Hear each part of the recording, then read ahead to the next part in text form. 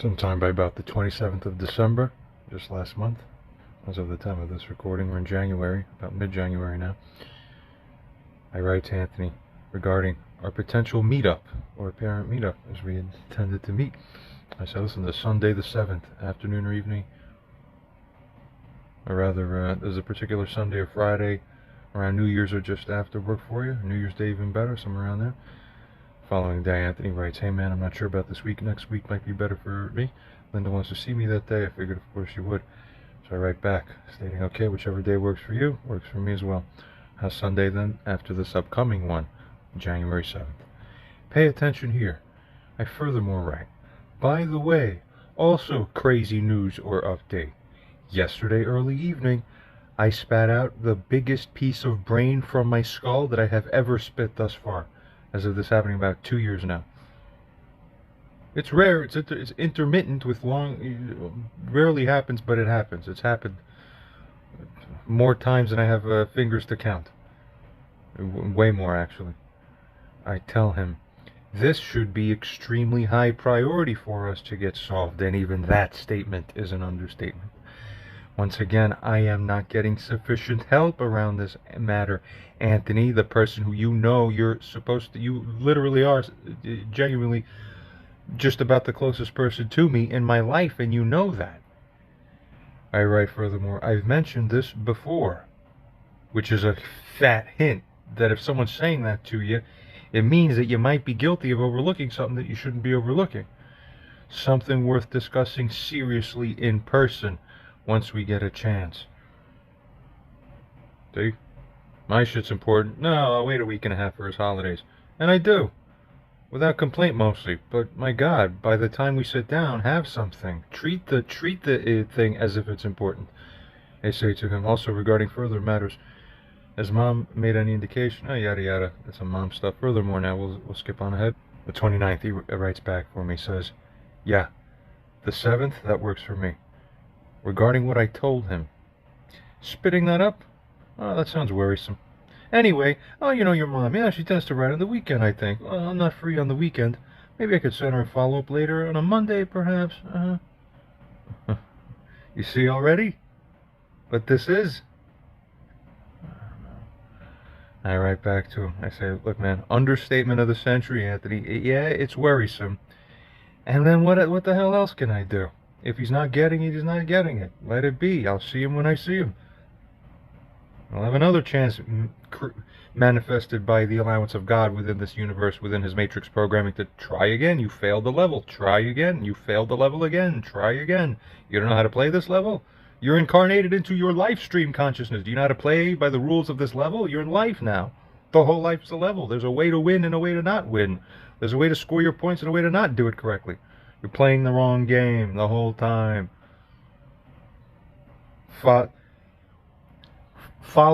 Check out my video on enlightenment, a ChatGPT conversation just recently uploaded. That will be the relevant thing as a little side quest. You want to hint anyone in life who wants one here. And furthermore, regarding something that I asked him to say, pass along to my mom. Basically like a short, like a one text, like a 30-second typing in to send. What he wrote to me regarding that, I asked him because I'm confused in context. I'm like, you can send her a short follow-up text to her in 3 days from now? I must be missing something. Well, alright, whatever. I didn't mean for a whole writing project, just a one-liner. But whatever. Just let me know. Enjoy your weekend, whatever you're doing. It doesn't involve your closer friends. It involves your other closer friends. Remember that, everybody. Anthony writes back to me and states, hey man, seems she left a text message yesterday to call her. Huh. Sounds important.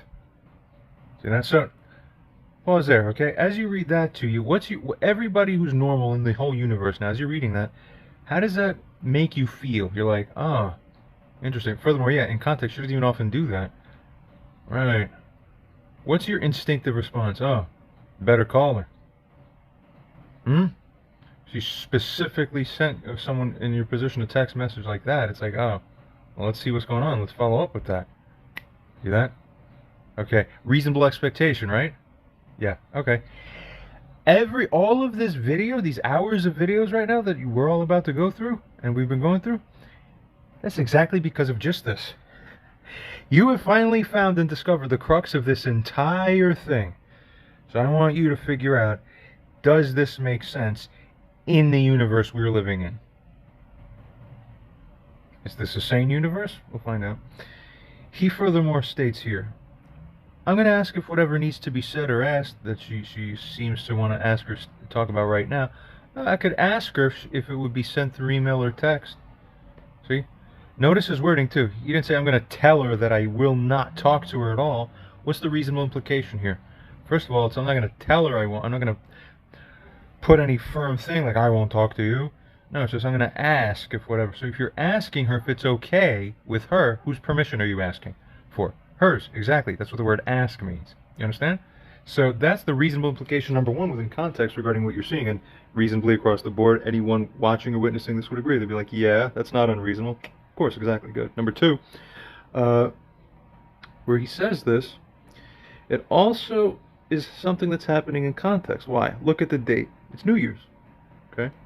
So, from someone in Barbara's position, if you are, that is my mother, if you are texting your son's friend who's a long-term now third-party intervener, like a moral witness to the matter, where you're estranged from your own son, so Anthony agreed to be the bridge functionally and communication-wise between you two. So that's obviously the context. So of course the expectation is that you're there to facilitate communication. Of course, because you're there for your friend to help either serve justice or even slightly better, coax about and bring about a repentant mother through the best bridging possible. Any chance that's available, you take it. You could help restore your friend's own relationship with his mother. Imagine the kind of benefit and blessing and beautiful thing that is. But is he there for that beautiful thing? Does it even occur to one in his position? That's a deeper psychological analysis that slightly out of the context of the immediate parts of this conversation, but knowing him since I was 6, I have interesting commentaries about that. We'll let it be. No need to vaguely hint at it. I'm telling you, they'll be expressly talked about a little more within the actual emails that go back and forth between me and him. So just hold up in your seats and buckle up. We move on now. But as I was saying, secondly, one in my mom's position, when she sees that, I don't even know what the exact thing he texted her was. He just tells me about what he's going to text. That's totally fine, for the most part, really. So here's the thing. Imagine you're in the mother's position there. All right, so what are you seeing? You're seeing a response from him back that says, at New Year's, going, oh, maybe you could just text or send whatever it is. Okay, what is that? Is that a firm stance that I will never speak to you on the phone? Or does it seem like, and reasonably so, does it reasonably seem like an offer to what? Hey, I can't talk to you now. If you want to reach me soon, then opt to do it through email or text, please. However, if you do want to speak on the phone, there's the reasonable implication, yes or no. Do you agree or disagree? State it in the comments below or figure for yourself. But I think it's reasonable. Anyone normal would agree. I agree across the board, because this, within context, is the only sensible thing that keeps the sense of the context intact.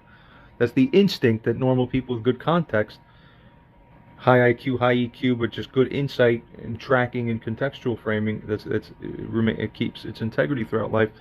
This is what we understand. What's the other part?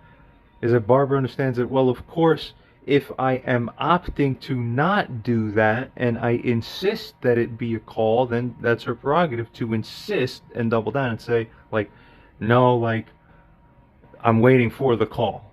Okay? You see? Where the reasonable implication for one's in Anthony's position will be like, yeah, all right, so if obviously a few days goes by, she's obviously not agreeing to what I'm asking her to do. So therefore means, oh, she's insisting on a call, huh? Why would people insist on a call in life? Could be something important.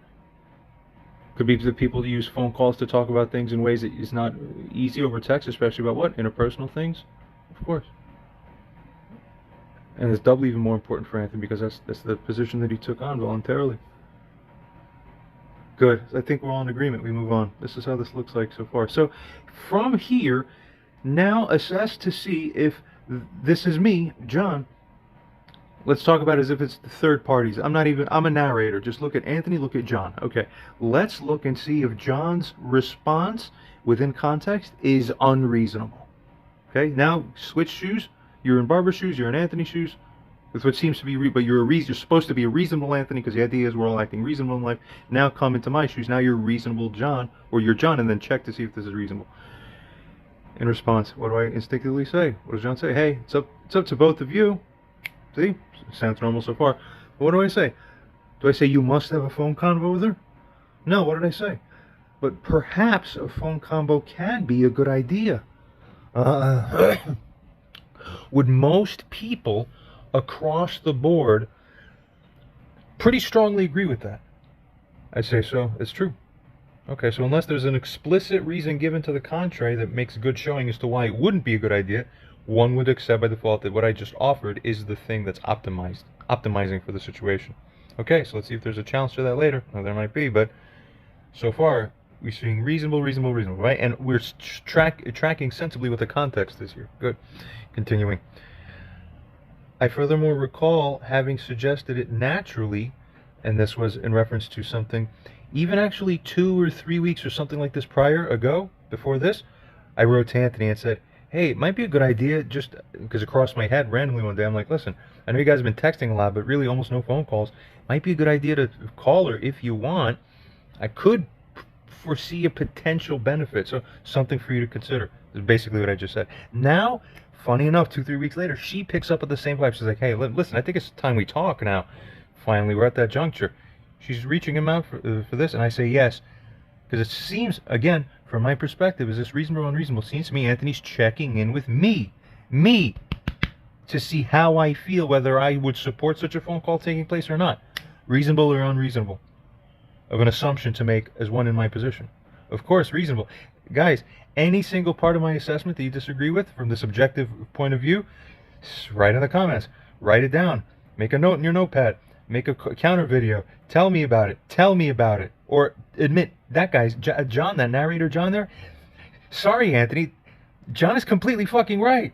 Every line he said so far is like, that makes sense, that makes sense, that makes sense. And when you track the fucking permanently linked sense chain all the way to the end where it's linked in like a rock, you're like, uh-oh, Anthony, what the hell are you doing? But let's not jump ahead of ourselves, okay? Let's track. I simply say to him, as I was saying, I recall having suggested naturally because it seems like a good idea. I'm aware that there's, as a further commentary to what? Well, a man talking to another man. What am I doing? Laying out the battle plan. This is, if you go down this route, there's 3 gunners over there. There's a 55% chance of having your head blown off. If you go this way, we might be able to slip in the grenade that way. That's what's better for us.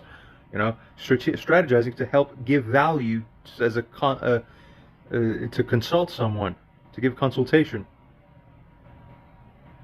Or it reasonably seems that he is implicitly consulting with me. Of course he is. Or at least that's what anyone normal would think in my shoes or otherwise. Or in his shoes, it would be normal that you would go like, hey, just letting you know, and naturally, implicitly, without even saying with words, like, what do you think about that? See? Should I? Shouldn't I? How do you feel about it? Of course, normal thing is to check how the other person feels about it, and you let that sway you. You're supposed to. That's normal. Continuing here. I say, I'm aware that there's slightly less accountability when it comes to calls, that is non-recorded calls, and I don't put him up to record his calls with my mom. I'm not fully like that. He could remember what he talked about. He could tell me about it later. And mind you, we prefer more accountability, don't we? I like that so far, for the most part, it's been written, because people can't fuck around when there's written stuff. That's exactly why I've got Anthony here, because it's all been written. He can't pretend that something... He's been guilty in the past of pretending that something was represented by him or however in a different way than it actually was. But he can't get away with that when it was in writing. And there might be some shades of that again happening, as you'll see later on. Not good. So obviously, between him and my mom, it's kind of nice that it's in writing. So you think I would say, well, maybe most things should be in writing, and I say that's correct. But on the spot here and there, especially if she comes out, you know, older woman, she's my mother too, says, hey, like, I want to talk to you on the phone.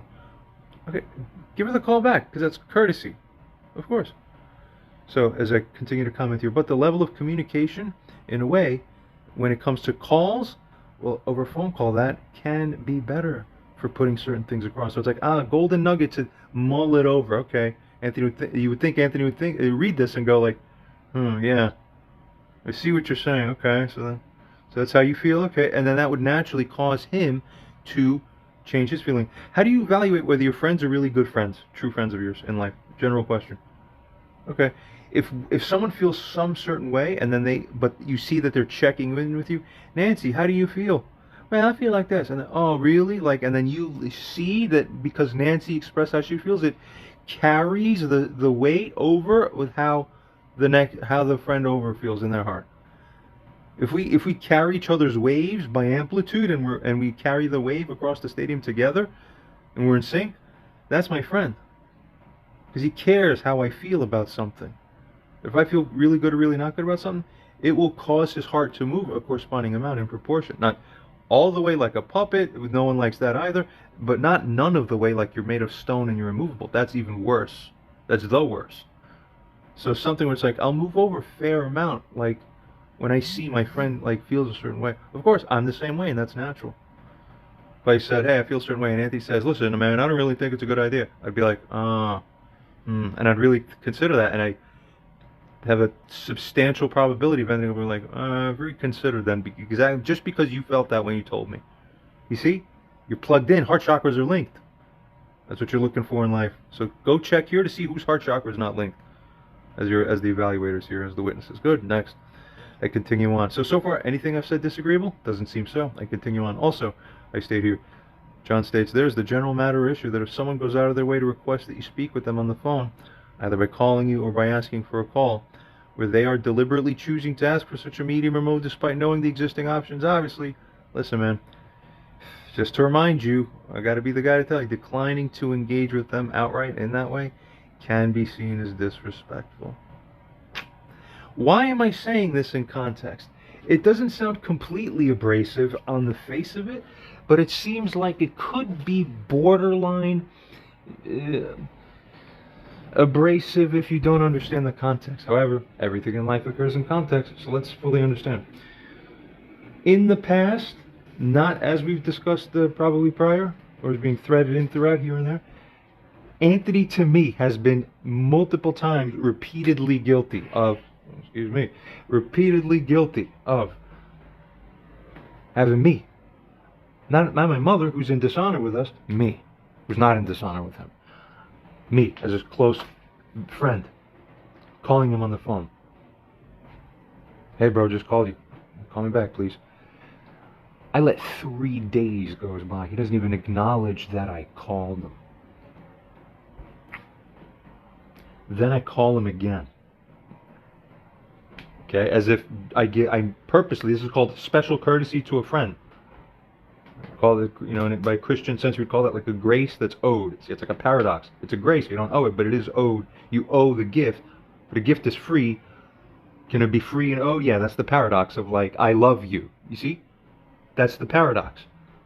That's what love does. When you have it for people, you care what others feel. You say, okay, already I'm insulted, but not because it's my friend, so my friend gets a 1 free forgiveness. Okay, just as if it never happened. Just call him again. Missed call. Okay. Hey, Anthony. Called you. As if the first one never even happened. Overlooked. Within context. Anthony. Called you again. And then another 3 days. Or 4 goes by. No call back is already an offense. But it's not even just not a call back. If it wasn't a call back but as an explanation, let me show you, by the way, in real time, I turn to my friend Frankie now, who's probably my next closest, most trustworthy person who's around me. There's other people here and there, but see, they're not trustworthy, so I don't approach them with that. I simply gave Frankie a call about a couple days ago, okay? Picture this, buddy over in New Jersey. I last saw him in person 3 years ago at my father's funeral. Frankie and Anthony may have even met each other, I believe, on that night, if I recall. Or my father's wake, at least. I'm calling Frank. He's kept in touch with me semi-regularly over text throughout the whole time since the 3 years or so ago. Now, I call him. He's driving in an Uber right now, driving a customer. While he's driving the customer, he will pick up the phone to answer me. you understand? Hey, Johnny, how are you? Good, man. And he says, listen, first of all, he apologizes. I'm sorry, John. I want to let you know I'm in an Uber right now driving a passenger. Oh, shit, of course. Oh, man. All right. Can I please call you back when I'm got free time? Absolutely. Thanks for that. We'll talk soon. Great, John. All right, bye. Hangs up. Ah, beautiful. Then what? Then he forgets to call me. Not forgets for 6-7 days. He forgets for the extra half hour or an hour. Do you know what an hour of oversight to not text the person or call them back in the way to follow up is? You know what kind of heavy burden and debt that creates in the heart of someone who's calibrated properly? Let's go take a look at that text right now. Here we go. He writes to me now on that day. Watch this. Here you go. Sorry, Johnny. I was driving, and then it just slipped my mind to call you back. For half an hour, something like this. I'm on my way to the gym right now. So just to let you know what I'm doing. So why I'm not calling you this second, I'm telling you what my plans are on my day, to give you the excuses and give them to you, to show them to you on a platter. Because that's what we do normally, instinctively, every day, every day, all throughout our lives. It's normal. Already, right now, I learned more from Frankie in 1 minute than Anthony tells me about his life in 6 months. Huh? What the hell is going on here? Frankie says, I'm on my way to the gym. I might not answer if I'm in the gym because my phone goes into silent mode. But listen, still, try to reach me anyway. If you like, John. Or, listen, I might be out of breath, LOL. But listen, I still, regardless of all that, listen, man, I hope to talk to you soon. Ah, you see that? That's courtesy. Respectful behavior is respectable behavior. I respect the shit out of Frankie, and there's a reason I keep in touch with him beyond any of the other people that I've had in those circles from years ago. You understand? Because how you act in life is your value. How you treat people. Imagine being in my shoes. How do you feel treated by Frankie? Wow, that's pretty nice. Probably fitting for the context, which is what?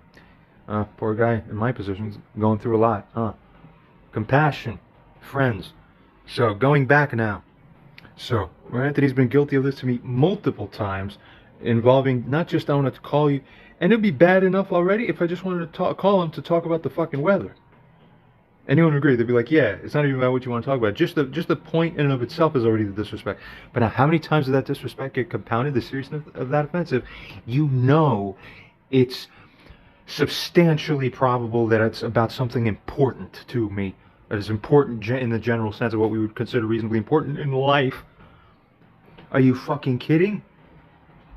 Where on most occasions I would follow up with him. And even on the most recent occasion where this happened, I even decided, you know what? I'm pissed, but I'm going to hold my tongue because this guy probably isn't even going to get it over text because text doesn't facilitate, writing doesn't facilitate good communication. I'm purposely going to hold it over until we sit down on January 7th. And I'm going to sit down, and that was the original plan, sit down in front of him, pull out my phone like this here, which I'm doing now for the view here, and go and say, okay, Anthony, look, I wrote this to you, and then I wrote that, and then I called you, and I look into the pupil-to-pupil lock and say, what happened? And you have to look me in the eye and explain yourself with your words, with your lips right in front of me, speaking to me, live. That's it. Nowhere to hide. That's respect. That's mensch, honor. So, but now this situation comes up, which I didn't expect. My mom wants a call.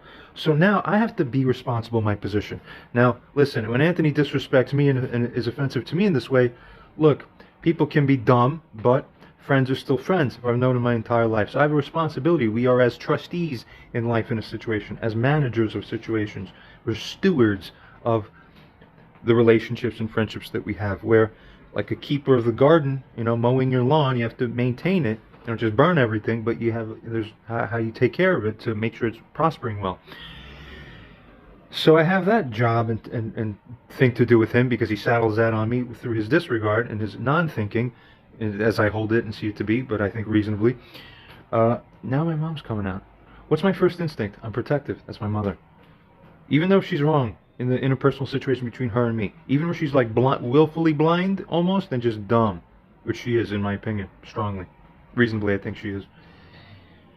Doesn't matter. Because if Anthony does the same thing to my mom, then what happens? And you don't understand. Oh, that lady would get mad. And then she's like John's mother. And she knew Anthony all his life, basically. And he's coming over to my house when I was growing up as a kid. Like, oh my God, like, that would not be normal. You don't want to just offend that person in a way that's not reasonably justifiable.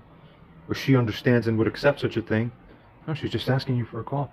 So I'm thinking, what's my instinct? Protective. I have to be the steward of the situation as it continues to unfold. I have to cover all the bases to make sure drunken people aren't getting into cars and start driving around and swerving and killing people. So I'm thinking, oh my God. So given Anthony's history, now in context this makes perfect sense. So therefore, is it really so offensive, or is it like, probably a reasonable hint from your friend Anthony, because that's what you're doing. So good thing he's saying it. He should be saying something like this. And it's part of the overall aspect of John telling you, like, his idea of what he thinks is sensible and why. So now when we see what was written, listen, there's the just general matter that someone goes out of their way to request you speak with them on the phone, yada yada. It can be seen as disrespectful. Food for thought. Who was the reason why this text became sent from me to him in the grand picture? Oh, Anthony is. Of course, reasonably disagree. I'm just talk to people like that, but I talk to you if I have to because you've done something to become guilty already. So now the price for guilt is what in life? Probation. When you make a crime, probation. So now your probation officer can come into your house whenever he wants and search through fucking everything, including your underwear drawer. You lose your rights. Everybody understands that as the correct analogy. But Anthony, see, when you don't have context, I'm not in probation. What are you talking about? So you are not plugged into the framework with the rest of us. Not good. If you're not dancing to the same music, you're off. It's not my music's fine. You're all off. No, you're not getting it. There is an objective framework. Figure it out. If anyone here disagrees, comment below. Take your notes, bullet points, whatever you'd like. Continuing. I wrote onto him, in some ways I prefer trackable, reportable, preservable convos. See, that's me showing him, listen, I would feel, this is me mitigating and making it like, look, I'm on your side. It's not a big deal to me. So far, reasonably, does this look like a big deal to me? Am I being adamant and pushy? You better call her. You better call her. No. I'm going to be accused of this later. Keep this in mind. As if, and furthermore, as if it's unreasonable in context, whatever it is that I'm saying. Keep watching, keep this in mind. But, as I go on to say here, despite the fact that I prefer trackable, reportable, preservable convos for the reasons I described, but nevertheless, even then, if someone even in her position asked for a call, you should give her a call. Then we'll just take it from there, buddy. We'll take it from there. That's not a big deal. It could be a 5-minute call, 10-minute call. Continuing. If you're not tied up this, so I'm thinking, okay, it's funny, normal people always continue to naively think that the other person is as normal or close to it as you are. Like, we always underestimate systemically how off the mark you are. So look, Frankie calls me immediately, texts me immediately and follow up. It's like 20 minutes went by, I better tell him that I got to go to the so that's, I feel like, he opens his heart for me. So I know you then. I see you, like by the Avatar movie. I see you. Anthony, I never see him because he's always hidden in his wrappings and his shield. He's cloaked in the darkness. You never know what he's doing. You know, his body's a shell and he's hidden inside, hiding. Where is he? No one even knows. Continuing. That's the way I feel about him. That's my opinion. But it's not an unreasonable one given what we see. So I'm sharing it. You feel otherwise? Tell me why. Or is it even important? Well, it is kind of, because it has to do with what we're seeing. So if that's not the right way to be with people, then it's a moral wrong for you to be that way within context. If you owe it to somebody to be a better friend to them. Continuing. So this was happening at what time, guys? 7:30 p.m. So what does a guy like me think? Oh, you're probably sitting at home. Oh, no. Oh, it is New Year's. Listen, if you've got a spare 5-10 minutes, you know, a normal person thinks like, oh, shoot the call now. Boom. Hey, what's up? I'd rather get it out of the way. I forget it. Now, okay. And now go back to your friends. Oh, all right, here we are. If you want. It's not crazy. So I said, hey, listen, if you're not tied up this evening, if you are, never mind. See, I'm normal enough to give courtesy, and I say, hey, if you're not tied up right now, if you're still sitting around for the next hour or so and you're having to be free, I'm imagining, you're just welcome to call her anytime, probably before 8. Otherwise tomorrow or the day after, just whenever works for you. I don't really care. Just make sure she's happy enough before I go back to rebuking her some more. You understand?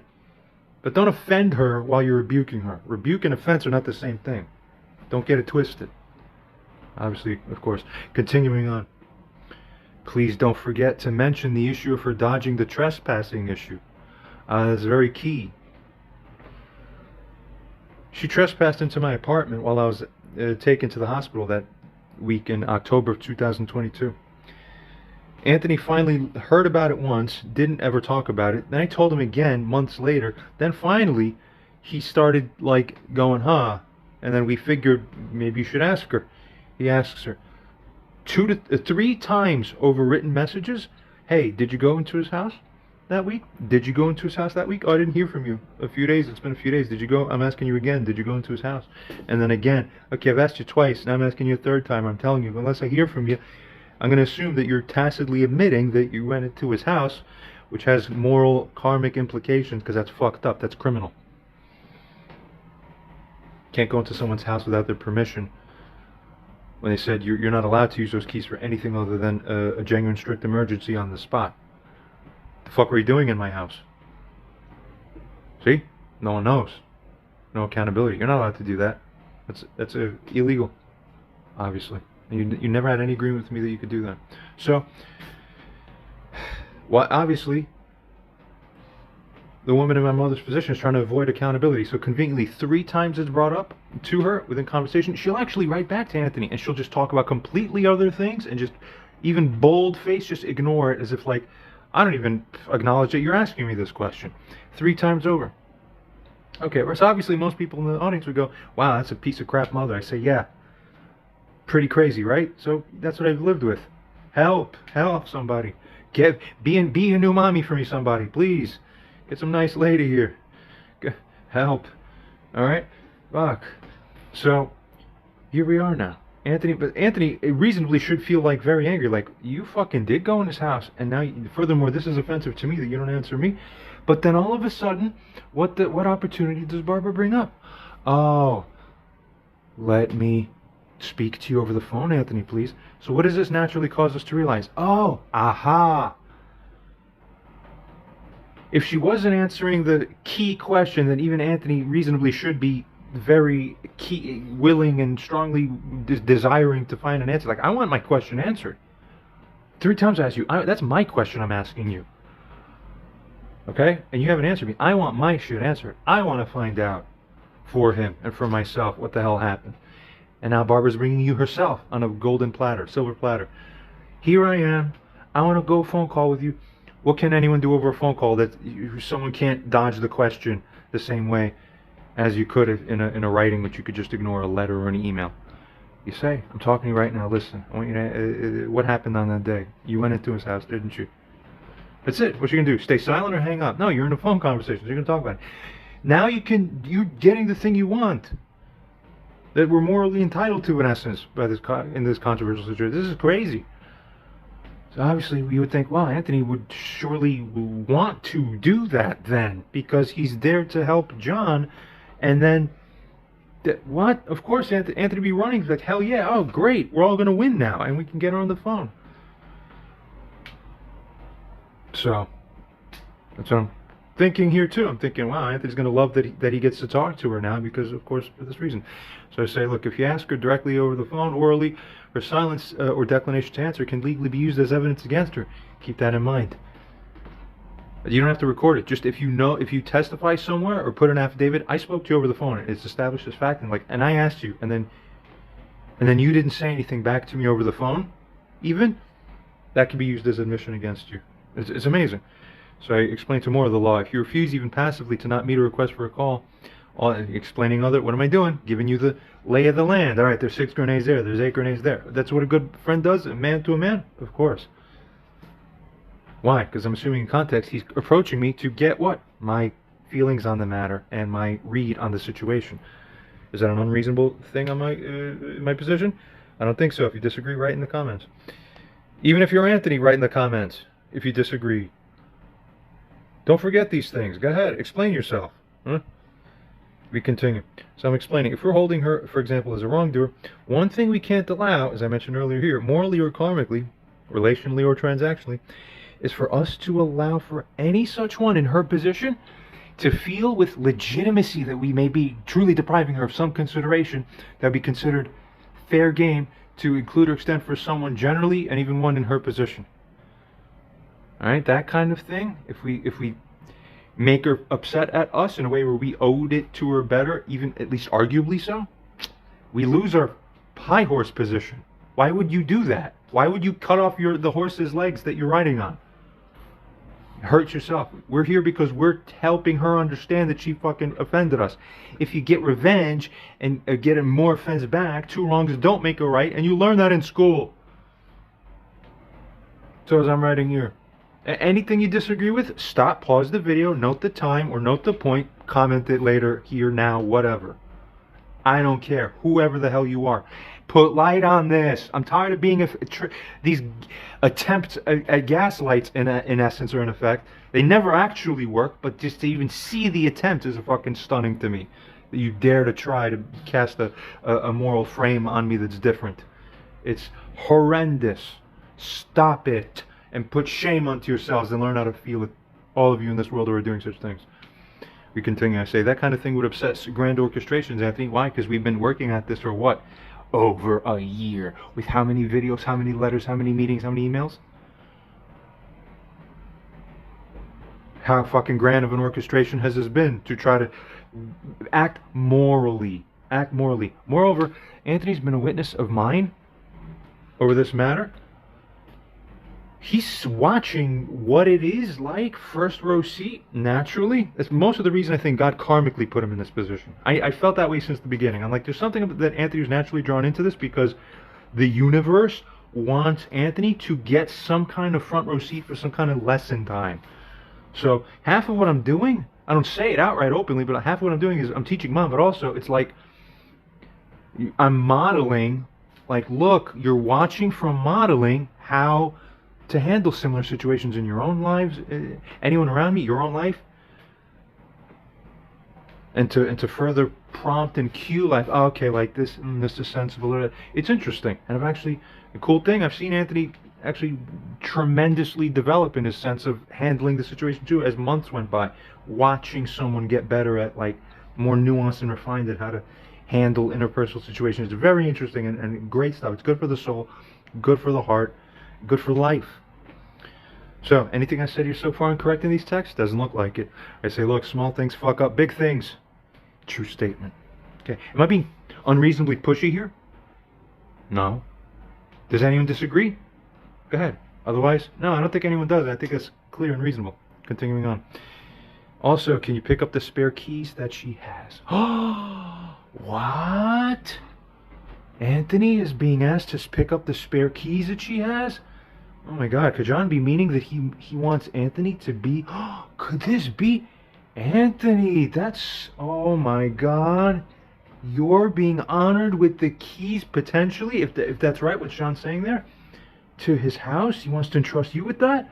Oh my God. That's incredible. That's amazing. You worked for it. You showed your worth, your trustability, your value. Somewhat, a large part of the way even.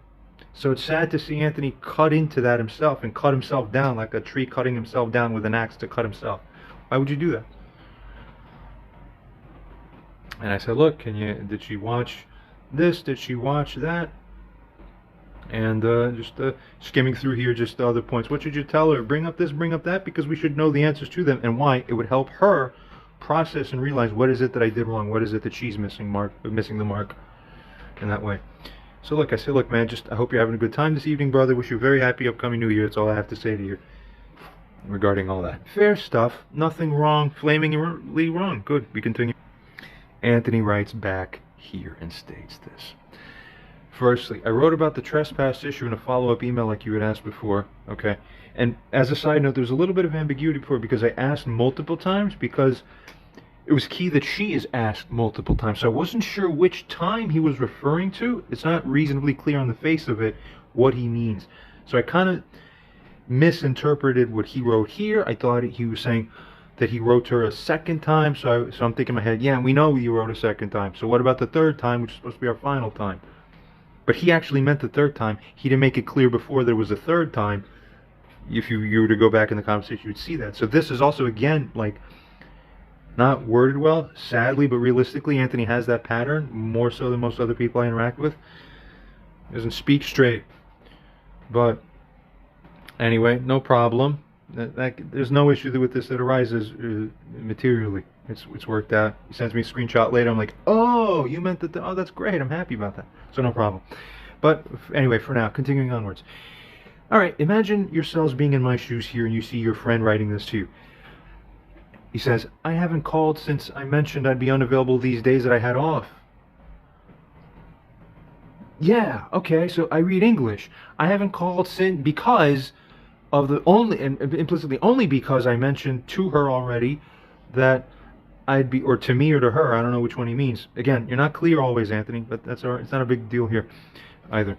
Mentioned I'd be unavailable these days I had off. I'm thinking, yes, I know, and that's fine and good.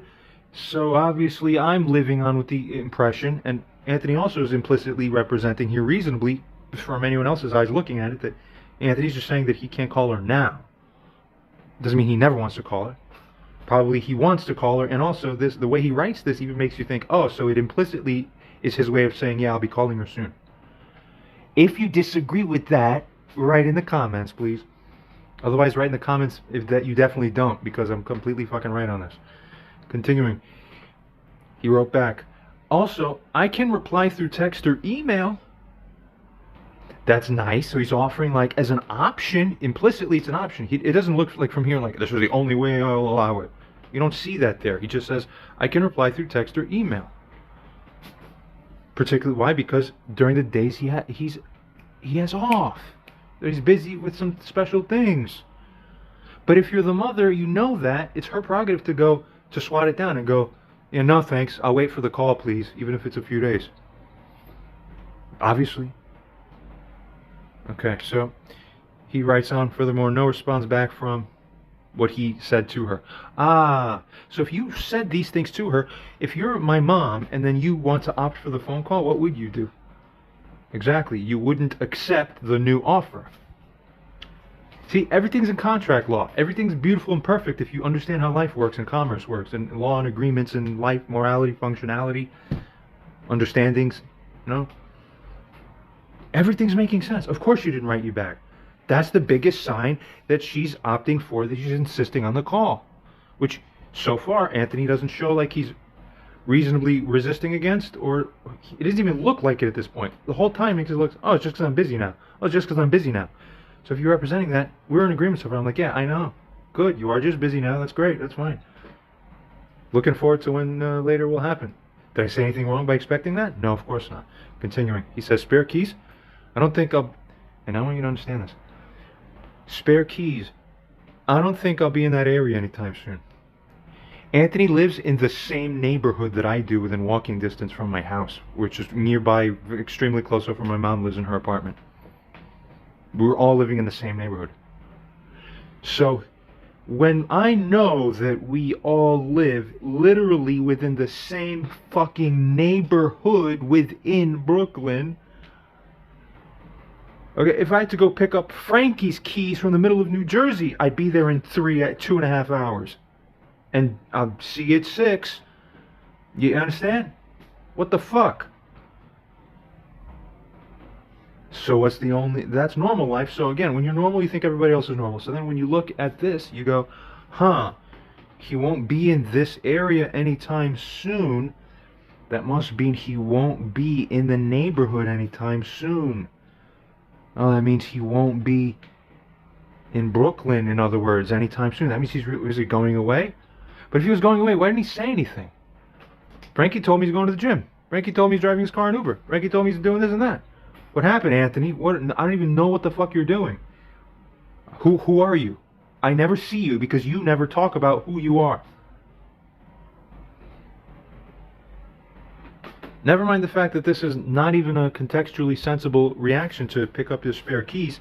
Is he invited? But I know I wasn't reasonably super clear. I make it a little clear later on, though, and then you'll see the reaction. But so far here, the reaction is underwhelming. Just, spare keys? I don't know anything about that. Like, what, dude? I'm trying to tell you something. You're being honored here with the possession of my spare keys. It's an important role. He says, I don't think it'll be in that area any soon. I give him the benefit of the doubt, because I have two options here. I could proceed with the assumption that he's being a moron by saying to me, oh, I know I live down, essentially up a few streets from you, more or less. I'm not going to be on your block anytime soon naturally, so why would I bother going out of my way to do anything for you people? Right, so you see how I'm covering your ass by helping you, by half pretending that, oh, I think you mean you're telling me you're not in Brooklyn? Oh, that's funny. Okay, see you when you get back to New York. Because it's a hint, like, you definitely don't mean the other thing, which is the way stupid and offensive thing, which is, oh, I'm not going to be at that end of the block anytime soon. I'm not going to be walking 15 minutes that way, 20 minutes that way. What? Let's just keep up for, like, every layer is like mind blow. Mind you, Anthony, as a fact, I'm telling you, and Anthony will not challenge this. If you challenge it, write in the comments below, or what the hell ever else, whatever else. Anthony is distinctly not substantially busier than the average human being here who's like got a functional integration into society. You are not substantially any busier than the average fucking person around, walking down, outside, on the street, here, there, in the city. Get the fuck out of here then. Every other 90 fucking 9% of human beings, practically speaking, realistically, are not that busy that they won't find the 20 minutes to walk up to his friend for something like that's symbolically even very important like this. Of course you want the keys to be taken away from her because she trespassed in your house. So it's almost like a ritual you want to have conducted, and I fully agree. And it's important we teach her lesson by ritually conducting the removal of the keys from her possession so that we get to teach her the lesson that Anthony's what? Already supposed to be angry at her because she's been ignoring him but tacitly acquiescing to the fact and not denying that she did this when you brought it up 3 times. So everything is disjuncted. All the context is lost at every key level. What the hell is this? And he just says, Happy New Year to you too. Okay, so I'm like half like jostled the wrong way because all of this is just like, like what is this? Like every other spot is like ugliness within the context. There's no contextual threading that keeps everything beautifully threaded. Like you saw with Frankie's text. It all made sense. See what I'm saying? And so far with all my texts, it all makes sense within context. What happened, Anthony? What happened? Okay, so what does a man do? You're right back. How?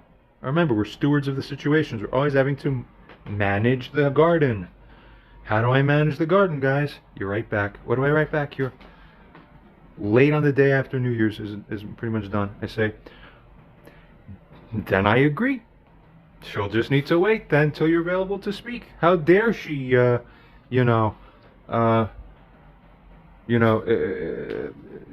to get you to speak right there. No, I don't think she is anyway, but yeah, you go ahead and you just show her that she won't get to talk to you right away. Take your time, do whatever it is you need to do, and live your life, man. And just, obviously she will know that you're able to follow up in the appropriate way when the time is right. See, is this me being pushing the wrong way, or am I being supportive here? Of course, reasonable expectation. Why would anyone suspect that Anthony's distinctly averting calling her back, but he signed up to be a moral witness on the matter, where the whole purpose of that is to bridge communication, facilitate it. Of course. So I write furthermore onwards, I write particularly, that is, she'll have to wait until you're available to speak, particularly if she understood from what you said that you're extraordinarily busy or preoccupied currently. See? In other words, hint, hint. I'm assuming you told her that, but if you did, then I'm showing completely to be on Anthony's side here. She should have to, if she understood these things, such as to, that you said to her, were such as to preclude phone calls from being practical by Any and all persons generally who'd be in your shoes right now. Do you see how I embedded within it the consideration of like the hint of like, is it really the case that all reasonable people in your shoes would be completely unable to give her the 10-minute phone call right now? But that's up to you to consider within yourself when you look at the mirror at night. You understand? Did I do anything wrong here? No. I said, yeah, she's got to wait. And then, especially if you told her you're busy. Come on now. Now, furthermore, I straighten out the matter with the keys. As for the keys, Anthony, yeah. If after you talk to her, she's led to, because is it unfair to assume that he's going to be talking to her? He never indicated to me he won't be talking to her. See, we're all in agreement so far. It's like, yeah, it kind of just feels like he's just can't talk to her because he's busy, exactly like how he just said he was. So we're waiting for him to not be busy anymore to go to the talking now. Of course. As for the keys, I say, yeah, if after you talk to her, she's led to understand that on account of everything that has come to be understood so far, she cannot be trusted, which is what will naturally happen if it's like, oh, yeah, you did go into his house without his permission? He don't want you to have these spare keys anymore. She's had them for a year. Who knows how many times she's just run into my house after I'd leave. You're not getting it? It's a safety boundary preservation issue. So if Anthony doesn't care to follow up on these things, he doesn't care that she continues to violate boundaries potentially. So what kind of friend of mine doesn't empathetically feel indignant for me on my behalf when this is clear? Context. Are you awake yet or asleep your whole time, sleepwalking through 35 years of your life? Feels like it. Nevertheless, but I'm telling you, Anthony, I'm honoring you with something, which is where you should be honored. It's an honor for you to receive this honor. I say, listen, if this happens this way, I'm going to have it be the case that she's asked that she relinquishes the keys over to you. Oh, so remember that amazing moment from before? Oh, giving the keys to Anthony, are we? Now it's confirmed, like, that is what John meant. Wow, that's a big deal. That's a huge thing. That deserves to be talked about. That's a responsibility. Wow. And an honor to have the keys to your friend's house. Poor guy doesn't have closer family enough for that role, right? But you know what? He sees me like an extension of his family. Fucking, that's fucking amazing. I bow my head if someone felt that way. Like, oh my God, I'm honored. You got it. I'll hold this properly. God forbid something happened. Why? How's my health? You see? This is real life. Can you handle it? Doesn't look like it. Somebody's only more concerned about how they feel themselves. Uh-oh. Seems that way to me. As I has hinted earlier in the conversation, commenting here, I wrote to him, I said, you said you're not going to be back in Brooklyn anytime soon? And it's a fair question because there was ambiguity in what he wrote. Check it out again. Won't be in that area anymore. Which area? What area? Huh? What's happening? Why? What? So, hence the open question. So the question's matched. You said what? Are you not going to be? Does that mean you're not going to be in Brooklyn anytime soon? Okay, whenever you're back in New York, it'd be great to proceed with everything. Did I say anything unfairly? No. Just come along then. Do your life. Come back and meet already reasonable expectations in life. Our job in life is to meet all reasonable expectations. Why? Because they're reasonable. What does that mean? It means everyone in the position would have the same expectation of you, which makes it a God expectation. What's going on? I furthermore described, because also, as indicated earlier, I wasn't sure if Anthony was describing that he had followed up with her for a second time repeat or for a third time repeat about the trespass. So while it wasn't clear to me, I'm still assuming that it might be the case that he hasn't followed up the third time, because there's oftentimes, only with Anthony this happens, there's always miscommunications with him, but my fair, objective, neutral people or moral witnesses or evaluators, you go ahead and tell me who you feel and you think is not right with how they represent things. Who's the one who's mushy-mashy and who's the one who's solid straight here? You tell me. I won't even say. You decide who it is and then tell us in the comments below. So for now, I'm assuming, okay, I didn't see it clearly that he told her 3 times, so I'm just going to assume because it's not clear. So I said, listen, bringing up the issue for a 3rd time, mentioning her default during 2 prior attempts, as well as bringing it up during an oral conversation, that is the phone call specifically for potential establishment of legal evidence. That call does not need to be recorded. Anthony, those are both important things. So nothing wrong said so far, right, guys? Yeah. Just the fact. Okay, and interesting that people should be like involved. Like, yeah, this is fascinating. Each of those things, as well as both together, which is even better. Both of those, if you could do that, that should be key to what? Developing our positions. Naturally, we're essentially at war with people who are in dishonor against us. And then Anthony falls into dishonor against me. Why would you go against dishonor someone where you see the level of war you get at when you come in? And I got YouTube videos about you with your name on it, or within it at least. Look at what you invited. You said, I want it. I want it too. Sign me up for the barber treatment. I think I don't deserve it, but I still want it. But then you find out you do deserve it when the witnesses tell you, yeah, dude, John's right. You're wrong. That should be, I find. I extremely strongly believe. We'll put it that way. Absolutely nothing wrong I said so far. But Anthony is the flaky one here.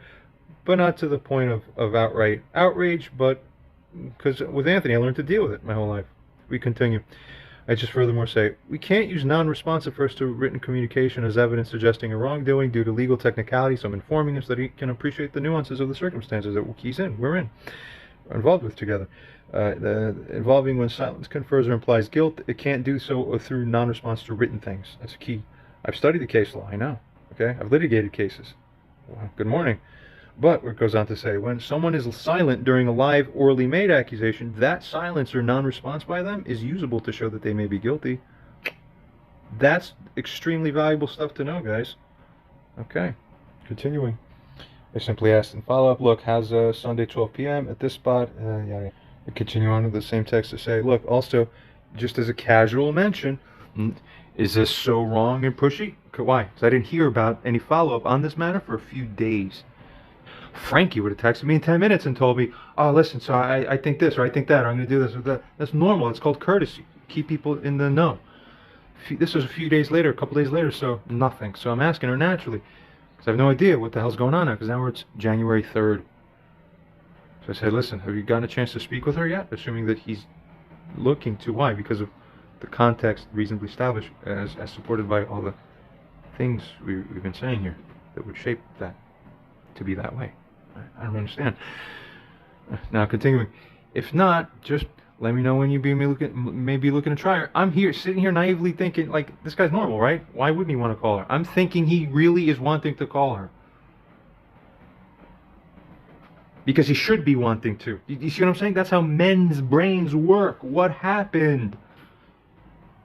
I don't understand. I'm not doing anything wrong here. I'm genuinely naively assuming, like, this guy's on the level, right? What the fuck? Going to war. I don't want to shoot at them. I don't want to shoot at them. Yeah, we're all going to die now. You're supposed to shoot at them. I don't want to. And then we're all dead because you didn't do nothing. Because you have no idea. You're not aligned with the mission. What's going on, man? Are you a man? What the fuck is this? Who would have turned to you if they would have seen this in a crystal ball? It's fucking embarrassing. Continuing.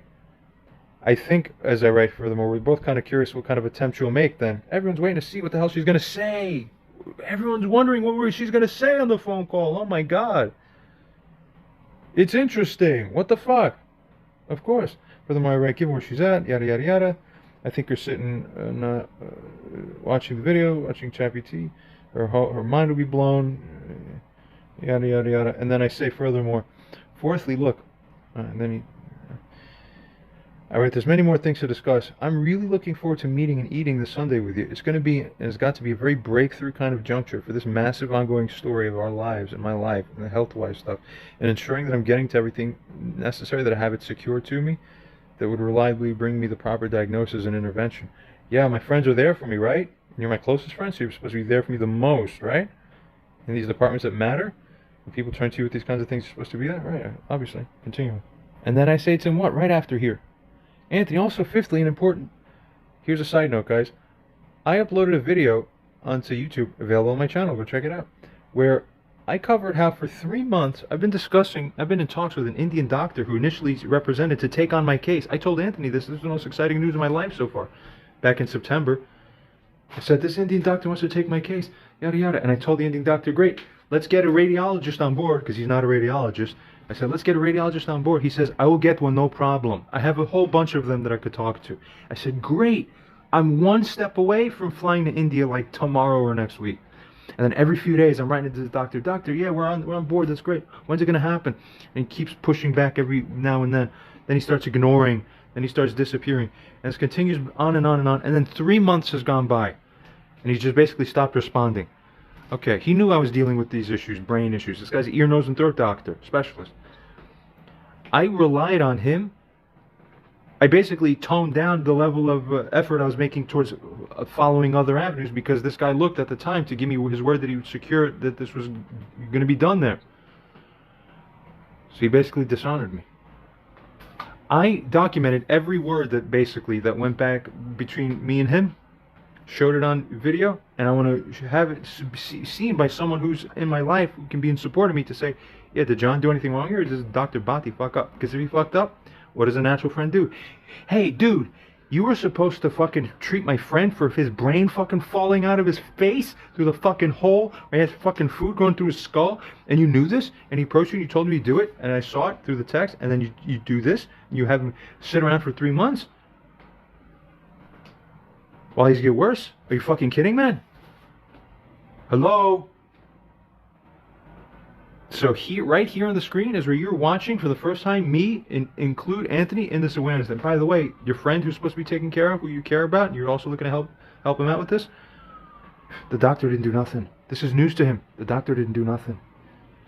He didn't know that because he heard only last a few months ago that the doctor is doing something. So this is news to Anthony too, and it's important because it changes what the fuck your friend is dealing with and how this is going to affect everything. So I said, listen, please, whenever you would have time, would you be able to play this video for yourself in order to just appraise that situation that I'm in, that was between me and that Dr. Bhatti? Because if he's in the wrong, and you could see it as you learn about the situation, we need to decide what to do. We need to strategize. We need to make up the planning councils, basically you and me right now. I don't have anybody else working with me closely on this. We need to figure out what the hell we're doing then. Can you help? You know, or potentially if you see the guy, talk to him, rebuke him through WhatsApp yourself and say, hey, I'm a friend of his, I'm reaching out, I saw what happened. Shouldn't you be helping this guy? I'm his friend, I'm mad at you. What the fuck? Imagine Anthony himself in one fucking swipe, in one motion basically, could restore my whole life situation. How? He causes the doctor to be like, oh my God, you're right. I'm sorry, I've been just overlooking this. I wasn't sure what to think or what to do, but I apologize. Look, you guys are human beings, you're people. I'm sorry. Let me go write John back and apologize to him. He writes back, oh, I'm sorry. Listen, okay, I have it. I decided finally to go find that radiologist. Here's the, oh, we're going to go. All right, we went to India. My life's saved. Hello? So because you don't do that, you killed me.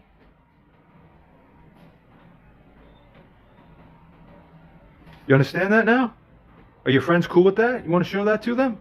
I hope everyone's watching. Anything I've said that's unreasonable so far? Write it in the comments below. I'm continuing. Can you watch it? I would really appreciate this. And then I simply write to him, listen, man, to my one comrade who's the closest to me, I'm telling you that you're the one who's close to me, and everybody else, they're at war with me. I say, I feel like I'm at war with everything and everybody around me, despite not wanting to be, strictly speaking. Where, furthermore, I mean, if I told you how many things, look, my mom's treating me unfairly, and where he sees this, I'm at war with her. People who I hired to help me with this, offering to pay $1,800 each for 2 people who'd be assigned to basically approach fucking every single radiology and imaging center in existence, one by one, call, until fucking something's happening. Even they fucking turned against me, just made up some shit like, nothing. I have to document everything and make a whole YouTube video about it, but it's so hard. Why? Because I have brain damage. And I've already 15 people who, before me in the line on the queue, who fucking done unfair shit to me. There's something wrong with you humans. I don't know what the fuck they spray in the air or put in the water or put in your injections that 90% of you almost took, but you're all fucked. And you're worse than ever. And I don't know what's wrong with all of you.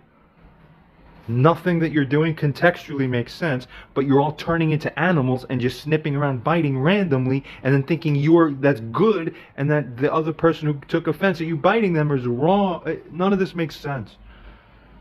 So if I'm telling to my friend Anthony, listen, I feel like everybody's at war around me, what's the implication? It means, Anthony, look at these people who are not like you.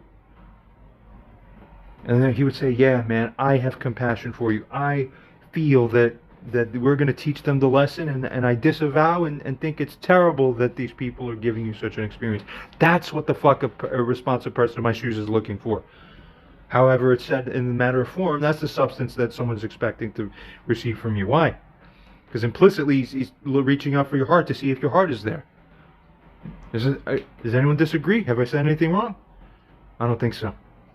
Continuing, if you were in my situation as depicted and portrayed within that video, would you feel any differently? This is heavy shit. Oh my God, this is concerning. How long is that video, I wonder? I mean, it's like an hour or something even. Huh. All right, well, okay, maybe Anthony has time. He goes home one day after work and he gets home like 5. Okay, then he sits around for 5 hours at home. Bet you might find an hour to watch the video. Important. So, save his friend's life. Huh, of course, right. That's what I'm supposed to be doing. I'm incarnated as a human being on earth with a mission, right, to live life and serve God, huh? Even though he doesn't explicitly believe in God, but you're serving life still, because you're living it. So do life, honor consciousness. You understand? We're consciousness. What happened? Continuing, your response to this in part saying, hey man, Sunday's fine. Granted, it's not snowing too much. Listen, I'm just responsible for the shoveling and salting of our place. What's the first thing I'm doing in my head?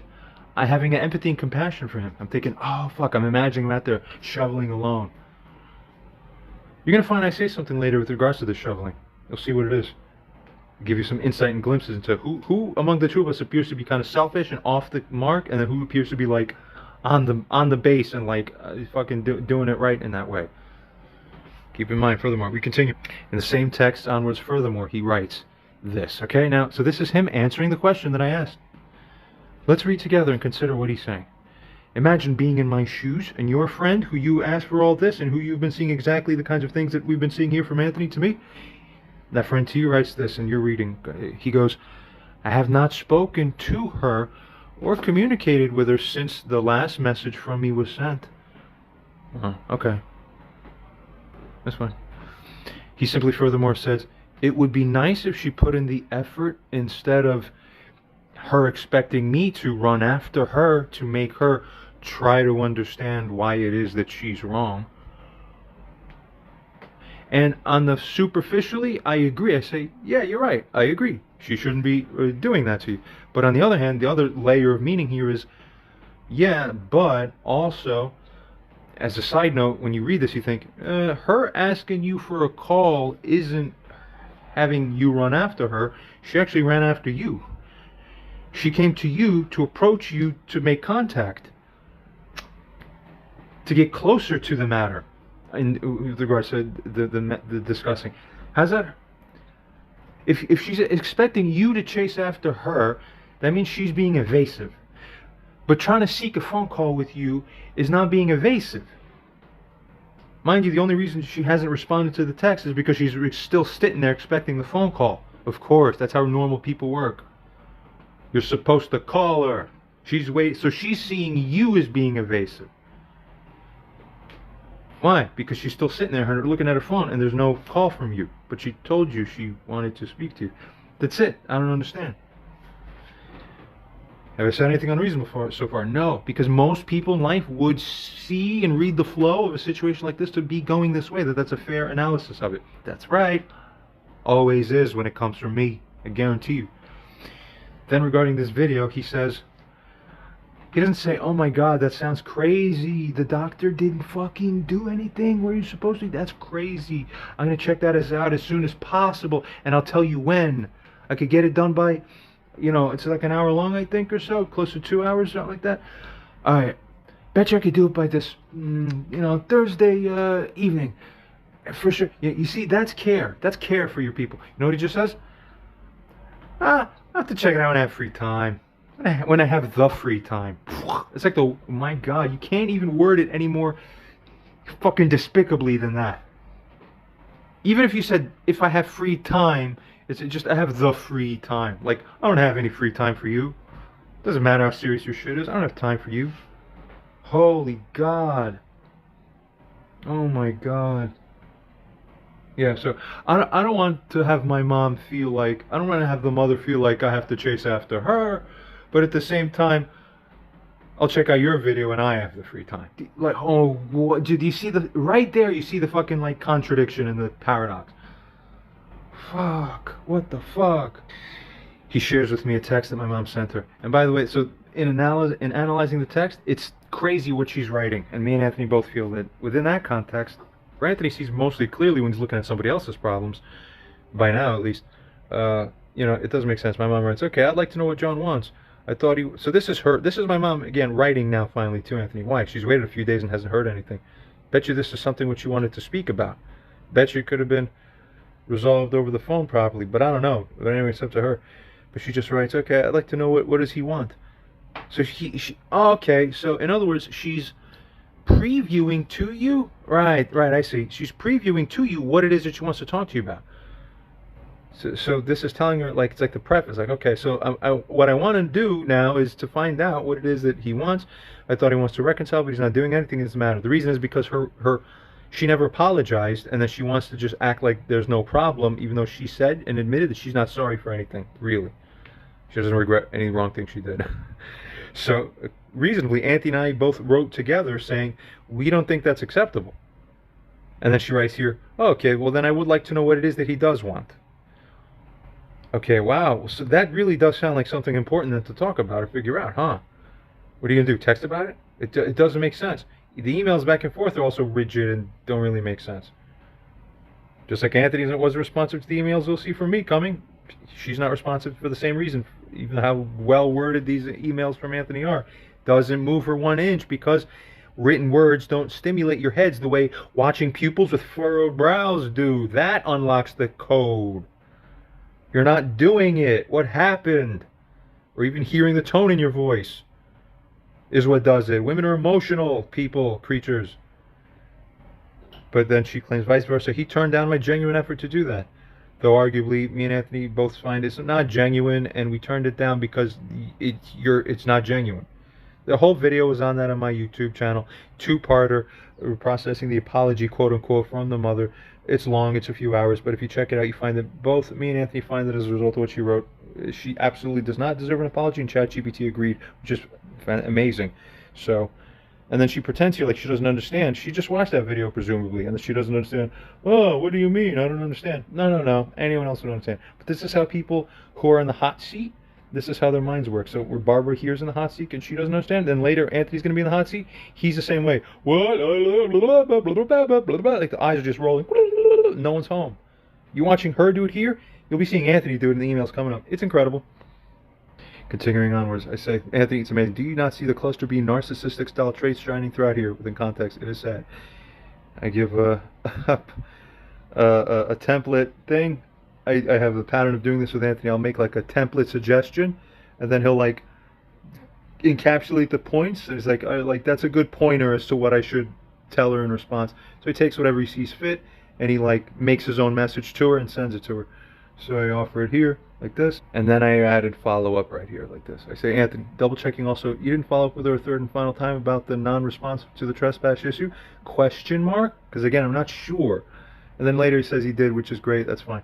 I just say it's extremely relevant and critical to do, but he did it already, which is good. And now pay attention here. I say, now we have this text from her that's been put on top, that she just sent to us now, that you just saw, that we just covered. So we've got to deal with this, okay? And perhaps preferably in writing, but nevertheless, in context, I agree. Why am I writing what I'm about to write? Because I believe, perhaps naively, but not unreasonably, contextually, morally speaking, that I believe that Anthony's still, he's in here doing this here because he's what? He's a normal person. So then what would a normal person be doing? Well, a normal person in his position would, right, he's expecting more checking in with me to see what my feelings are on this. Go back, right, check out everything he's written so far.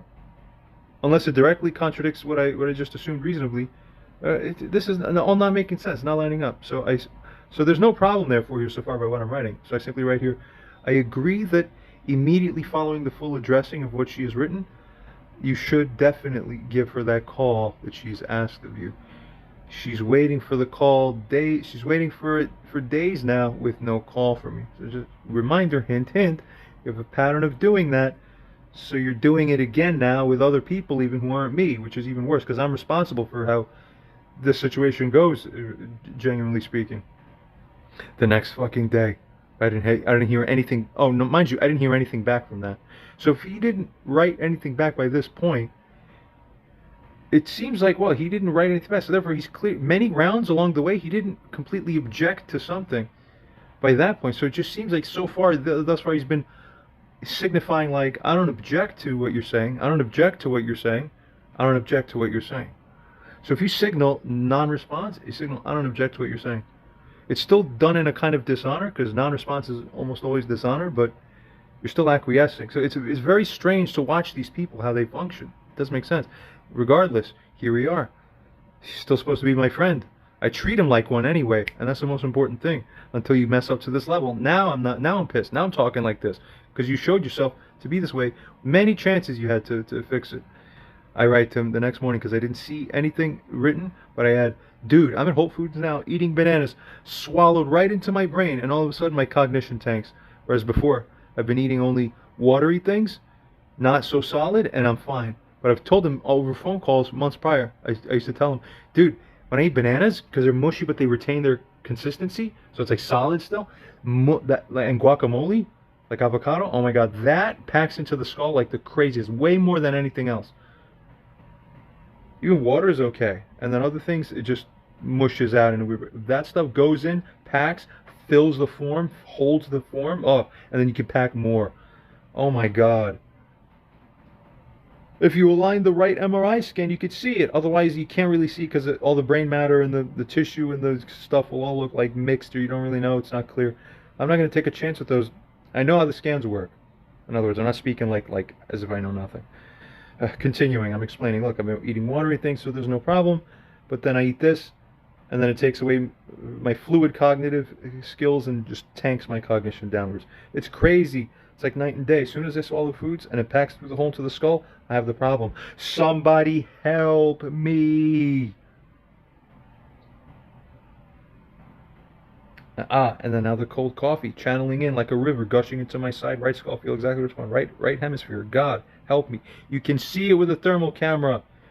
And the ones that I've been using haven't been working properly with the software, so they like glitched out. So I've been asking people for thermal cameras. The scientific reporter reached out to me. I'm responding to him. Great, thanks. But also, do you have a thermal camera, please? Can you rent one somehow through your credentials? Help me. I was telling him you could see it if you or I went to get one. Help me. You can't be any more direct than help me. You see it? This looks like somebody screaming for help who's been screaming for help for months. Anthony should be fucking flying with a fucking cape. Or at least showing something. Frankie showed me in one text more, in one instant of time, he showed me more care than Anthony showed me in 6 months of text if you were to aggregate fucking 1,000,000 miles of text back and forth from him. What the fuck is going on? Cold person, cold heart. Something's dead inside, it's not working. What, you don't take my word for it? Just check out his reply. Hey, I'm at work right now, just a quick message. You want to compile everything to a single email regarding your points so it can be referenced? We'll send it to your mom once I write it the way coming from me. That's my version of it. Okay? Alright, that amounts too long for text, so okay, what do you think about the last thing I sent about the trespass was in an email? Like administrative things. Dude, look up here. What's this? Alright, witnesses of the world, witnesses of Anthony, and or witnesses of mine, what do you think? Is everything fine here? Alright. I tell him, look, email's fine, because I'm still, alright, work is work, you gotta do it. Alright, this is good, wasn't clear on that, makes her continue to default on the matter even more insane. You're definitely welcome and encouraged to still bring up the matter with her over the phone when you give her a call. So am I being pushy, or I'm just saying you're welcomed and encouraged? And also, has he challenged the presumption, a key point, has he challenged the presumption that he is eventually getting on a phone call with her? Clearly no. So if he hasn't, then he should have gone on a phone call with her already. Exactly right. And that's exactly what you'd agree with me about. So, but therefore, weird, he hasn't challenged the presumption that he is, in a reasonable way, yet all this time's gone on now, days and days, and then more days where he hasn't. So therefore, it's like, oh, like you are reasonably positioned to, yet you aren't. So I'm being put in an awkward position where I'm like, what the hell's going on here? Huh? Are we all reading from the same life script of the universe? From God? Clearly not. Like, you're supposed to be, like, I have to keep reminding him, like, why am I reminding him again? I'm having to. I'm talking this way because I keep feeling like I'm having to keep reminding him. Something's wrong, you see. Not making sense. So continuing onwards, I say, yes, I agree with you that we shouldn't be chasing her and showing this kind of thing. Although in either case, if she did ask for a phone call a few days or more, I just have to keep shepherding like him, like he's like a lost sheep. Like, no, this way, you're confused. Genuinely, if it's reasonably incorrect what I just said, just tell me in the comments below and why. Continuing, I explained, if she asked for a phone call a few days or more already, her mostly science may be simply her expecting or reasonably waiting for a phone call from you, which is understandable. Get it? So therefore, that's why, among other reasons, we should do it as soon as possible, perhaps shortly after the sending her of this email of ours. Also, don't forget, I was going to say something else, but also don't forget, look what I just wrote here. This is happening to me. You're about to find out the kind of person Anthony is. How? This is what's happening to me. It's like trauma. Let's see what he values in life now, how to treat me, how to speak to me, to reflect what it is that he values about how he wants to treat me within the situation. Okay, look at this here, and then connect it to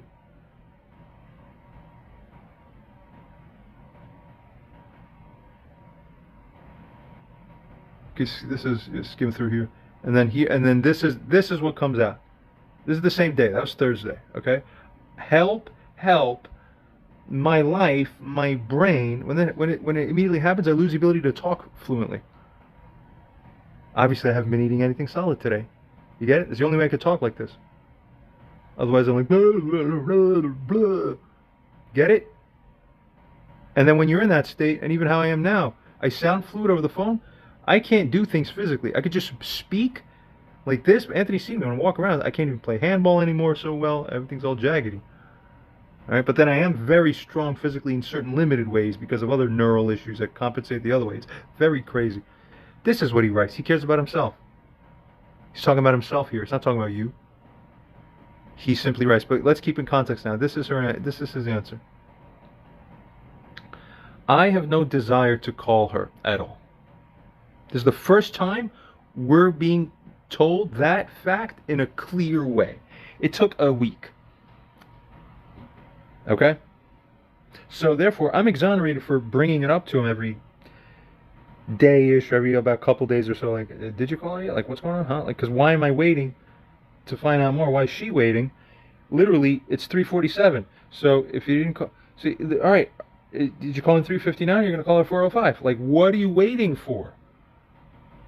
That's why a whole evening goes by. It's like the whole universe just revolved a quarter way around the sky. What did you do?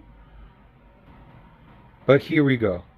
So now he's going to begin to give his position, and from here on out, we're going to see whether what he's doing or saying makes sense reasonably or not. And what I'm saying reasonably, whether it's reasonable or not, we'll see. So this is news to me. I have no desire to call her is news to me. So I didn't deserve a silent treatment and then to be talked to here as if this is annoying. But regardless, this is what he's going to explain now for the first time.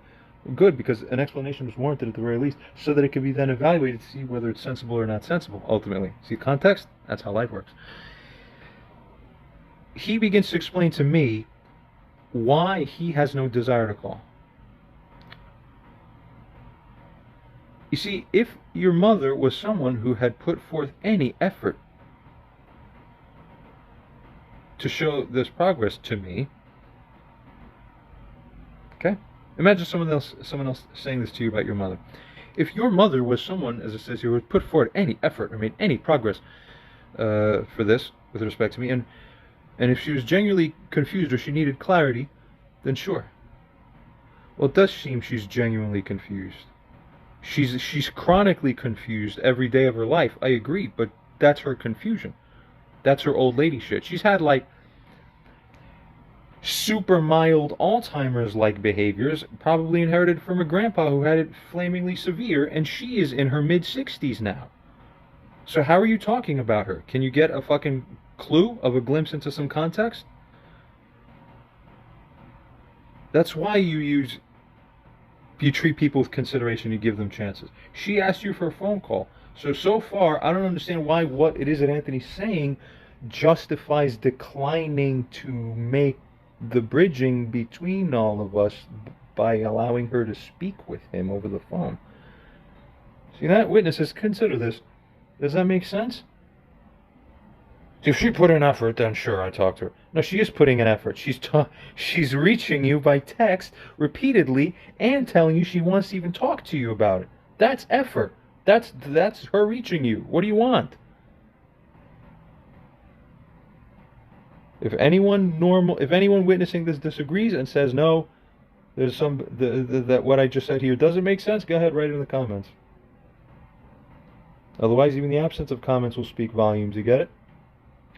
But, as it goes on to, Anthony says, but that's been a waste of time. I even agree for the most part. Sadly, it's true, but then what do you do from there on after?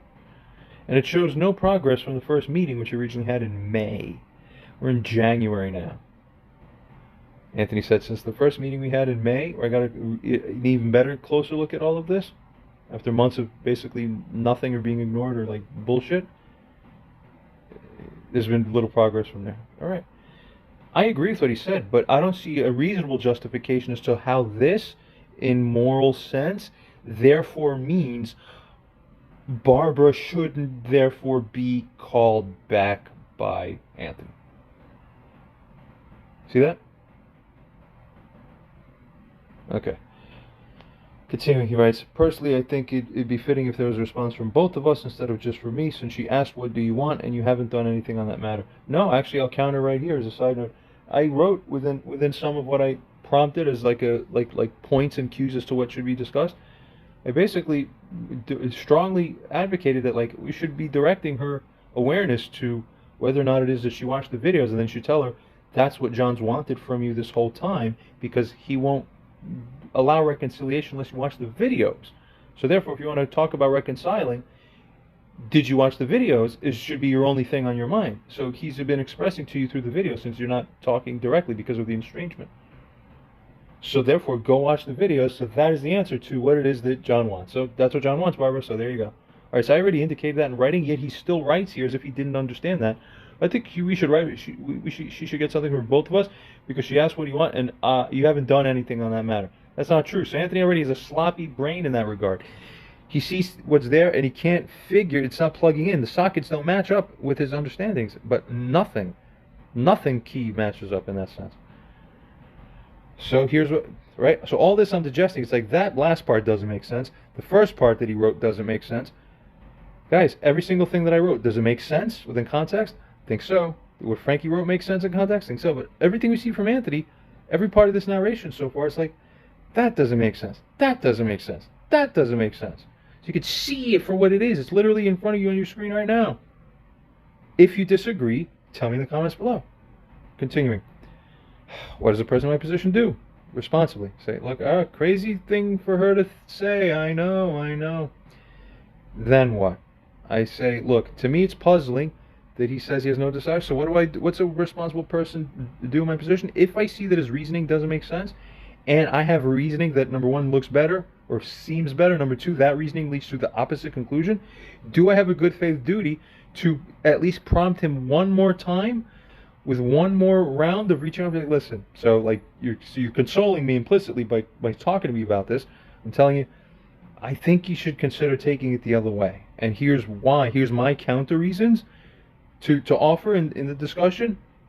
It's not quite an argument yet, but it's a discussion so far. He says, here's why I feel this way. So I'll say, well, look, I understand, but I think it's better if we do it, and I'll tell you why I feel that way, and here's why for that.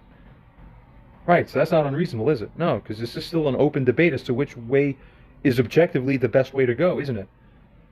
Or if it's not an open debate, it's clear that it should be something that happens, that phone call. But if that isn't clear, then it definitely is open. It's not clear that there shouldn't be. That's what grants me the moral jurisdiction to bring it up and say, like, are you sure? Here's what I think. It's just food for thought. Fair, right? Of course, we agree. So we continue. So I say, look, listen, I think you should call her. Listen, put up with a short 5 or 10 minute call. Just see what she has to say. This way, look, not only we can get to even better assess her position and the situation overall, because we don't even know what she wants to talk about.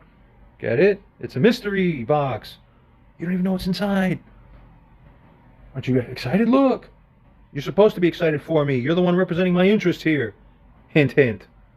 What the hell is this? You're losing context again in that way, too.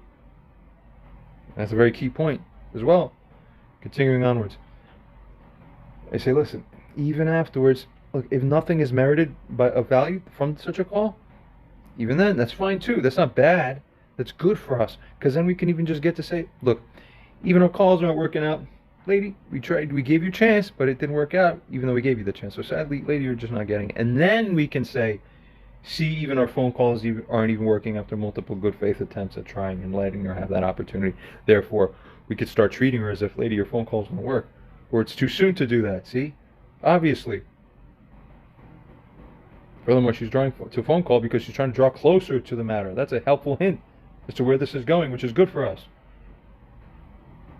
Isn't my representative and advocate on the matter supposed to be you? What kind of... If you're my lawyer and you're giving me this kind of thing on a case, you're not helping me win. You're helping me lose. Why would I do that? Nothing makes sense here. Oh my God. Obviously. And reasonably, too. Anthony, you messed up, dude. Going onwards furthermore, you should just accept it. A real man accepts such a thing. Says, you're right, I messed up. The longer you go, no, I didn't. I'm stubborn. You're not a man. You're not a man until you go... It's no problem for me to admit I fucked up. That's what tells me you're a man. The day you could do that, you're a man. I've done the same with you, even. You saw that. When I gave you that same courtesy at a various point in time in particular, you may recall, I made a mistake. It wasn't even intentional. I made a mistake on something. As soon as I did, I said, and it was realized, I misinterpreted something he said, which is very rare for me, actually. Very rare. I took immediate responsibility. I gave you that courtesy, Anthony, and you don't give that courtesy back to me? Here now? Okay. I see what kind of fucking person you are. Not good. You should be ashamed.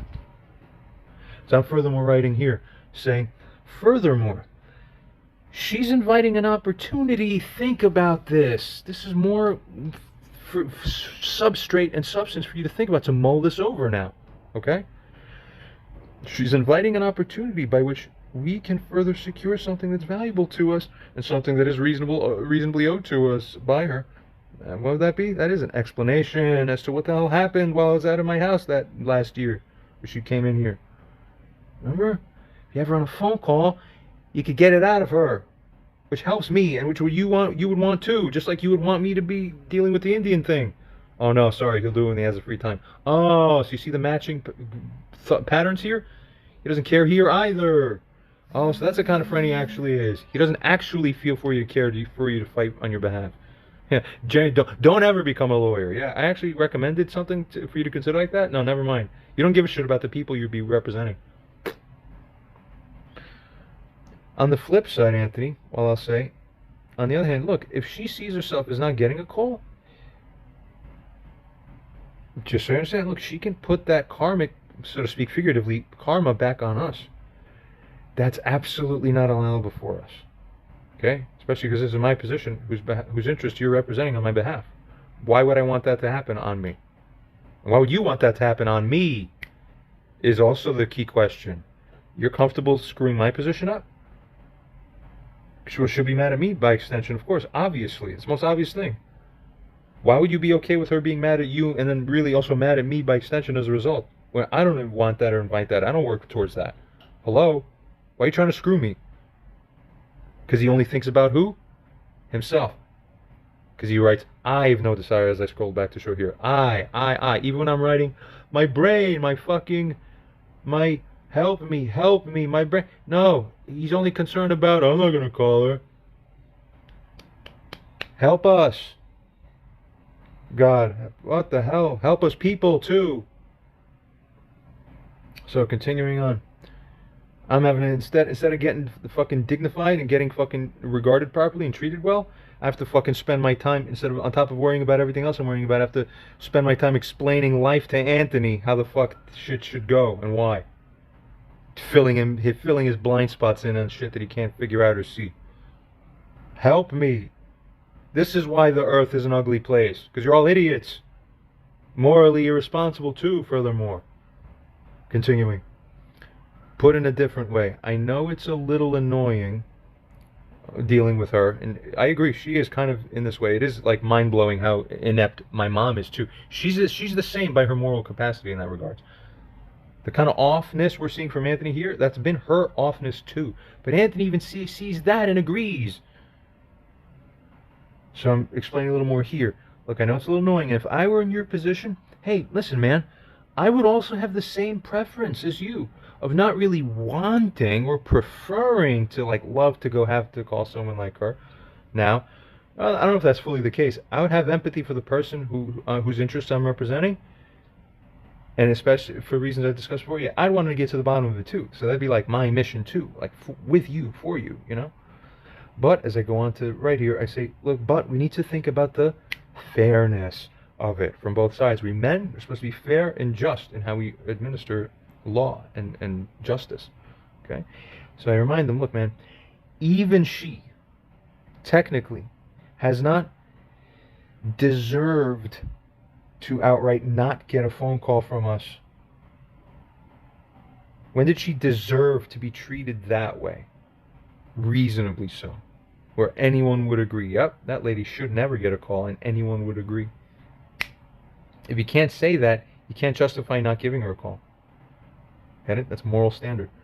Moreover, as I went on to state here, even if such a thing were true, you never notified her that she isn't deserving to even be bothered with a call. So therefore, if you really don't want to call her, then that's could be doable, but then I'm assuming, are you gonna tell her you won't want to ever talk to her so that she knows, so that she could flush it as an expectation, and so she could go just, okay, I agree, I won't. She has to agree too, remember? It's not just about what you and I agree, it's also about what she agrees. Did she agree to be disrespected? Did she agree that she shouldn't be talking to you? She thinks she should be talking to you. So obviously you don't have an agreement there. You need to get her to agree with you that she shouldn't be on the phone with you. Consider, man, think. If such a thing, as I proceed on to state here, if such a thing were fit to say that she shouldn't be talking to you, ideally it should have really already been done way long ago. Okay, even with me, he hasn't objected until just now to the level of plainness that we see here. But why? Not good. If you haven't told her any objection, then I'm informing him and reminding him of the fact of life by its nature is that she, as a result of this fact, she's only assuming that not only you're fine, you do agree, you're fine that you will call her, that you do over the call, you're not contending that, but if you're not telling her anything otherwise, she's going to keep assuming that forever, but then she doesn't see the call, you're in dishonor with her, she's going to get pissed. She already is. That furthermore, you're bad at following up on calls. That's all you're telegraphing to her. You're just telegraphing to her, I don't really care to stay on top of things. You're not showing up on anyone's radar, not mine nor hers, as being a better manager, more responsible manager of the situation. This is causing you to just show up as worse. And you have some moral responsibility to me here as well as to her. Continuing here, we can't give her any emotional ammo in this regard, where she could just rightly hold things against you now because of how you're treating her and just ignoring her. You get it? That's a very valid point. If I said anything wrong here, tell me in the comments, but I don't think so. This looks all spot on. Continuing, I would advocate or recommend at least moderately strongly that, listen, and again, I would never ever tell anybody to do something that I wouldn't do myself if I was in their position. So that's another thing to consider. This is what I would do, obviously, if I was in your position. I would never tell you to do something that I myself would not be willing to do. So if I was willing to do it, why should you be any different? That's something tricky for you to justify now. Because you can't properly, because it's not justifiable. You're in trouble. You were wrong from the beginning because you can't see clearly. The wrongness always starts from your vision. Remember that, kids. Continuing. I would advocate or recommend at least moderately strongly that we swallow it, whatever tiny discomfort, relatively speaking, is a tiny discomfort, like, oh, I gotta call this lady. All right, what are we doing? Continue on. Look, we treat it as if it's just being done professionally. Hint, for you, it is being done professionally. It's for your friend, and you're working on behalf of somebody else's interest. So you have a fiduciary duty here. I'm glad I brought this up, actually. First time I said this outright in this way. You have a fiduciary duty, son. What are you doing? Absolutely out of this world. And I say, look, once you do that, then we could just wash our hands of it. then that's what we want. We both want to wash our hands of it. Good. So look, it's like a shot at the hospital. It's better to do it than it's done, rather than sitting for 3 days staring at the needle that you don't want to take but sort of have to or should. And then, what does a man do? I'll say, look, I understand that as I scroll back up to show that he says, I have no desire to call her generally, which his way of saying what? I won't call her? No, reasonably from that, it seems to show that I'm leaning towards not doing it. If you agree or disagree, tell me in the comments below. Reasonably I say this, that's what the representation of. So I'm treating him, through the way I'm responding to him, I'm treating him as if that's what he's holding all along.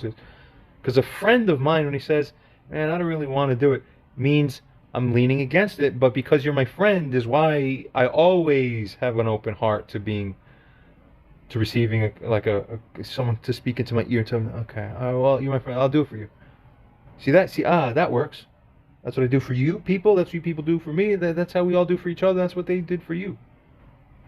Your friends in life, all of you listening. That's why they're your friends.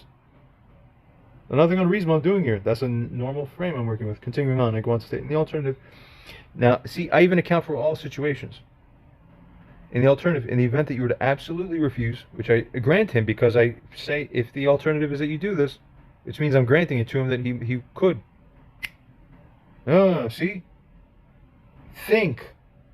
I even state that the task then, so that I advise you, and so that you understand, for one in your position would be something, arguably, if you consider, so do you want to avoid awkwardness or embrace more awkwardness in your life?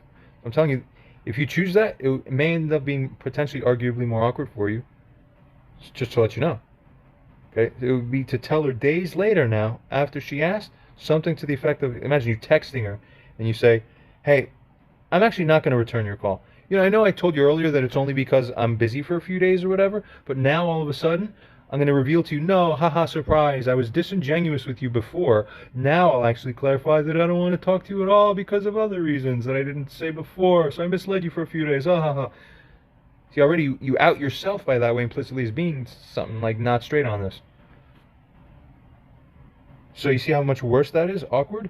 So are you sure that you don't want to talk to her? Because if you don't, this is worse. But you morally would have to, of course, tell her that you don't want... You can't just ignore her as if she's not asking you. The way you do with me. Wake up. I hope all his friends see this. Why? He never took responsibility, so that's his choice. This is how he wants to show up to everybody. He thinks he's right, so I want to show it. Look how right he is, huh? Yeah, I bet. So now, finally, he repeats himself. I don't want to call her. Okay, so he said it once, like kind of almost as if saying like I don't really wish to, and then it's like he reaffirms. So now this is the first point. Only now do we see in the conversation reasonably is it beheld that he is flat out affirming it is a flat refusal. Okay, so now this is news to me because I didn't know that at all at any point, reasonably speaking, up until this point, where, of course, if he were to say this would have been owed when 144 fucking hours before this. See, you see the other problem? This is how it's like when you're dealing with human fucking people who are like cats, like a fucking living cat. And the 5 pre-steps before avoiding, but you're like, no, that's not human life. You're not getting it. That's why it doesn't work. It doesn't match. It's just not respectable. Regardless, never mind my analysis about cats. Just look at the fucking words and figure if this works by people's logic if this works. Only thing that's important here. Continuing. He writes here, I don't want to call her. And then as a comma, so he ties this, what he's about to say, as being the justification for the first part of a sentence. I told her, so in other words, I don't want to call her, for I had already told her that if she needs to say anything, there's text or email. Hold on a second. What? You're saying you don't want to call her, so you're implicitly saying that you refuse to call her, but that you're doing so because you told her that if she needs to say anything, text or email. Sorry. Let's go back. I'm not going to do it on my phone, but scroll back. You were just considering your mind's memory. Hold on. You just said earlier, and you left my mom reasonably in the position of assuming and this is reasonably so, that she only isn't getting the call back from you. You only originally offered text or email because it did appear to be a temporary fucking offer, to offer as a temporary thing that she wanted to do if she felt like doing it, only because you were sadly, unfortunately, unable to speak to her because you were tied up with other things. What is this slanted change now? So none of this shit makes sense or even adds up. It isn't because you told her supposedly such a thing that you shouldn't, that you're therefore now become justified to be right in denying even me that you should call her, or even her, just as much. None of this is a little weird. So the slant starts now. The shady memory. Sounding like ChatGPT when its context window runs out. That's how it starts sounding. It starts sounding like Anthony. Fuck. He proceeds to write onwards, though, to justify. So let's see if it makes sense. He writes, as someone who has wasted all this time. Hold on, you doing something for your friend is not a waste of time necessarily. But I understand what you're saying. I feel that we both have been led by her, in essence, to waste more of our time than what we should have because of her own non-willingness to understand the matter. Same thing you're doing here in this situation, Anthony. You'll be shown in that way for sure, on account of what you show yourself to be this way, naturally, by what you do. No question. But we'll continue. I agree, nevertheless. Okay, let it be that she's wasted our time and she wasted your time. Okay, right? She wasted your time through these emails and texts back and forth. Wait, what? And then he writes, her dictating conditions is a no-go. She's not dictating conditions, but if she wants to have a phone call with you, it's not unreasonable for her to expect that there should be one and could be one, especially if you haven't immediately told her on the spot that there shouldn't be one. Do you see the problem? So you're telling me things that she never heard from you or understood. That's not fair to her. And the slant here is extraordinary. You witnesses, please comment on this. Does this appear to be a reasonably fair logic being shown by Anthony here? Or is this kind of like, this is a weird angled slanty stretch? Why is he doing this? Obviously because he doesn't want to, but the want is not a moral thing. But he wants to couch his immoral desires in a fake argument. Because he wants to protect how he feels, not his duty to do things. For your of bravery, determination to face even death for your principles. And I thought about it. It was not because I was brave, but because one had a duty to perform at that moment. You were sentenced to life imprisonment and you were moved to the fear of bravery, determination to face even death for your principles. And I thought about it. It was not because I was brave, but because one had a duty to perform. Compare that to this. I don't want to call her. I was in her dictating conditions. I shouldn't have to. What the fuck? Hell. Let's see what he nevertheless has to say, and let's give it a fair evaluation within context to see how right it is. He furthermore goes on to state, she'd be given a pass if there was any effort on her part. But let me ask you, is it not the case, reasonably speaking, that it's effort on her part when she's saying, hey, can we talk about this? Her reaching you to approach you for a call is her effort. She's literally coming up to you to tell you that she's willing to have a phone call with you. That's her deserving effort. Mind you, keep in mind, this is my mother you're talking about. So when you, in context, when you're speaking to someone's own mother, to that very person, what kind of things are you wanting to say, huh? Alright, you lose context on everything around you in your life. Literally, you could spot it. Like every sentence that comes out of this guy is like, that loses the context, that loses the context, that loses the context, that's lost out of context, that's the no context. Uh-oh, major uh-oh. So, therefore, because of this, because if she put any effort on her, so she has to earn it with you so that you do what you're supposed to be doing for me. Huh? So when I hire you to be my lawyer, and I pay you money, for example, and now you're my attorney, Can you go into the court and tell the court, hey, you know what? That attorney over there on the other side and the other defendant didn't do the right thing, or the judge didn't do the right thing, so therefore I don't want to participate in this case in this way. No, dude. I want you to participate in this case. That's why you're here. Regain context. You're not privileged by moral privilege or moral prerogative to be able to call that shot.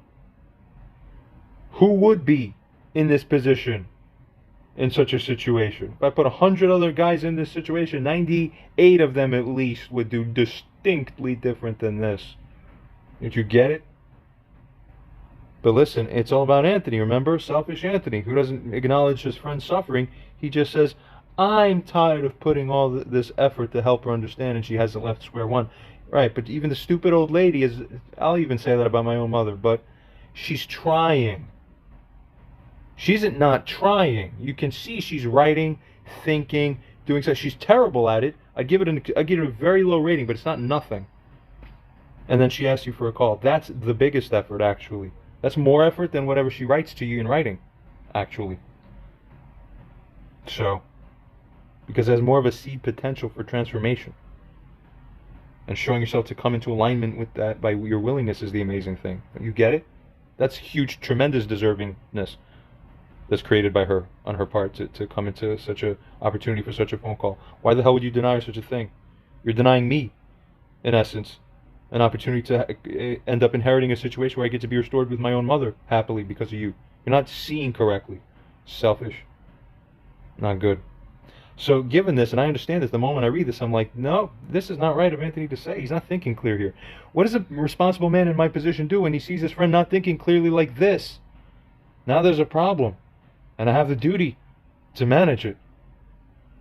So consider on. Now, within context, the following thing you're going to see here, this message, this was sent while I was still writing and sending before I even processed this. So I want you to, you're seeing this, but I want you to mention that this came after this here, because this was being formed right after this. So I was writing this here, and then jump over to this, and then I react to this here, and then after that is when you'll see the response to what Anthony has written here. Got it? Okay, so I was still, this is like the delay sent through from when I had been writing from above. So imagine that now. I'm back there, and I was still going. However,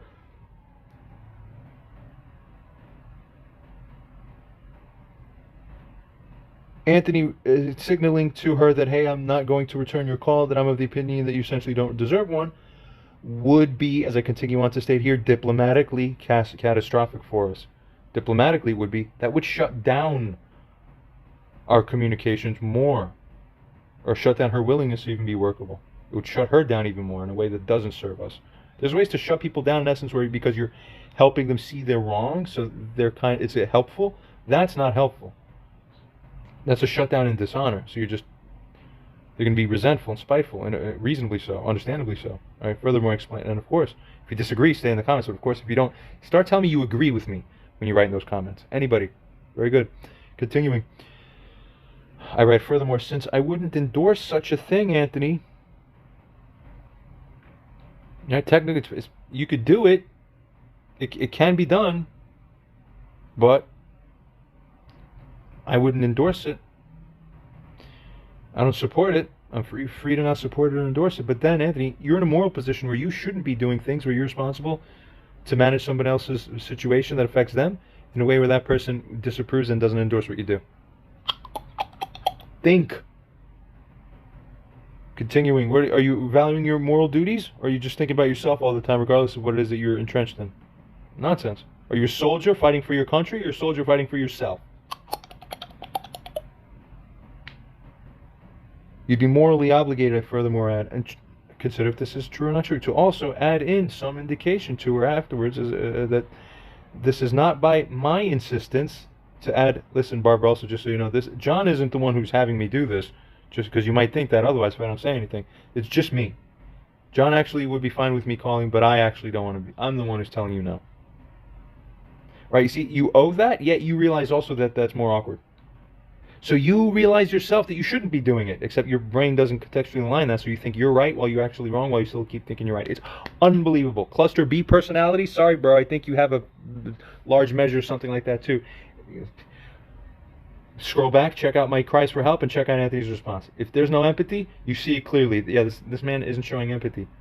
Wow, something's wrong. Crazy. Normal people wouldn't be able to help but scream and cry and go, what? Oh my God, my friend, I'm running. Help, let's go, I save you. Get it? It's instinct.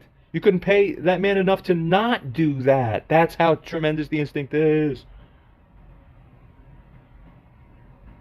It sucks. Fuck, it's sad. It really is. It's very sad to see this with people. But you posed yourself as a friend, Anthony, so sorry. Even though you have that issue, if you do, you're still responsible for having produced the right moral thing. So the same way we responsibly charge my mom morally, doesn't matter whether she has a condition or not, that's never gone diagnosed or whatever. Did you treat me right? Yes or no? If not, you're responsible. That's it. It's the only law in the world, morally. Regarding my representation here, that Anthony owes to indicate afterwards that, look, it's not even John who necessarily supports what I'm doing here. He owes that if it is the case that I don't, because I find it morally wrong, actually. Since I don't want the karmic kickback, and the karmic in quotes, you understand, like figuratively speaking, I don't want the karmic or offense-wise kickback that would come from you refusing something that she asked for that isn't outright unreasonable yet for her to ask for on the face of the situation. Why would I want to share in that if I don't support it? If I was driving, I'd be going a different route. Okay? Now, you see, Anthony, this has the double catastrophe because it makes us look weak and ununified. That's not good for our position. You see, a non-solid front will signal to her that she can only have disdain and lowered respect for us as a practical result. Why would we want to inherit that from her by something we did to deserve it? I don't want to deserve it, so why'd you saddle me with that? Or yourself if you're with me. But, furthermore, she will use this as a sign, what you're doing there, and showing implicitly that, see, she could basically just not try anything at all then. She'll shut down. She'll completely refuse further participation. Didn't you owe something better than that, given your role? Oh, I think so. Reasonably so. I say it's definitely so, and if anyone disagrees that it's definitely the case, definitely comment that below. Continuing, I write that, listen, man, I could just imagine her flatly losing interest in her own moral obligation to work through even the videos. You understand? You piss her off, she'll say, well, fuck it, then I'm not even going to watch those videos for anybody or for John. Especially if he thinks this is fine implicitly, which I haven't heard otherwise, so I'm assuming so. Now, my mom ain't doing anything to... Forget it. You ruined everything. Stuck a monkey wrench into it. Why would you do that? Why is that your instinct to do that? Instead of to help it. Put the grease so the gears run better. How about that? How about getting a mechanic to look closer at the problem? Which is what speaking to her would be. Get it? Continuing. Which those videos which do have some chance of restoring her brain if she were to watch it. Her morality, in other words, too, to restore. As the other GPT convos are as powerful or even more so than the one you've already seen. And those are GPT AI convos that I featured in all the many other videos that I'm asking her to watch. Very compelling stuff here, I think. If this isn't compelling stuff that's reasonable for one in my position to state, tell me in the comments below and say, yeah, you're wrong for having said all this, John. Otherwise, I'm not wrong for having said all this. And if I'm not wrong for having said all this, Anthony can't take offense at me having said this. Because he would have to behold this and say, well, you know, I may disagree, but I can't be mad at him for saying it because it's reasonable for him to say it. But if it's reasonable for him to say it, then it's unreasonable for me to oppose it. You see the quandary that Anthony put himself in if he allows his brain to fully develop and unfurl to work fully correctly? If his brain worked correctly, it would have him realize he's wrong, but he can't realize, his ego won't let him realize that he's wrong, so he has to, these are convenience. Broken parts of his brain are there for his convenience. This is how people like this work.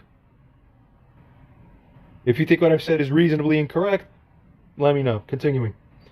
I then furthermore state, in my role as trying to be a responsible person as possible, steward, you see, which is what he's supposed to be, a steward. I have to be the steward instead, while I have brain damage. Third option, and my brain works out ironically better because of my GABA dysregulation. It's weird. It's like the more damage it becomes, the rebound makes me even sharper. That's why people go into comas. That's when they wake up super smart, where they weren't smart before the coma, because the damage from the coma, the brain super upregulates in response and hypercompensates. You see? It is, so therefore, given all the trauma, if I'm still alive, I must be Superman cognitively.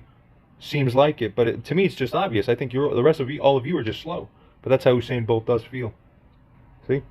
Considering. Next, the third option, I furthermore advise Anthony, look, is to just ignore it. It seems, however, on the face of it, really superficially speaking, to be the most passive and maybe tactful, sort of, naively, at the superficial sense. But however, you got to realize, man, the pitfall of such an approach, your cat approach, is to just pretend it's not there. The pitfall is that it's still a dishonor that we'd be guilty of committing by us. Is being done intentionally by you, and pretending that her request for a call doesn't exist also makes it hard to convey to her that you're pretending to forget to call her, but also that I expressly don't endorse your forgetting, which you have a moral obligation to do. You don't think about these things. I have to do the thinking for you. Right? Furthermore, add, which I don't endorse what you're doing, and I have every right not to support it. Fuller right I have to not support what you're doing than you even have a right to believe that you should do it. If you disagree, stay in the comments below. And I furthermore have a karmic and moral obligation not to endorse anything that is or may likely be an essential form of dishonor to people around me, who I owe better to. That's my mother, you get it? Why are you trying to create and stage sick results because you have no fucking sight to see? And yet even still, I say to you, so you're a man, so I trust that you have logic.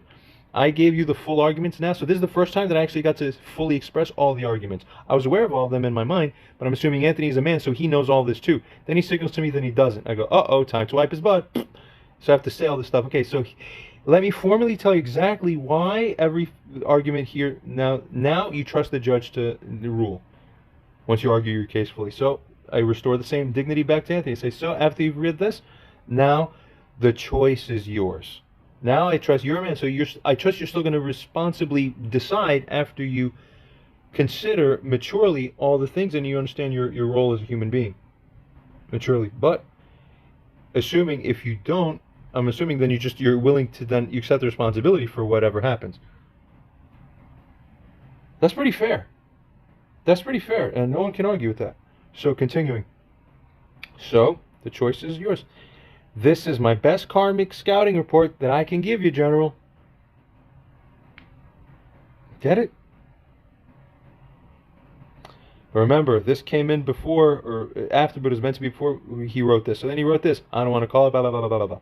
And then I read this and I'm like, all right, it's like watching someone shoot themselves in the foot lifetime. And you're like, stop, you can point the gun somewhere else. Quick, let me take the gun, save it, point it somewhere else for you.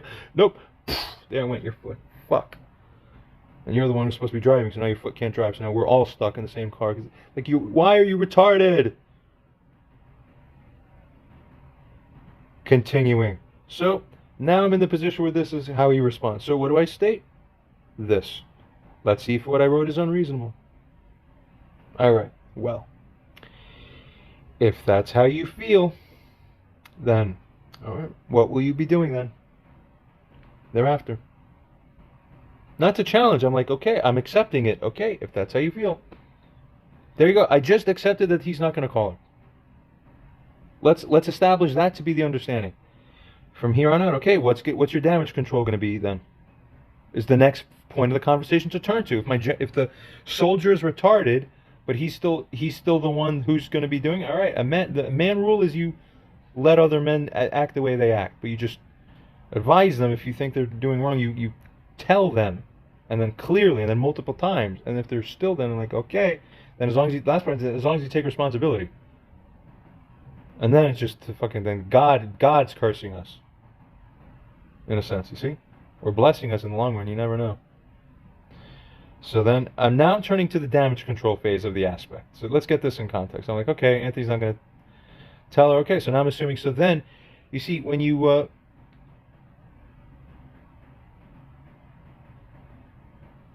I think I forgot to mention something too. I think I mentioned, I somehow glossed over earlier one of the texts, or my brain might be forgetting. I do have mild amnesia here and there.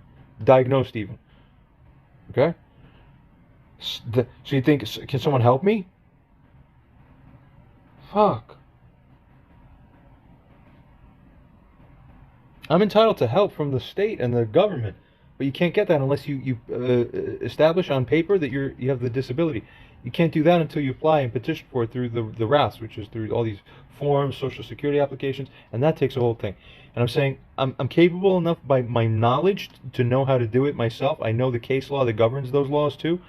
And I've studied them, I've looked them over, I get it, so I could do it. But remember, functionally speaking, so for a year and a half basically, it's been sitting and like it's not been going. And I've been asking for help. Anthony, if you help me apply for Social Security, come here, sit with me, or sit with me anywhere, spend like a couple hours with me here on one evening, another evening, and then after a few days together, we've got it, and then boom, all of a sudden, I'm set, and now I have people who are paid for by the state or the insurance to come help me be my aid, and that's exactly what I need. So if you don't want to be a friend to me because you don't want to be that person for me for free, which is what friends would do for each other without even asking, and be instinctive, then I can at least get the paid. So you owe it then to me to help me get a paid one, since you don't want to, which would be fine, but then you won't even do that. For months, he doesn't say anything, and then I ask him eventually. I'm like, "Why don't you help me?" Later in the email, he says, "What do you want me to do? Make appointments for you? Huh, what do you want me to do? You fucking idiot! You don't even understand. You can't even comprehend how much shit you would owe, but also how much shit there really is to do. That if it were done, what the value would be that you would be getting the corresponding blessing for. You have no appreciation of any of these things. What the fuck? No one should be your friend, dude. Everybody, SOS. I have feeling to believe by extremely strong opinion that if you end up being his friend, you're going to get the kind of treatment from him that I got from him. If you, God forbid, if you ever end up needing anything from anybody. Why? Because he's not a person who understands and values what it is to rely on other people. He himself tells me over the phone, "Oh, I don't know, I just never naturally want to ever rely on anyone for anything."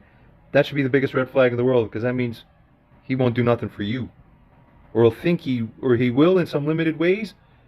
Honestly, he did a pretty good job. I won't take that away from him. But my biggest concern is that why would you shoot yourself in the foot to take away what would be the beneficial credit? You undo it when you do ugly things to ruin it. Why would you do that? You make some nice, decent meal, and then blah, you pour some rat poison in it and say, hey, no, now I can't eat any of it. I can't say that was a great meal you made. It was. Why'd you fuck it up? Fucking hell. So now, but earlier, I remember I wrote something to the effect of, listen, I'll even help shovel your stuff. I don't remember saying that, but it was in the text. I must have glossed over like a glitch. Remember, when something's missing, you put something into place. So if I'm asking for a favor from a friend, part of what you do is say, listen, so I got you, I'll get you back, and I'll give you a favor back too. Look, I'll do you one. I'll help you shovel your stuff so that you feel like I appreciate you. I left him food in front of his door one night. As a thank you, I went to buy, like, actually, you know, non-organic food is actually much cheaper. And when I bought the food for Anthony, because I know he eats any regular conventional food, just basically, I was like, damn, if I lived like this, I could afford everything. Oh my God, I only eat organic. So I could think, actually, because I'm not eating toxins all day long. You guys got to watch what you eat, too. Everything, you are what you eat.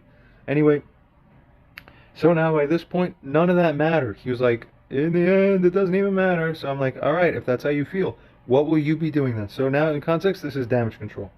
Is it reasonable for me to be shifting into damage control mode? Yeah. Yeah, if I were to continue to argue with him about the actual thing, someone could possibly hold me as being, like, excessively argumentative. Well, you don't see that for me. Like, all right, if that's how you feel, I conceded here. What will you be doing then for the corresponding? It's like a rug. If you don't tug it here, then it will be correspondingly over tugged there. But if you don't tug it, you see? So you just show the tug here. So I'm like, okay, he did that. Okay, so now that made that other part over there jump up. So now let's talk about that part. So how are we going to do that? How are we going to manage that part next? Fair. That's normal. I should be doing this. That's what I'm doing here. Good. We continue. I furthermore state that for that, my best advice on that is that I strongly recommend that you simply notify her over text, whatever, that you're like so peeved off at her, whatever else, and I have to support you. I have to try to make your moral crime look like it's not a moral crime. Why you put me in that position? Yet I am having to. So now I'm thinking, okay, how are we going to talk to her? How am I going to talk to her? How am I going to support you to make it look like what Anthony's doing cool? I'm already thinking, all right, I'm going to have to put something to do all this damage control work also. Why is Anthony putting me in this position? Because he's selfish. Oh, here we go again. More of the same selfish Anthony. I have to go put extra videos in my YouTube playlist that are designed for her to go watch. Right. Hey, listen. So Anthony decided to do this and have to defend Anthony. Fucking what? Now I am not defending Anthony. Why? You'll see next why. But so far I'm saying, I strongly recommend that you notify you're so peeved off at her or something like this, whatever else, that you don't feel she deserves any of your time, so that she can believe your bullshit. You have to, can't even believe, I really don't endorse this. I'm not like this. I'm not wired that way. But I'm almost telling him, like, all right, like, you got to sell her the bullshit and make it look like it's normal, and then I'll have to try to, I feel bad about it. I'm like, that's disgusting. I'm glad it didn't even work out like that. This is much better. See? Please also let her know that this is a very independent decision of yours. It's also be morally reasonable, and then that will be the correct damage control, and then, okay, fine. Then you get the responsibility for it, and you do the correct follow-up actions, and no problem. We'll forget it. We'll just proceed on with like there's no issue. See? Beautiful. So we could have had it solved here. See the problem? We continue on.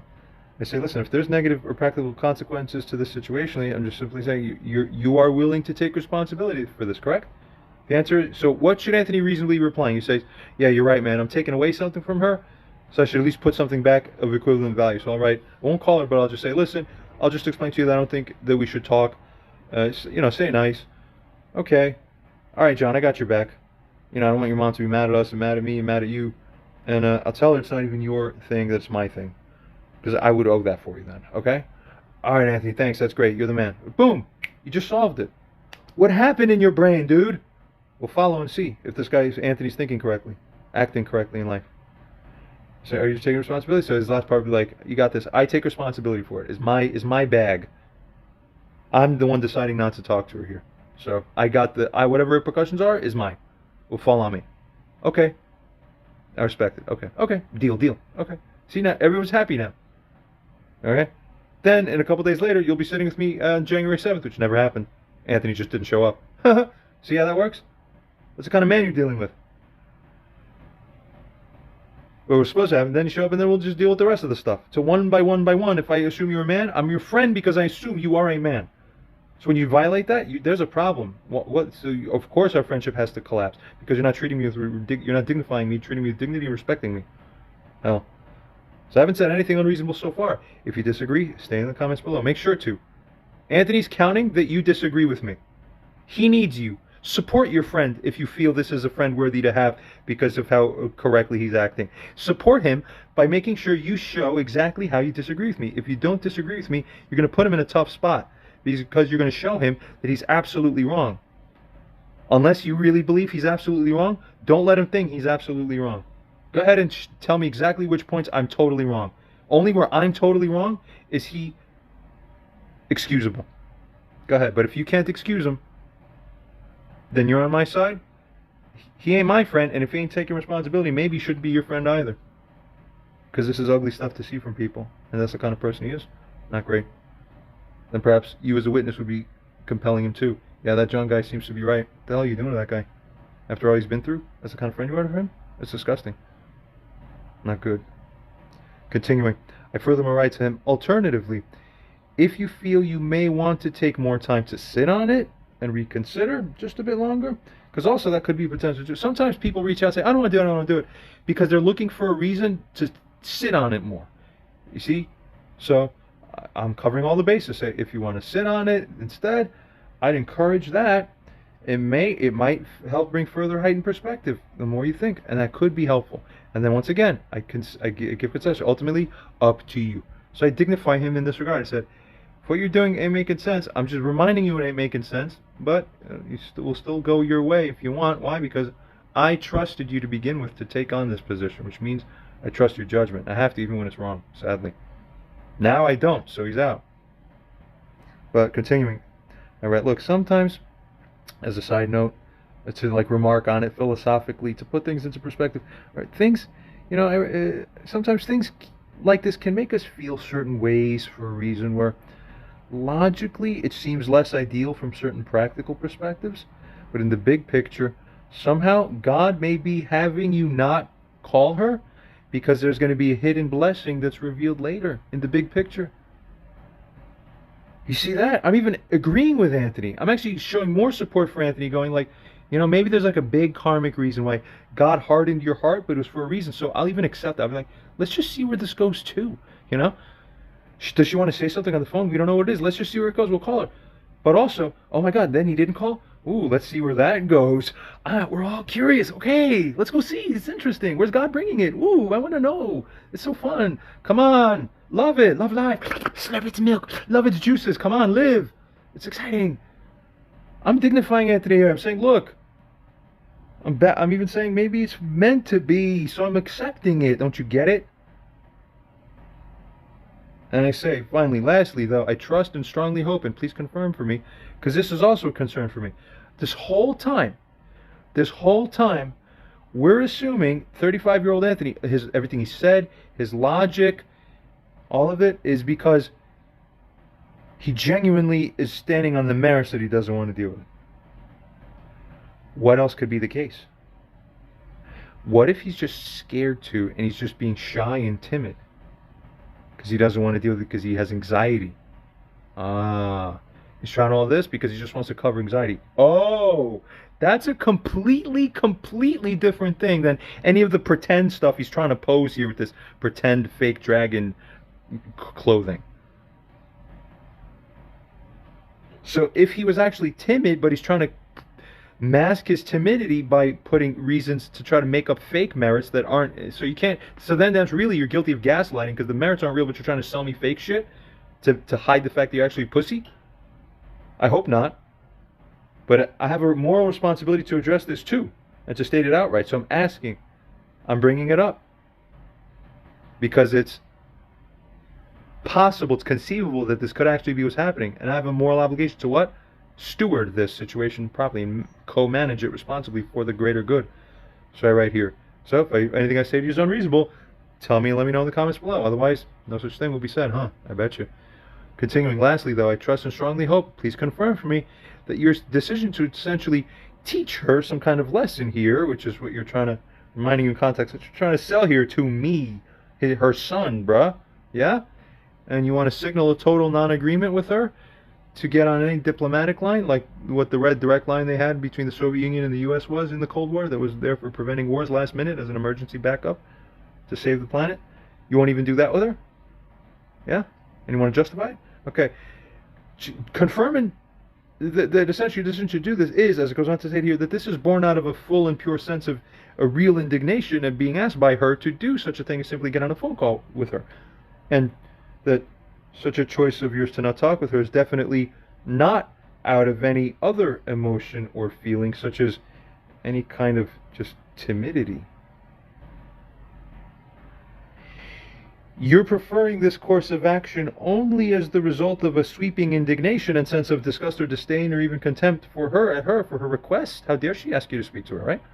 And you're not doing any of this because of any other lesser emotion of like a avoidant aversion or lack of confidence because you're a pussy. Please be honest.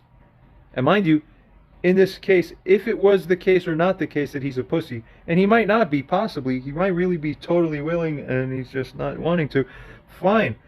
But I'm asking a fair question, and he owes morally a fair answer to this, to say, it's definitely not a lack of confidence or timidity, I assure you. So don't feel bad or don't be stressed out that I could be the result of a undue worry for you. See, that's what an empathic person would instinctively do. But did you see this? You won't see this from Anthony. He doesn't show the instinct of what empathic people always have as instincts. That's how you tell them apart. This guy's cluster B, by my strong opinion. They just say, look, please be honest. I haven't said anything wrong so far, have I? I then ask him to further frame in context. So in other words, it is impudent, you feel, for her to make such a request to you to call her? Please indicate if so, and then if so, my last thing to tell him about this, swear for all the above stuff I've been indicating by implicit frame, like he's consulting with me implicitly, like how he's checking in with me to see how I feel about all of this, right? So after this point, I can't do that anymore. After that point, I have nothing else to say. So you have only yourself to be accountable for after that. Why? Because as I wrote here, I am, unfortunately, in essence, I'm lacking in advice or strategy thereafter on how to carry that out, how you would do that, because I don't understand it. Because I don't understand it, and it's outside of my instinctual programming. You're a different species at this point if you're trying to do this. You're not human. You're not empathic. You're Amalek. Go look up what Amalek is.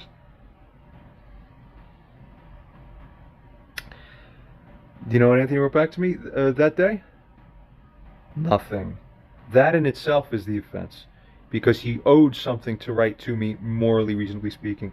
Definitely, necessarily so. If you disagree, say it to my face. If I get even one decent disagreement where it looks like it's a reasonable or arguable disagreement from somebody, go ahead. Then we'll say, oh, Anthony might have some basis of being right here. Please help him. Help him. He needs all the help he can get. But if don't fuck around with me. Don't be one of those types too. If you're a witness and you want to play a slant game, I'll chew you out through too. You should know better. You're being approached by either of us because we're assuming you're responsible people. Unlike whoever the wrongdoer is in the situation, whether it's me or him. Figure it out for yourselves. It should be clear. So now, because I don't hear from him for the whole rest of the day, I have to assume, first of all, my biggest way to honor him is to assume that he is the highest form of himself that he could possibly be. So if I assume that he's the most responsible man in the world, from the most responsible man in the world, what would it most reasonably imply? From a piece of shit, what would it imply that he's not speaking to me, that he's a piece of shit? But see, me honoring Anthony is me assuming, well, if he was the best guy in the world, who's the best pal and the best helper ever and the best man and the most honorable, such a man not responding, that means that it's highly likely that he's not responding because he's mulling over things more. Because what I said, because it seems to signal that what I said here, all this was so valid. Hey guys, wasn't my argument valid? Yeah, we see it actually makes a lot of sense. So maybe I'm thinking, he realized it did make a lot of sense, so much so that now he's fighting within himself. He has the internal struggle. He's sitting there going, wow, what John says makes a lot of sense. So my job is to be sensibly thinking about all this, like the, old wise Greek man thinking, yes. Like, and so he's there now because he's thinking, yes, I thought my way, and I see that, and then I understand John's arguments, of course, yes. So now he's in the middle. Now he's debating within himself, going inside. Okay. If he's doing that, he's signaling to me, therefore, John, so I am still undecided, such that it might be the case that I need further help deciding. Because I'm not certain enough to immediately tell you, no, I'll do it one way, yet I'm not immediately certain enough to tell you it another way. So once like a few hours, several hours, now the next day, now the middle of the next day, you haven't said anything, it's like, okay. So he's signaling, again, this is honorable Anthony, the one who comes from God. I don't know who this Anthony is. That Anthony, the one who's like Frankie, the one who's there for you, and it's like an episode of Friends or Seinfeld where everyone loves each other, or an episode of Cheers, okay? Realize your lives, what are you doing? That guy is not responding because he's signaling like I'm still on the fence, so therefore, help, I need more substrate off of which to finally come into one clear decision. So by middle of the next day, I'm like, yeah, my friend who I regard as a high person is signaling only from highness. If you're lowness, you're signaling contempt. You're signaling, I already told you you didn't want to do it your way, so because you don't get it, I'm not gonna respond to you. Right, I know that would come from a piece of shit. I'm treating you like you're not a piece of shit is why I'm treating you that way. You can't even understand that. Fuck. It's like layers. Life is in layers, but you don't understand layers. You're on one broken plane that has a crack of glass running through it. So I write simply, hey, thinking he needs some additional follow-up to help him get him off the fence. Hey, in addition to the above matters, there's also the follow-up to what you wrote about a response from both of us. Tell me more about what you mean, because I'm not sure what you're thinking. What are you thinking? So I'm showing him, look, I see you come up to me to check in with how I feel, so let me show you the same courtesy. Let me show you, look, Anthony, I'm your friend too, don't forget. So let me show to you, like monkey, like show modeling, like I'm coming to you to see how you feel about things. See? So it's like prompt his brain to grow. Look, you reach out to me, I'm reaching out to you. So look, we're friends, remember? Don't lose sight of the big things. But Anthony has a context holding problem, so now he's going to start treating me like I ain't even his friend. Right, it all gets sick. This is selfish, sick behavior, twisted behavior. So I'm like, come on, Anthony, tell me more of what you mean. Let me know what you're thinking. Nudge, nudge, The bears are nudging at each other in a happy, friendly koala bear way. Pandas. Like, remember, we're co-relation. As friends. So let me show you back to you. I'm signaling to him, I want to know what you're thinking, my friend. You understand? Continuing. But people who lack cluster B personality, it's like we're beaming a color broadcast the entire time. Look at these colors, aren't they amazing, amazing? And their receptive TV station is only black and white. You've been wasting your whole time. Me talking like this now is wasting the whole time. He only has black and white. I'm trying to beam in color. Empathy's color, and I'm trying to beam him, and he's only seeing, I don't understand why he makes these videos. I don't understand why he thinks I'm wrong. Yeah, because on your black and white screen, all those colors look like gray. I know you don't understand. Oh my God. Fuck. So I'm speaking to your witnesses, basically, over your head, who will understand, I hope, and should. Sad, right? This is sad stuff. We continue. I write, I'm not sure I understand the full nuances of what you're angling for precisely and what the strategic outcome and value ought to be. So the two things are, number one, help me understand, and I'm seeking it. So it's like, oh, he wants me to help him understand. This is my friend, yeah. Number two, it's, oh, fuck, if he doesn't even understand what the strategic outcome and value might be, well, if he's an extremely smart guy, but he ain't seeing the value, that could be the first hint to me that I might not be so well positioned to angle what I'm angling for. But again, that's color vision. If you send that onto black and white, it goes, oh, he's arguing with me. Bad. Garbage. Update your TV set, bruh. Next. Sad, again.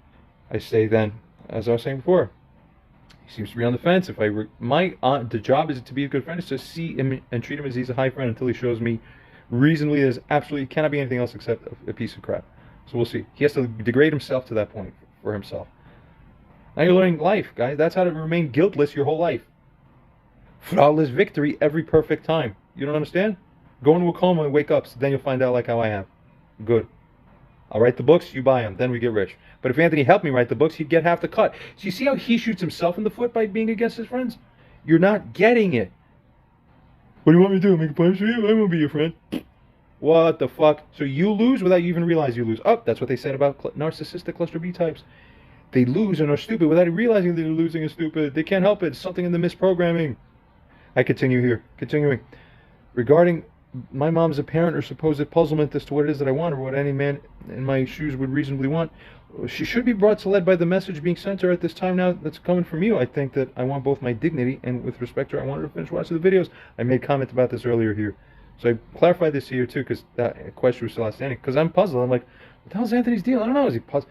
Is there some unanswered question I haven't answered? I'm trying to do my best job. I'm trying to still jump through hoops. You get it? That's, again, so that's clear, like, abuser and victim mentality.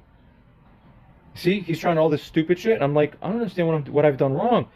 No, sorry, victims, you haven't done anything wrong. The things they do are sick and unbased. But because we think only deserved wrongs are ever administered, when we see ourselves becoming betrayed, we're like, what did we deserve? So you try to adjust your behavior, right? So I'm trying to be like, what the hell? It's crazy that he puts people in this position. Continue. But my mom did the same thing, and he's seeing it and pointing it out, and then he can't see it in himself. It's crazy. I've seen limited cases of very specific psychologists online. They themselves are narcissists. I don't want to get into the story. It sort of involves me, but I'll keep it off. But if I tell you in person or maybe on another video, there's one particular personality out there who responded to something I did because she was notified, because I used her clip in my YouTube, and then she gets notified, and then she changed something in her fuck. It's so funny. And then I looked at her, I'm like, you present about narcissists? What you just fucking did? You're a narcissist. But you rally against it. You're a fucking hypocrite. So take all your shit down, or recognize yourself otherwise. It's So Anthony seems to be a case of the same deal. It's like the irony. It's like an egg within an egg. Oh my God. We continue.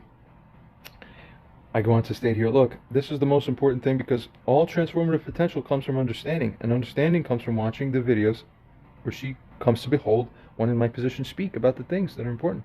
But funny enough, where I load up my videos with color, Barbara, black and white reception, she only gets, I don't understand anything John is saying. I don't understand anything about why I'm wrong. None of it is adding up for me. No. That's because your ego is controlling, you're making your brain broken on purpose so that it protects itself. Because if your brain were working, your ego would be destroyed. But you can't handle that, so your ego purposely breaks the rails so that all the trains that come in to try to save you get derailed, so that you save yourself by remaining untouched. Like, fuck, that's pathetic. But you should recognize it and grow up and be a man. Because man, exaltation is a different direction than that. Grow up. Turn towards God. Regarding follow-up, as I proceeded to state, on the matter of whether or not to call her, because, again, he didn't follow up, so he says, oh, fuck, must be on the fence. That's what a high Anthony would do. I won't treat him like he's low Anthony. If I treat him like he's low Anthony and I go, oh, didn't respond to me because you're just not doing the right thing, huh? See, now I'm the bad guy. Don't be the bad person. Actually love your friends and give them the chances, because they will always hang themselves when you give enough rope. They always do this. You're going to watch Anthony hang himself, essentially, by ruining his stuff without merit, by how he's interacting with me in a way that doesn't make sense. Continuing, I state to him here, tell me if it's reasonable or not, guys. Right, I consider a couple of other things for you to also consider as well, since you seem to be considering it still. Because you haven't said anything to me. Oh, wait, same like you haven't said anything to her. Oh, even though you did make up your mind. Oh, so are you actually guilty of not writing to me when you owe me an explanation, even though you... Oh, so see, Anthony's actually guilty. Oh, you can't win with high GABA B receptor density. So actually become good. That's the only way to win. You actually have to purify your own heart. Actually, for real, genuinely, really become a good person. If you can't do it, you're screwed by the consequences. So the way I'm going to transform this world is to make sure everyone will be viciously rebuking all sick people. So all sick people have to become traumatized and then taught by force to become better. But it'll be merited, or you'll deserve it. We won't be morally responsible. You will be. You administer it perfectly. You and only you have yourself to blame for why. Amen. Amen for real. Continuing. In terms of what your evaluation, in terms of what makes both the strategic and most moral sense, what the hell was that? What makes the most strategic and moral senses are concerned within this apparent dilemma, okay? It is firstly true that sometimes some phone conversations can tend to be better soil upon which understandings of or common ground can be found. Her seeking a phone call with you is somewhat of a new thing. It can be a sign both that we have been successful lately, enough so that we are able to get her to reconsider how to establish an understanding, right? So rejecting this could be seen as our stomping on our own success in a kind of sense. You see what I'm saying? Secondly, furthermore, I also considered something else you said to her, that I spent time to think about these things to try to be helpful for the best, highest cause for the situation. See? I'm writing furthermore here. Just as a reminder, and also to clarify, because this, when asked here, will also overturn or challenge substantively what Anthony tried to twist earlier that I remarked about. I state here, when she initially asked you, Anthony, for a call, right, the precise response you gave to her expressly, wasn't that one that would leave any receiver of your message with the reasonable impression that you were distinctly only unable to call at that time? And that's only for the precise reason that it's just because you were busy with other things for a temporary period of time?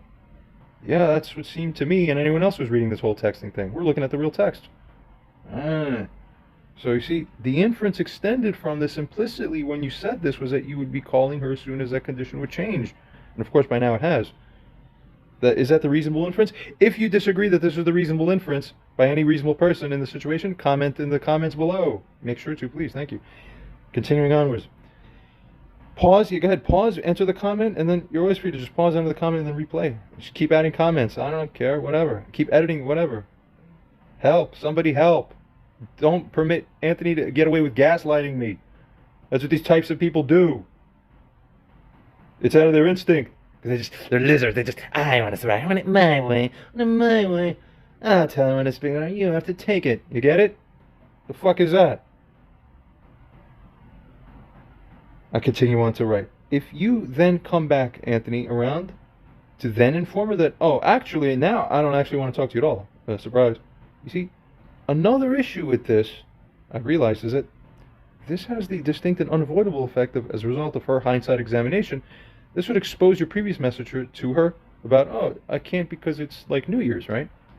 Now you're being exposed as a disingenuous shuffler. 100%. In my experience, as a side note, I 1,000% have found Anthony to be that type. All over the signs have been. I write, furthermore, generally speaking, if you're a woman, sorry, you got to take it. This is my personal principle and philosophy, and I feel that way. If you reasonably disagree, go ahead and say that in the comments too. I'll entertain whatever it is you have to say. But you also have to consider my position too, and the kind of state of mind I'm in when I'm stating all this. So be gracious and understanding as well, please.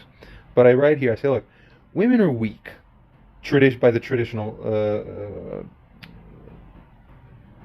view, or I should say it that way, by the traditional view. But you see, opposites attract. Because here's the point of that statement. You got to understand the point before you criticize the superficial semblance of something. Women hate weakness. You see that? And anything that carries any impression of this may extremely likely cause her to lose respect for us. If we, as men, do anything that telegraphs ourselves as weak, women, do you like your men to appear as weak? Whoever on earth it is that you're dealing with. The same second any man anywhere appears weak, you instinctively resent that, and your instinct is to like fucking, or like, oh, like fucking take it out and pull it out more and like yell at it, like, why are you weak? And prod at it some more. Okay? So there you go. Why do I want to be associated with that? I have every right not to be. If you disagree that I reasonably and necessarily have a right not to be associated with such a showing of Anthony, that we're caused to look weak in front of my own mom, being a woman that she is, go ahead, tell us. I write furthermore, for such a thing would be a dangerous thing to allow within the circumstance. So I say, fine, in conclusion, that is food for thought. Food for thought, because as I scroll up, you seem to be hanging on the fence here, which naturally invites food for thought. So here you go. I did my duty as a friend. What the hell have you done? Where's your duty as a friend to me? Continuing on. He responds again. Now he gives his answer. I don't intend to call her. Please leave it at that.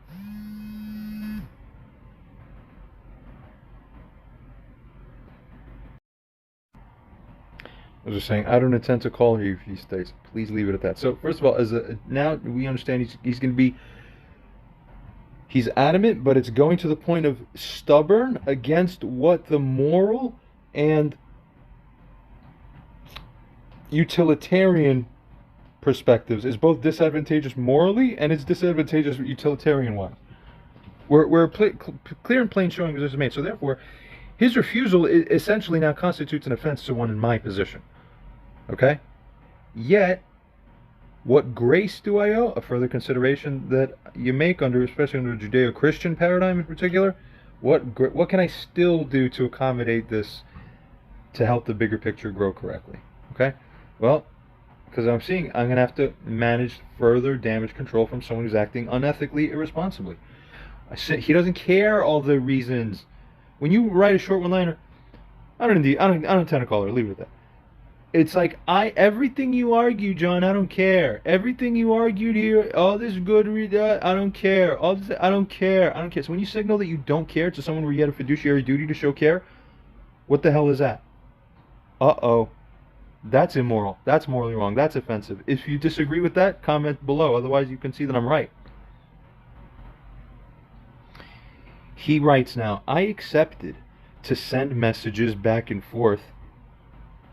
Sure, that constitutes a part of what can be serving as an effective moral witness to two people who are trying to get their stuff together, where I would add eventually, surely speaking to them is also helpful. So I don't understand really what he's saying. I accepted to send messages back and forth.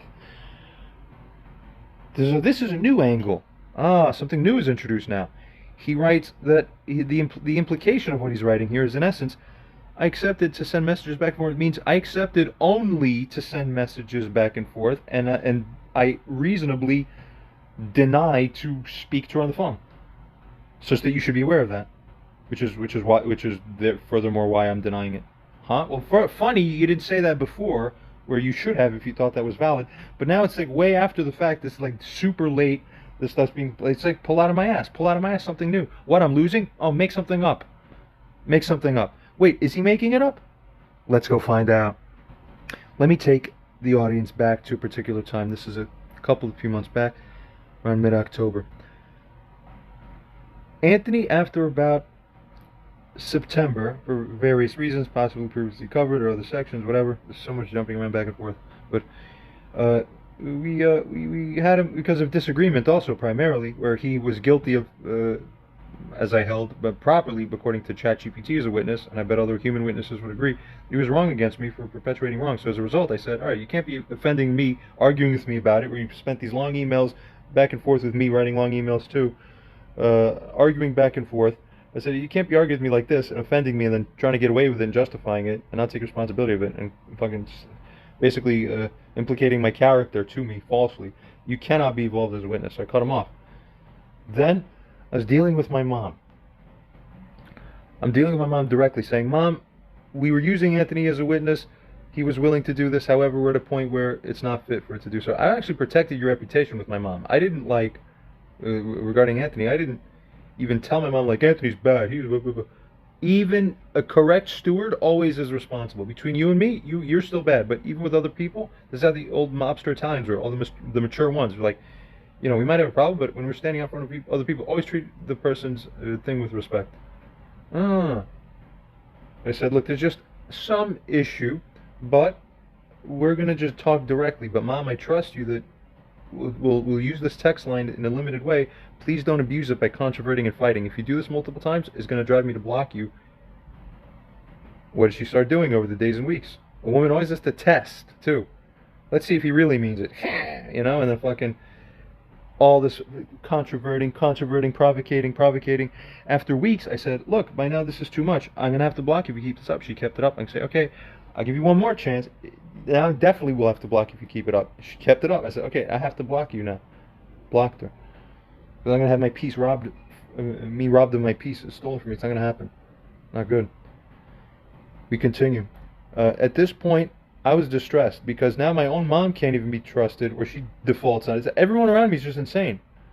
So, at this point in time, Anthony was actually working on watching, and he was like a quarter of the way roughly through a set of 12 videos. He watched 3 videos there thus far by that point, where he's demonstrating a good faith effort to view the 12 videos, where the 12 videos, once they're viewed in totality, is a foregone conclusion. The viewer, who is the person who's being accused of the wrongdoing, will realize he is wrong. ChatGPT makes it clear, and I made it very clear, in a similar manner to the way I'm doing here, but not yet with ChatGPT involved. But it will be later, I believe. Where I see Anthony's acting in good faith, I'm like, you know what? He hasn't instigated since then. He's shown some responsibility to, like, make atonement, to repent, or to give it the fair shot, and consider good faith. He's not contradicting. So he's saying, yeah, I'm like watching these. So I'm like, that's a good sign. That's a turn. So perhaps he might be trusted in a limited way. So I'm thinking, look, we're not going to have him get on a multiple, continued indefinitely as an indefinite witness to the same full role as he was before. Why? Number one, he hasn't proved himself yet. Number two, he hasn't watched all the videos to admit that he's sorry to me for what he did. And number three, as a natural consequence, you know, I can't just be accepting things from him if he hasn't apologized. That's outside of a limited situation within context. Okay, so nevertheless, I say, okay, so if Anthony's a good friend, let's see. Let's as I'm thinking, I'm going to test them, but as a natural, or naturally rises that this substantively happens to be a test in essence of the person's character. So look, I'm going to tell Anthony, just let him know, look, I'm having problems. I won't accept a free favor from you. So this time, I'll actually pay you for your time. So that it's not a free favor acceptance, but it's compensated for. So it's an agreement. And people who've been accused of wrongs, they love proving themselves. There's a very key principle in life. So if you've done something wrong, okay, yada yada, but then come back and say, listen, maybe there's a problem. And then it's like, you challenge my worth, I'll show you my worth. And then they do something great for you. You have to understand, adopt the wide global earth universe mindset. You could see everything properly in this world. So I reached out to Anthony. I said, hey Anthony, I'd like to mention how things are going with my mom and I. Despite repeated warnings, she continued to violate the peace, and she'd provoke me. I had to block her, and it's been frustrating. I scroll down to the end of this thing where I say, if you may be interested in coming into knowledge and awareness on this matter and addressing her on the matter of why she acted with such disregard so as to become blocked by me, her own son, it would be something I'd particularly appreciate if you could come into this as a limited role. Not yet limited outright, but you'll see how this develops. Furthermore, it's also the case that it would naturally be limited because if Anthony can effectively morally witness just the one portion of, hey, why did he block you just there? What did you do to deserve it? That takes one sentence. If she goes, oh, but this and that, that's why I didn't do nothing wrong. And then Anthony goes, he does what? He watches all the videos that cover the text so that he understands and comes to a first-hand knowledge of exactly what it is that my mom did that was wrong, which would be the reasonable expectation for someone who's a moral witness, of course. Fast forward. Not only he didn't do this apparently, but when I'd asked him multiple times over the coming weeks, did you see the actual text so that you would learn what happened between her and I? He never even responded. Oh, same pattern. He is disregard, contempt. I don't even have to answer your questions. This kind of attitude. Ask him 3 times. Then I said in essence, okay, I asked you a few times. Mostly I would assume that if I asked you and you didn't say anything, normal world, that means I don't object to the presumption that I did watch it, or I don't object that I will eventually watch it, that I'm supposed to watch it, so I'm watching it slowly, I'm getting to it. But with Anthony, it's different. So I wrote to him, I said, look, man, I haven't heard nothing from you. I'm going to assume that you haven't watched it until you tell me otherwise. And he still didn't even challenge that or said nothing. Why are you being treated like a dog by this guy, Anthony? What for? Why should any of us have to accept this? Huh? We're trusting you with our sensitive interpersonal situations within our own lives. We're vulnerable in that way. This is how you reward our vulnerability? You monster? In a context, it is monstrous. Especially to someone who's dealing with something like this. So, pay attention. Earlier in the email, it was written, I'll be willing to pay you per hour of your time so that I'm compensating you in an even exchange for your time so that I'm not taking directly from you. I explained why just now. So that in the event that you may be interested even temporarily picking up this matter, see, I wrote temporarily picking it up. And why temporary? Why limited? Because once the mother is brought to understand by Anthony that what she did was wrong, she makes up for it, comes back to me, apologizes for that. I say, okay, so then you make up for it? Why? How? I'll interact with you better, son. Okay, I accept. And then I'd be able to work with her directly again. Thereby, I wouldn't need Anthony to continue. So therefore, I can leave him to then what? Continue with what he's supposed to be doing, which is reviewing the issues on the videos. And then when he's done with that, he can turn back to me and say, you're right, John, I'm sorry. Good. How do you make up for it? I'll be a better moral witness for you, for sure. Okay, so come back in, continue to be a moral witness. See, everything's layered, and you have to keep track with many, many receptors. You have to keep track of many, many, many, many things all at once. But it's easy when you have higher receptor density. Get it? So never lose context. But when you do, always refer to the person who's smarter than you, who's next to you, and they'll prompt you in the right way. Sorry, but it's true. But you're having a problem. And at least it's demonstrable that the way you've been thinking is incorrect. We continue. So, that's the mindset, obviously. So I say, can you temporarily pick this up? Did I just say that? Yes. Can you temporarily pick this up to come into knowledge and understanding of this matter? Why am I saying this to Anthony? Because if Anthony shows, yes, I'm willing to, for you, that's the first sign, okay, your soul has value. Your stuff has worth. And that's what you want to show when you're in a position of Anthony, of like, I'm being accused of wrongdoing, and I'm reviewing things that are seeming to come to an inevitable conclusion that he may be right. I am wrong. Oh, that's right. I'm going to have to owe it to him then and be sorry. That's right. Continuing. If not, then I may seek to either turn to someone else for a relatively lower level of intervention, that's just some simple stuff, or to just leave the matter hanging completely, which would be terrible. Let's see. Does he have sympathy? Anthony writes and states, we're going to pay attention very closely to the wording of the few things that are stated here back and forth, and we're going to extract what the reasonable implications are, the reasonable imports. This is the standard, friends. What is the reasonable import of what was conveyed by something? That is the reasonable understanding of what is established and understood to be so. That is the working agreement. Okay? Anthony here responds to this and states, I don't think resuming in the same capacity, that is in the full way he was involved so far, will work out currently. Mind you, like I just commented earlier, I naturally would completely agree because he doesn't deserve to do so yet. But you see, already funny that Anthony says it. Promise you, Anthony's saying it from a selfish way, trying to reverse the frame, like, I don't think I can do it because I'm too good to be. It's all reversed with these types of minds.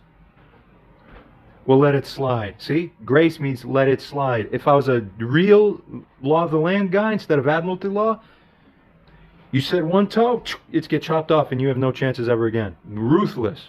No, you get it too good for me, which is why you keep being a monster. That's how it is with these people. We continue. He states to me, I've yet to watch and respond to all those videos, you see, where you're rebuking me, where eventually I would see I'm wrong at the end, which I guarantee you is true. He doesn't know that yet because he's still to, what? Oh, this is funny, right? We're 4 months later. He still to this day has not watched any single minute extra of the videos from this point in time. From back in October, you'll find out why. It all gets so funny, too. It is interesting. Although arguably this is one of the better points that Anthony has to himself, and it's not even a big deal with regards to the issues now, but it's something that doesn't sit quite well with a person in my position, but you would see reasonably why that is so. I love the word reasonably.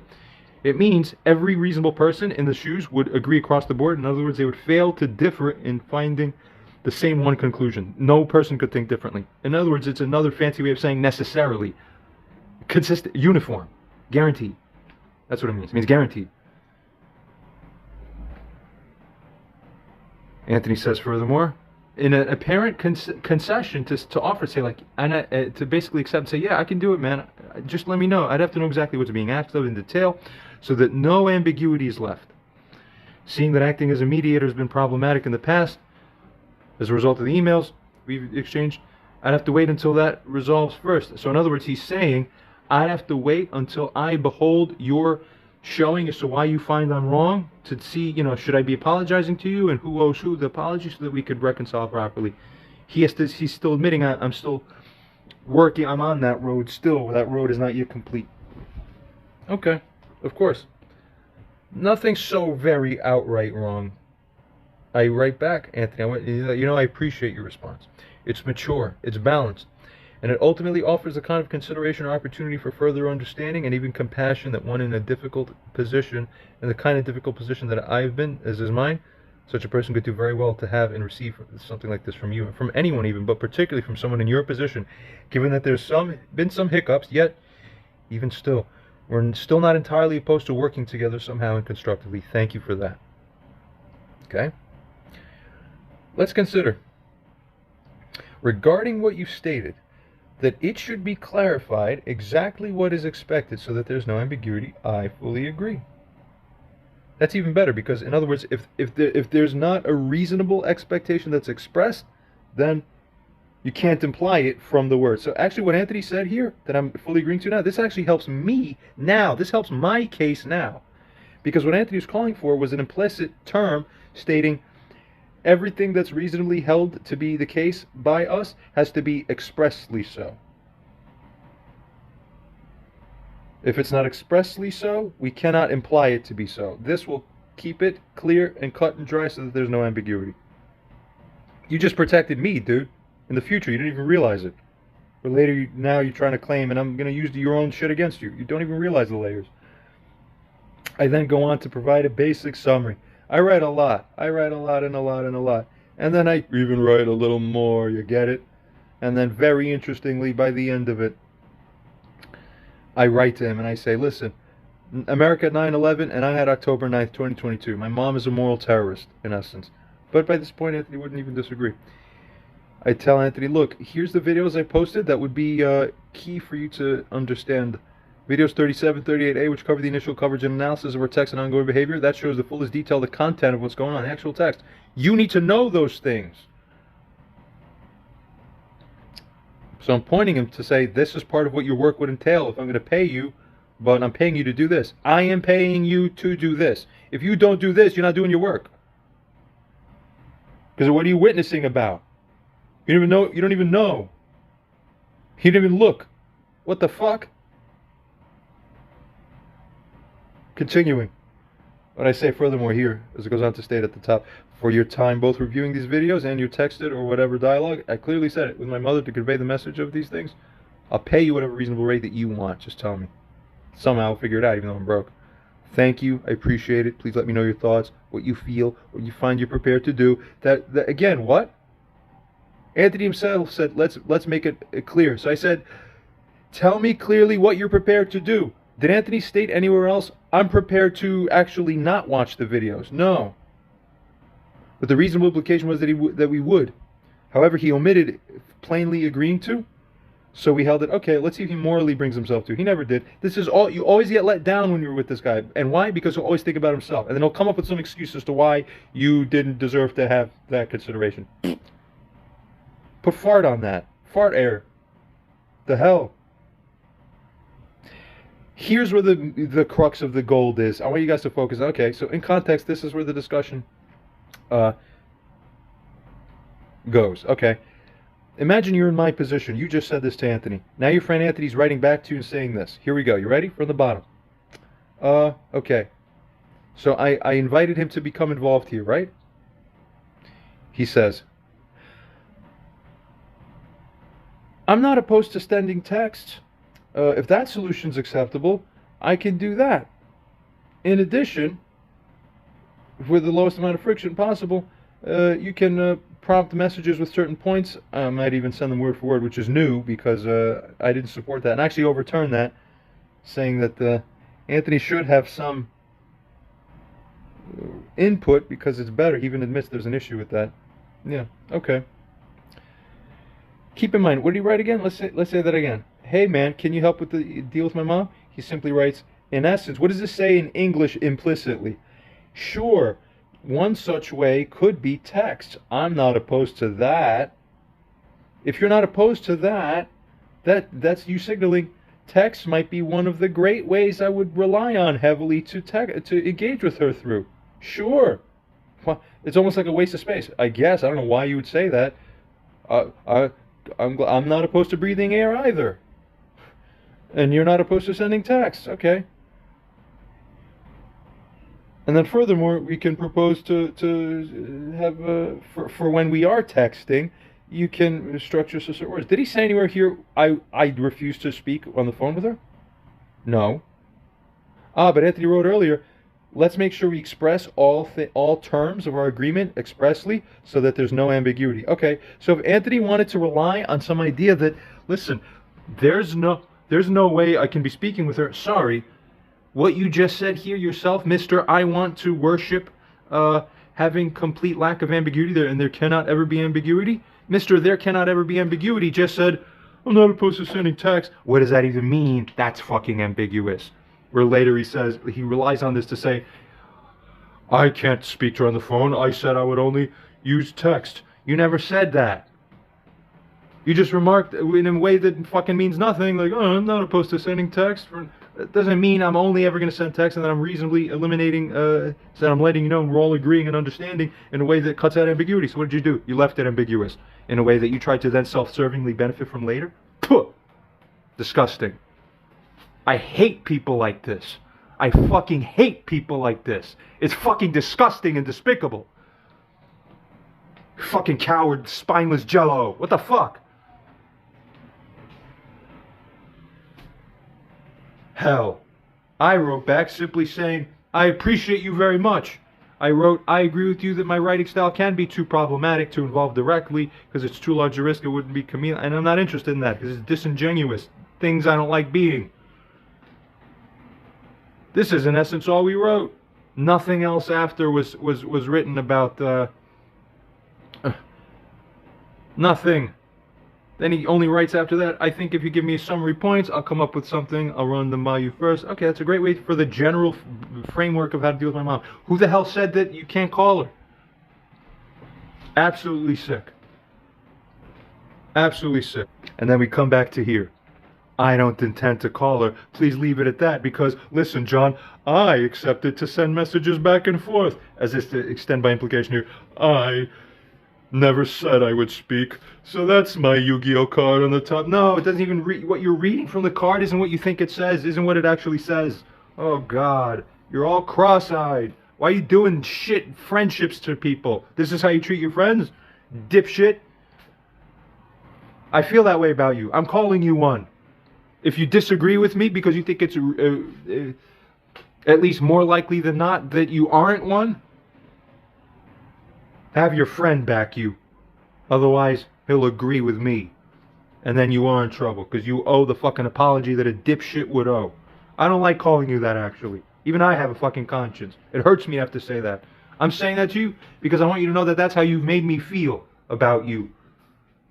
Give me a reason to feel better about you. Show a responsible manly thing, which is apologizing. Something that Raymond and I have also both agreed said, this guy never does that. Why? Something wrong with him, that's why. We don't say he's a tougher man because he never apologizes. We don't gain our level of respect for you because you don't apologize. We lower our level of respect for you automatically and instinctively and reasonably when you fail to apologize but try to do these avertive dances and argumenting. You have it backwards, your expectations of life. Continuing. He furthermore states again, I don't intend, and pay attention here.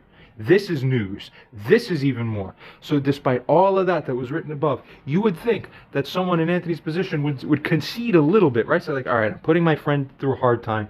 I'm basically telling him I'm going to punish your mommy, which basically makes me your daddy. So I'm going to be your daddy in front of you, telling you about how I'm going to be punishing your mommy and telling her what punishment she deserves. And then, on top of that, When you're protesting and complaining, I won't even like scale back somewhere to like meet you halfway somewhere in a way that's contextually sensible, saying, all right, maybe I like, a real man will think, all right, I went this way, but then you got to correct back and then go back and then you meet in the middle and shake hands. No. Despite everything I wrote above, he writes, I don't intend to call her, and furthermore, not only that, I don't even intend to follow up to do any of the damage control either.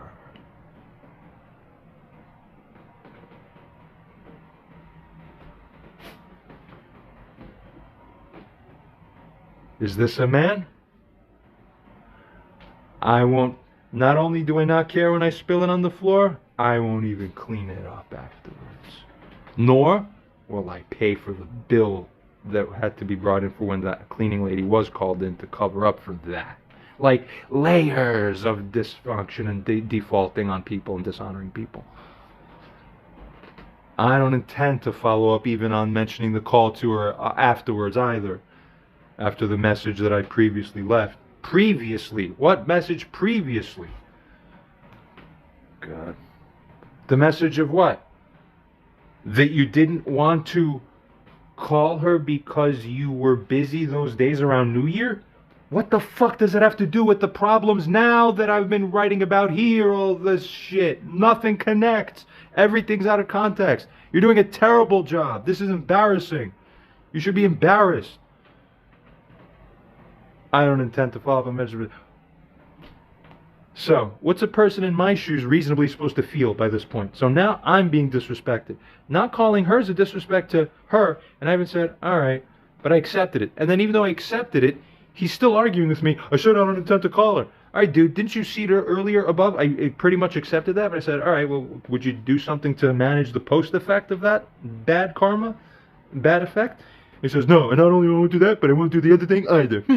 What the fuck? Then who the fuck what are you doing for anybody? You're a liar. You represented yourself as being someone who's going to be dependable. I turned to you back then in those emails in October. If I had a crystal ball to see this, you would never have gotten the chance. You're unworthy of these opportunities. This is how you handle it? I want witnesses to see whether this looks like it's wrong or right to come from Anthony, this. Or whether I'm wrong or right to feel indignant. Anthony tries to frame as if I shouldn't feel indignant. I should be accepting that this is fucking good and great. This is beautiful. What's wrong with me, right? No. I don't think so. Not in my world.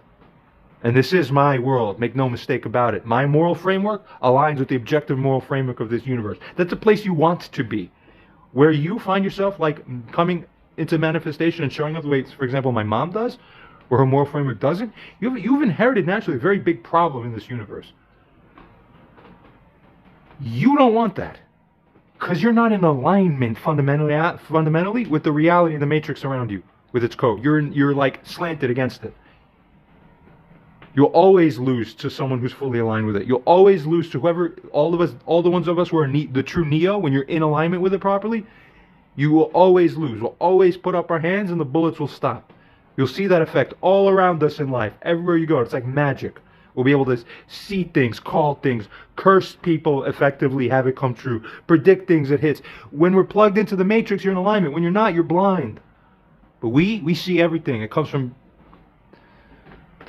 Well, that's a whole other conversation too, if you leave that as a side note. I'm not happy, and I'm reasonably unhappy. I think virtually all human beings in my position would be similarly unhappy. Fair bet. I don't remember what the hell I wrote. Let's just see. Let's find out. Let's scroll together and remind ourselves. But let's track furthermore to see if anything I'm saying is unreasonable here. I say, all right. Then I assume you accept the moral and karmic responsibility for your choice, whatever it is. Given whatever the butterfly effect of this refusal may end up being, okay, because this might hurt my situation.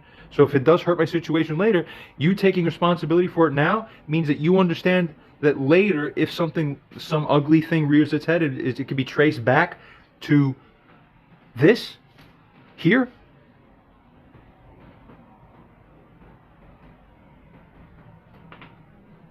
That you understand and accept that it will be your fault and that you will owe me then and that you will pay.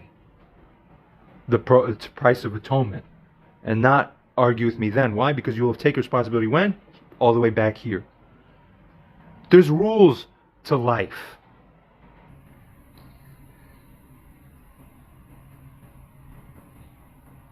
It's really fun to look at these old pictures once you kind of know what they mean. You know, at least that's what I've discovered, is that once I kind of understand the underlying rationale for, I mean, someone worked hard on that. That's an engraving, right? They took a long time making that picture. They're serious about it. And when you understand what it means, you know, all those people, they're prostrate at the revelation of the law. It's like, well, no wonder. It's like, break the law and see what happens. Break the universal moral law, man, and see what happens. You know, I see people in that situation, well, as you all do all the time, perhaps me more than you, because I'm a clinical psychologist, you know, and if the people I'm seeing haven't broken the universal law, then you can bloody well be sure that people around them have. It's no joke. Like, you make a mistake and things will go seriously wrong for you.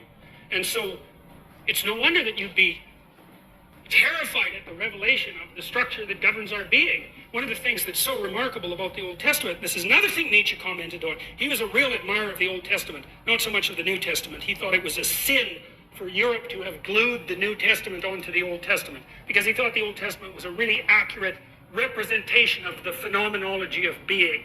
It's like, stay awake, speak properly, be honest, or watch the hell out, because things will come your way that you just do not want to see at all. And it might not just be you, it might be everyone you know and everything about your culture that is demolished for generation after generation. It's like, stay awake and be careful. And I think that people only don't believe that when they're being hubristic.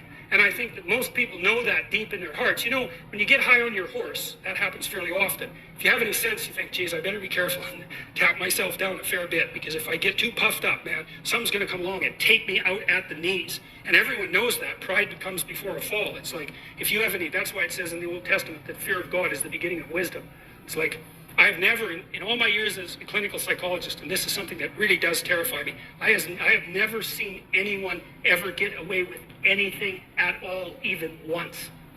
You know, there's that old idea that God has a book, you know, and keeps track of everything in heaven. It's like, okay, you know, maybe it's not a book. Fine. But that is a really useful thing to think about, because, well, maybe you disagree. Maybe you think people get away with things all the time. I tell you, I've never seen it. What I see instead is that thing happens, right? Someone twists the fabric of reality, and they do it successfully because it doesn't snap back at them that moment. And then like 2 years later, something unravels, and they get walloped, and they think, oh my God, that's so unfair. And then we track it. It's like, well, what happened before that? This. Well, then what? This. And then what? This. And then what? Oh, this. Oh, that's where it went wrong. It's, yeah, because you can't twist the fabric of reality without having it snap back.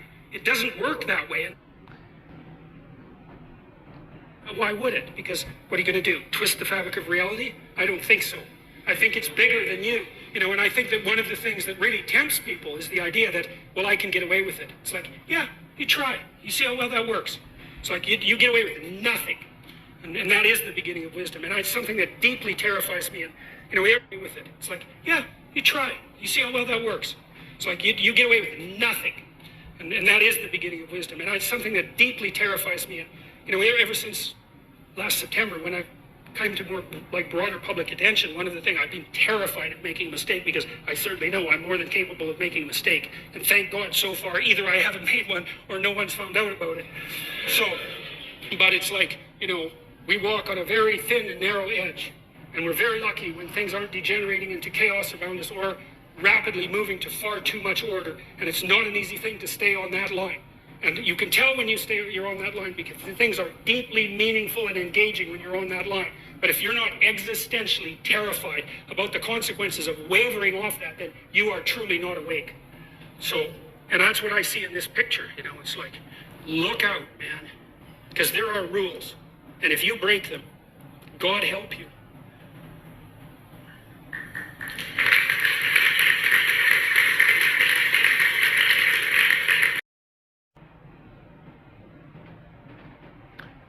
Resuming here, as I was saying, then I assume, as I wrote to him, you accept the moral and karmic responsibility for your choice, naturally. Given whatever the butterfly effect of this refusal may end up being, affecting my life, with respect to her and to the overall situation that also involves me. Further, practical matter, important question. So, how are you going to convey this to her? Is the last remaining simple issue on the matter. Seems like I'm handling this maturely, wouldn't you think? I don't believe it should be ignored without answer, though, just to, again, since you're turning to me implicitly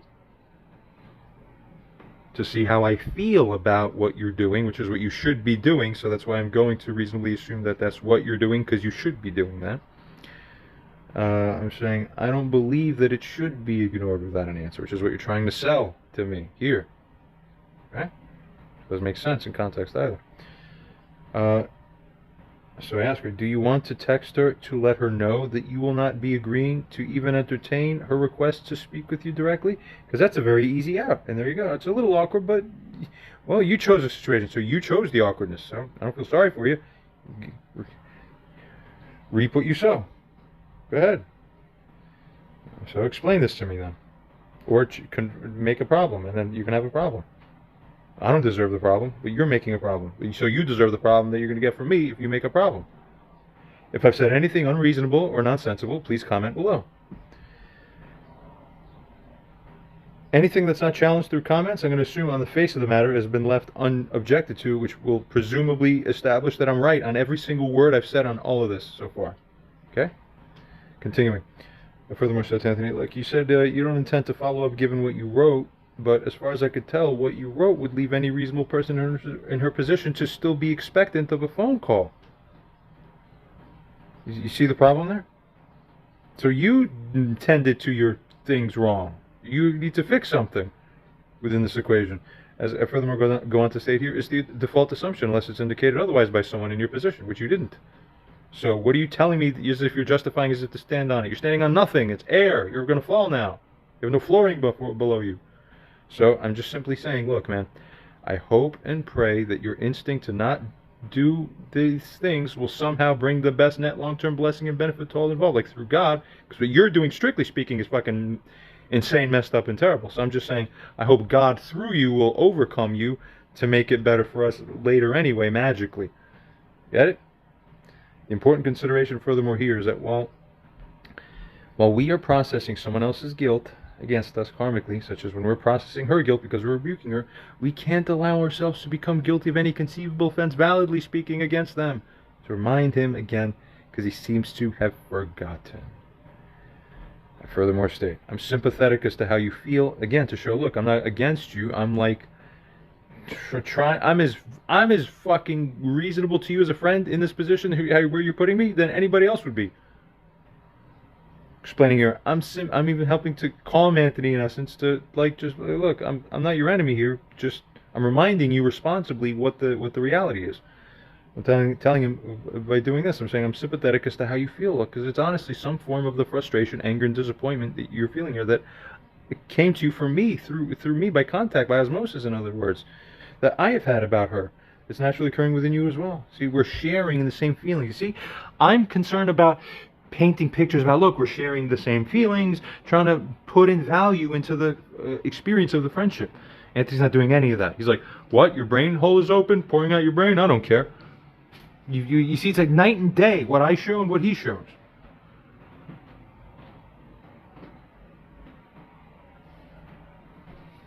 You're gonna be paying now.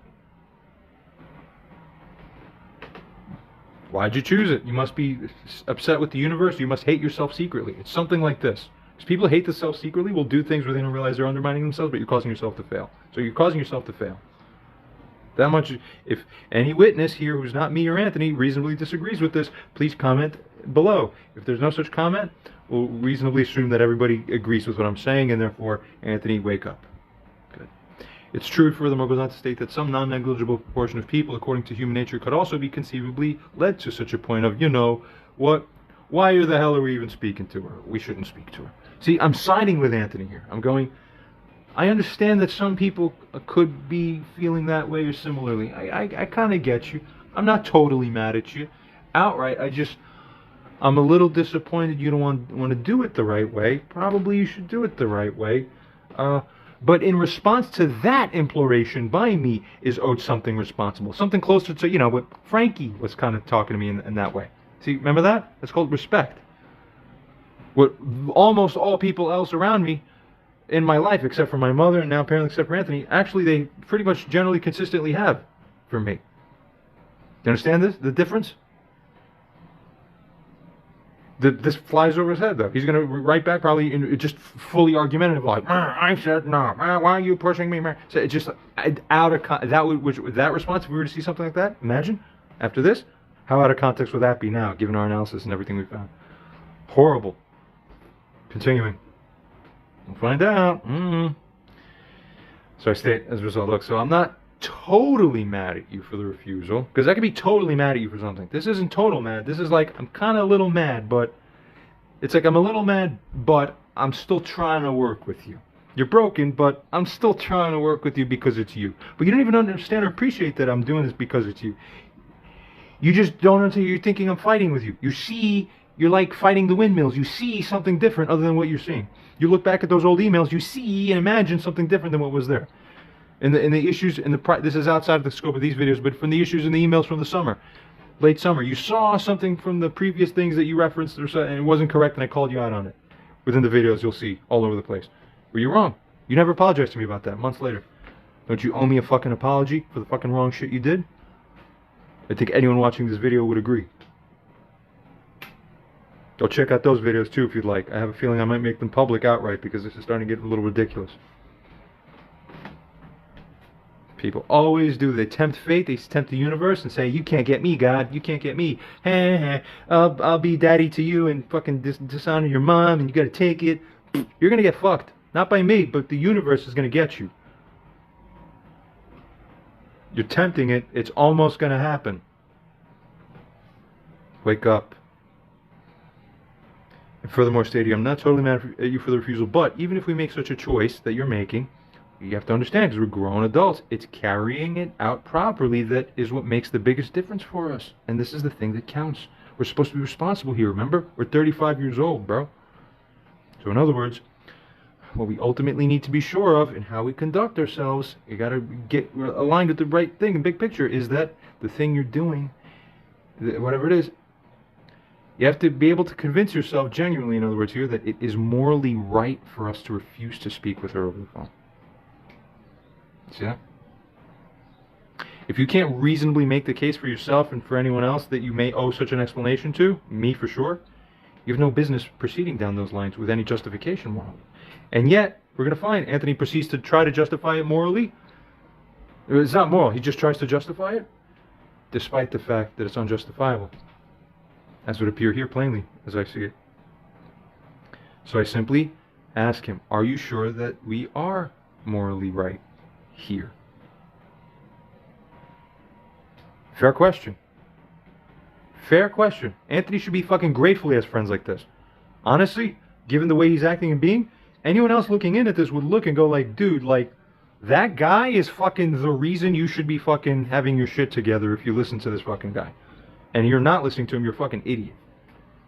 This is your friend, you have this guy to turn to for your shit, but you don't even fucking, and then you dishonor him to this level? You're like basically you really are shooting yourself in your other foot too. You're an idiot. So you get what you deserve then, naturally. Fucking offend people, they won't be around you much. Then who you got? Nothing, the way you wanted it, see? That's how these people are. You continue. We certainly wouldn't be in the moral right if we let it hang without a follow-up to restore context. Get it? So if we can at least give her the courtesy of telling her that you're not interested in speaking with her, you see, so that she'll know formally, and then that patches up the moral karmic framework of the situation, the real situation, you're patching it up in essence, so that it's not us who then become cursed under God, in essence, in life, in the universe here. How about that? Huh? Watch out, as Jordan Peterson said. If you don't follow the rules, God help you. I furthermore explained to him, look, it also gives her an opportunity to object, to state her case, when you give her that kind of formal notice. Could end up being that she ends up writing something to you, says, listen, I wanted to talk to you about it. I was saving it for this. Now you're going to rob me of that? Well, then I'll just tell you over text. The reason I wanted to talk to you is goes, da-da-da-da-da-da. You don't know. But then when she says it, oh, fuck, surprise. Oh, that is important. Oh, my God, we should talk. And then, ooh, you're wrong the whole time. But by avoiding that, you don't even get to find out that you're wrong. So everything Anthony does is about pre-instinctively setting up the framework so that he doesn't only... He's not wrong, but he blocks any ability for the fire trucks to get in to, like, solve the problem that you created. This is all, like, ego framing shit. It's crazy because there's some kind of other problem in there, as I see it, by my opinion. So, should one in my position feel any differently than this? I don't think so. Not substantially so. See that? I may end up really still doing that ChatGPT thing, but I'll tell you what, it really should be unnecessary. Okay, and it would end up really being a waste of my time, conceivably, if I were to put this out, if this were seen, and then still says, I don't agree. No. I can promise you, everything I've stated here, ChatGPT will agree 100%. And it's going to be just even more vicious fucking chew out by that thing in the way that it does it. It's not going to work well for you, Anthony. Continuing, regarding Anthony now, I was telling him, I wrote here, on the other hand, if we do tell her, okay, and then she doesn't rebuke us for it. She doesn't say, oh, that's not right. You just simply tell her, look, I'd rather not speak to you over the phone. And then she basically accepts it by what? Not writing back, you know, the thing that you love to do. That's great. That's great. Then we're fucking fine. Because then she accepted it. So then, we're all okay. Everything's fine, genuinely. Why? Because in essence, it waives the karmic accusation against us. That she can't accuse us because she didn't object. So this is the only way for us to regain moral standing, probably, with her, with me, you with me, all of us with the universe. Think about these things. Continuing, you have to realize, literally every single action taken, not only in my entire life, but especially through our course of interaction with her in this situation, are chronically under the framework of these considerations. It's part of the fabric of our matrix, you see. True things. Certainly not a harmful paradigm to take on and understand and live by. It's responsible, good, the thing that men strive to be, growing bigger and more mature. Continuing, I continue also to state, and again, did I say anything unreasonable here? I don't think so. Where I say, let's take a look. I said, since I'm still slightly uneasy about your choice, see, am I criticizing him outright? Am I chewing his ear off like, you're bad, you're wrong? No. Look, I'm trying to help him. See, it's like, help me to help you. Help me to help you. Remember that from that movie?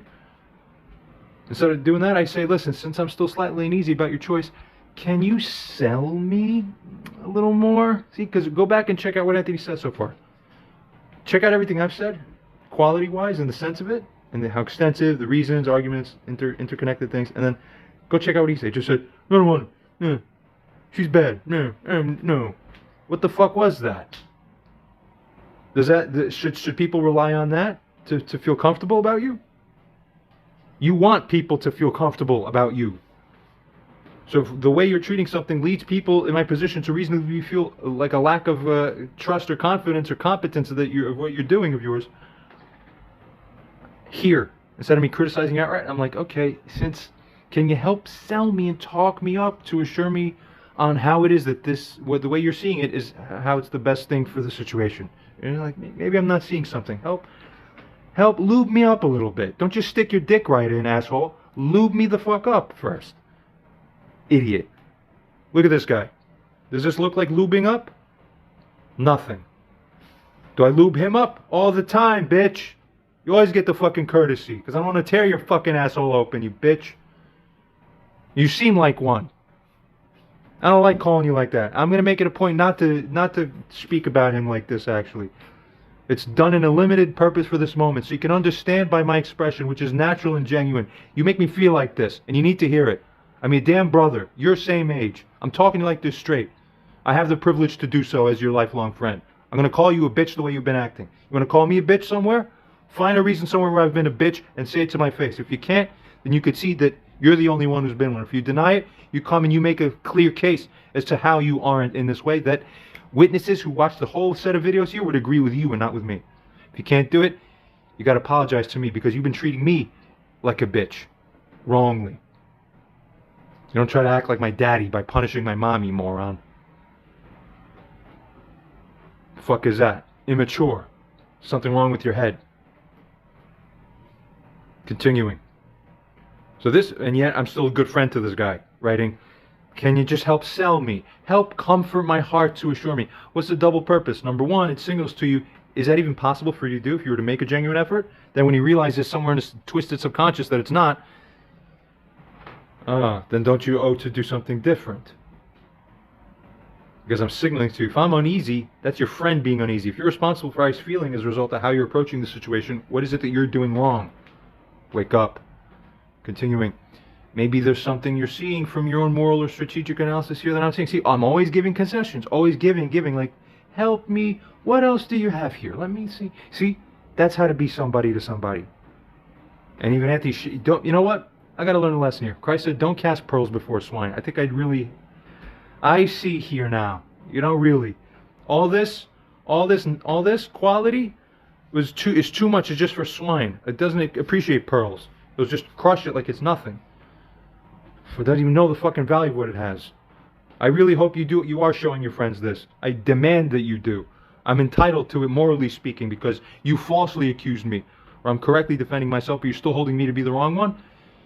You're morally obligated to turn to a witness to show you. Where I know, in fact, when you do, they'll turn on you and show you, Anthony, they're going to teach you a lesson too, on behalf of me, God willing, and please do.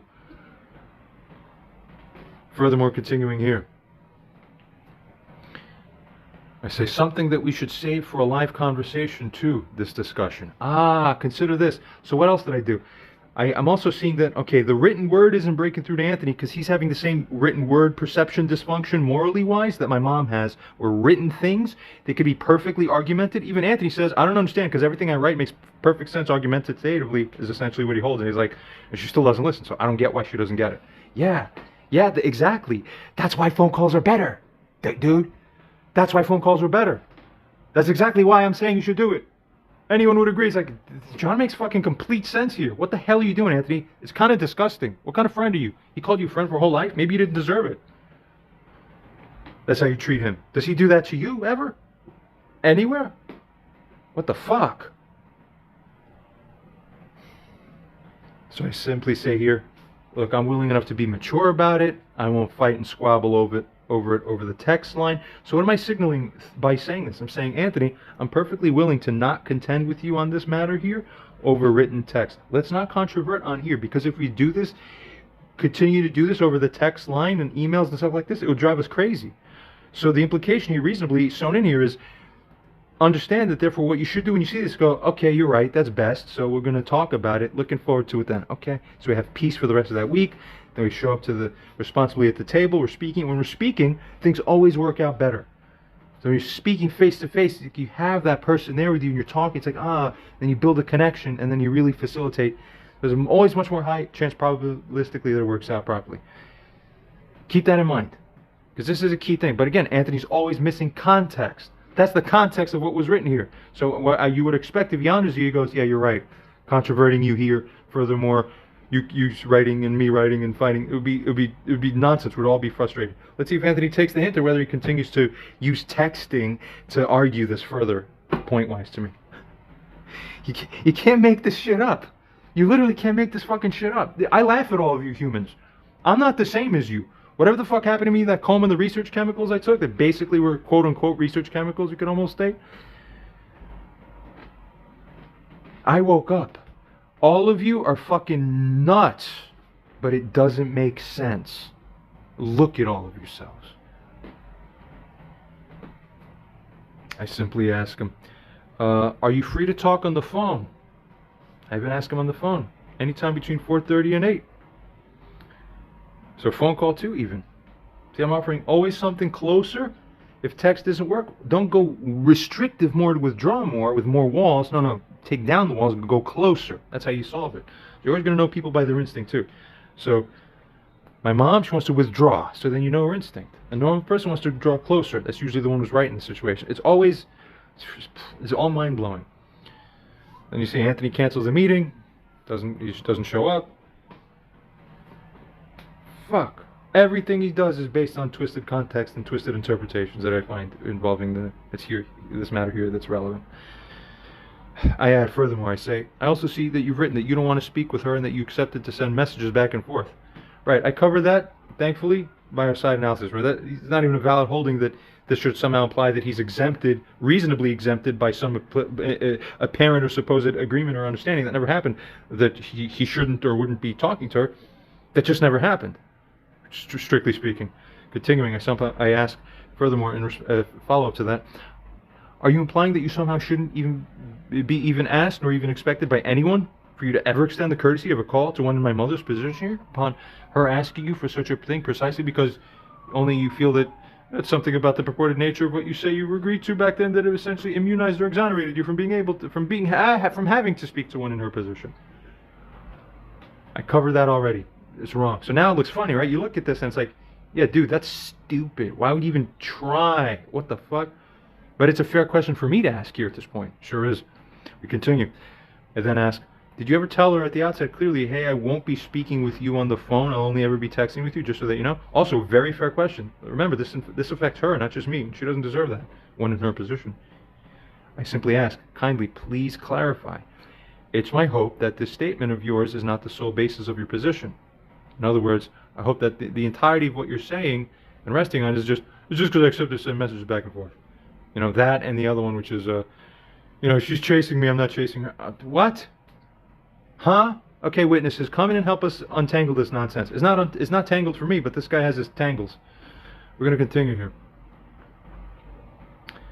The only thing, yeah, again, it just came up. Here we go. The only thing this guy occurs to feel and respond is, why are you pressing me on this?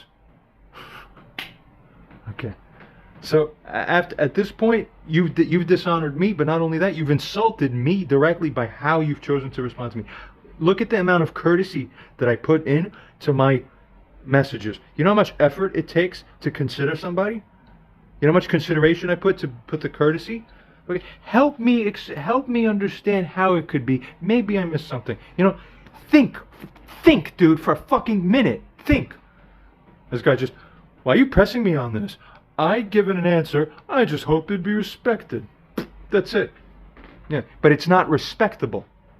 Your answer isn't respectable because it's morally wrong and it's circumstantially and utilitarian-wise also completely senseless. So what other basis do you have? A man doesn't have to respect what you do if it's morally wrong. If what you're doing is not respectable, I have an obligation of rebuke to tell you that what you're doing is wrong and you should be doing different, as we identified in the very beginning of the previous video of this set. Wake up. Witnesses, how do you feel about this response from him here? Is this kind, reasonable, or is this just like almost insulting, a joke, crazy, within context, specifically for this to come up here? It's arrogant too. What does it show about Anthony's thinking? I only see myself. I just know one liner. Why pressing? Me good, you bad. No, but you bad. Just nothing. I'm embarrassed to have a friend like this. To talk to me? How are you going to treat me in front of other people then? I don't know. It's not good. I deserve better for sure. Especially given my situation. So right here is you just basically completely dishonoring what I said. You didn't show that you considered it. You didn't apologize to me, said, I'm sorry, maybe I'm not capable of having a phone call right now because of my emotional state, but I apologize to you for that. And, you know, nothing responsible. Any of my other fucking friends in the world, oh my God, doesn't matter. Anybody. Any of my friends, literally Lasana and all those guys I would hang out with out there in the Bronx growing up 10 years ago. Any of those guys, any of my other people, there's countless domains of people I could count. All of them would have something better. Not just, oh, what present? No. Whoa. I thought a human being deserves better courtesy than this. But your flip frame here too is also incredible. Trying to cast me as if I'm the one who's wrong. As if I'm unreasonable to, what? Have asked anything that I've asked or said so far? Not so. But because he's essentially trying to frame it as if it is, this is the first direct offense to me in this whole entire situation. Why? Because he's essentially trying to gaslight me here. So at this moment, ladies and gentlemen, you've just seen the moment at which he directly became fully morally liable to me for the implicit frame that he sold, which is that you're wrong for having done something where it's not the case. That's a false substantive implicit accusation against me. I won't handle it. So at this point, you deserve not any courtesy. Now you're going to be talked to strict and not nice. This is going to be full rebuke coming here. Why? Because you chose it. Who chose it? Anthony chose it. Why? By the inconsideration of what he responds with. Witnesses, if you disagree at all, please put your comments down. Otherwise, you would assert or affirm that, sorry, this John guy's right. I got nothing to argue so about a major substantive point about what he said. Anthony, you're in trouble. We'll resume from here. Alright, resuming the recording now at this time. Proceeding on as we last left off, we're covering around here. Proceeding. I'll just simply cover the narrative as to what happened at this point. So, this is what we see from Anthony. What do? I write back and respond following pretty much that same night. He'd seemed to offer to accept my invitation to speak by his words that he just stepped in from work.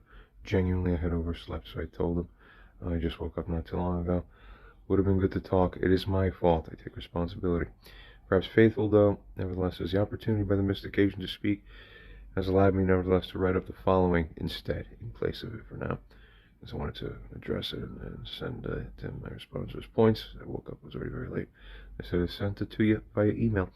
Let's assess what it is that was written and see if it's reasonable, because from here on out, things officially get shifted over to email. Mind you, remember, I'm supposed to be meeting this guy the following day. So I'm thinking, all right, we may email a little bit. I'm thinking he's going to see things my way. If he doesn't, at least we'll get to sit down together. And at least if you're showing good faith opportunity and willingness to sit down and speak face to face, that's always a thing to your credit. We'll see what happens with that. Here we go.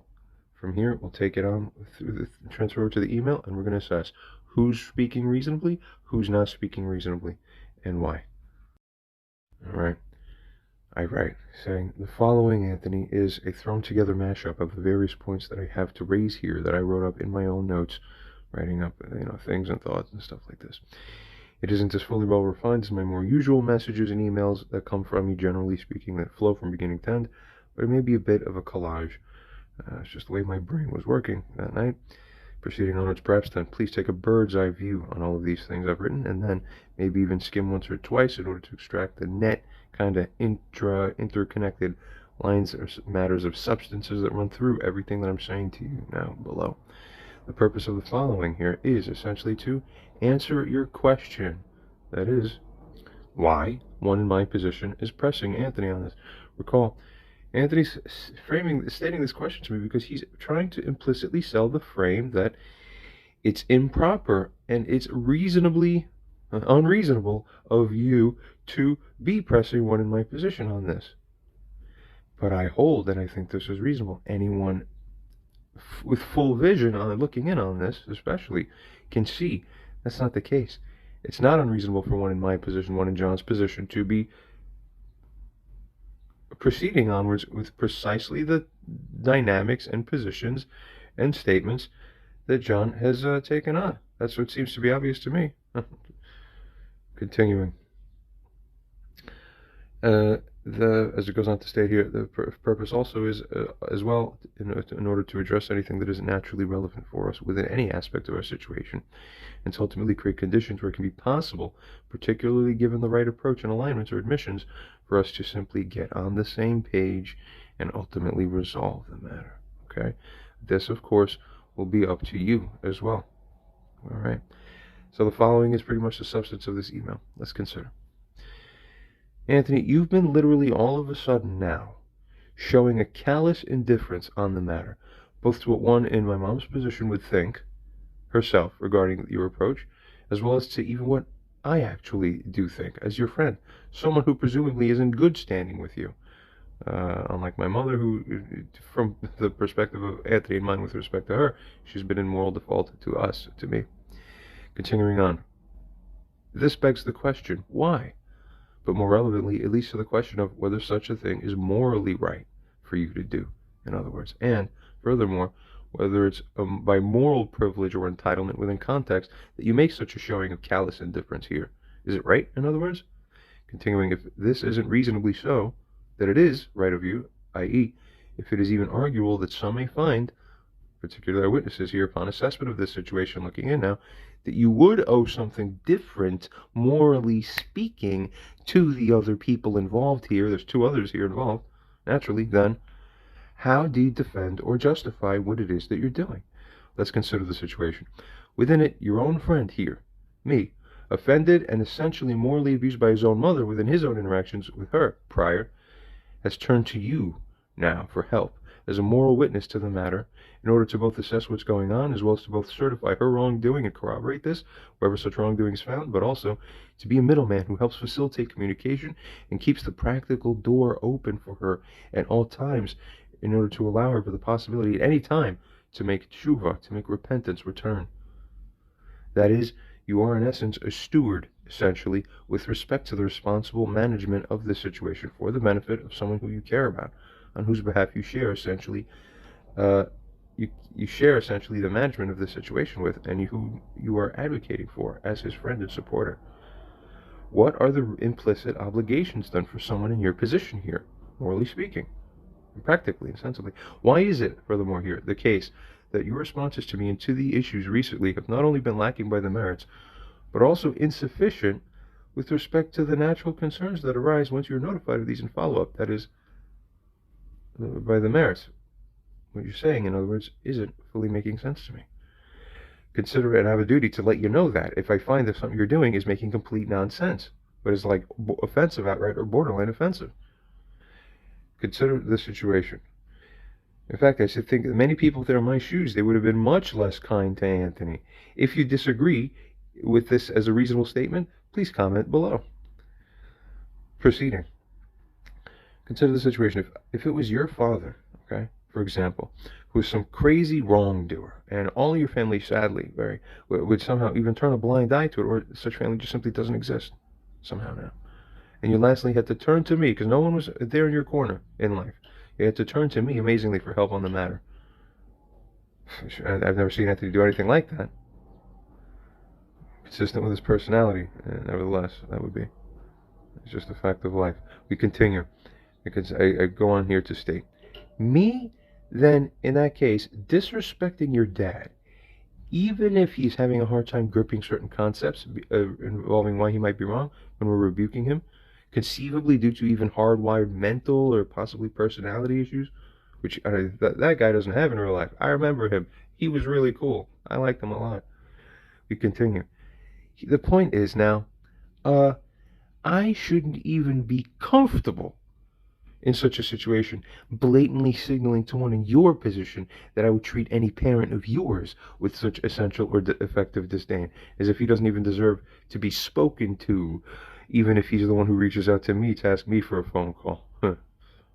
Yeah, my mother might be retarded, morally speaking, this mother of mine, but retardation alone, in essence, doesn't justify poor treatment of such a person by those in our position. Someone reaching out to you, showing interest to speak with you or have a conversation with you, you essentially refusing them without a demonstrably sufficient justification that is reasonably proper by the merits, constitutes poor treatment of such people. And very likely, or apparently, it's unjustifiably poor treatment. It means you have no excuse.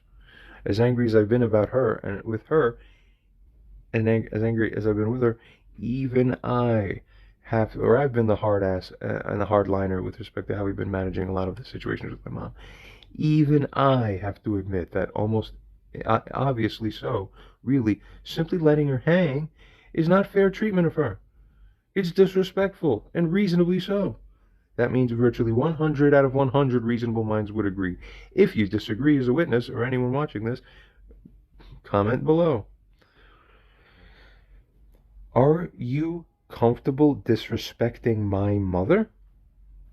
You probably shouldn't be, even despite how defective her old lady brain and thinking might be or are, apparently. You see, these kinds of things don't actually affect the level of courtesy it is that we owe people. Consider, even this email here, as a side note, is a form of courtesy in essence. It's a continued rebuke now finally coming into a fuller form, but I'm having to explain things to someone who doesn't seem to understand. Why do we take the time to explain things? For whose benefit? In a direct sense, yeah, for the benefit of my own dignity, that this guy's not offending me, that's true, but really for whose benefit? Who's really winning when people, like, open their eyes and understand and see the light? You understand? You're not seeing it that way. It's not good. We continue.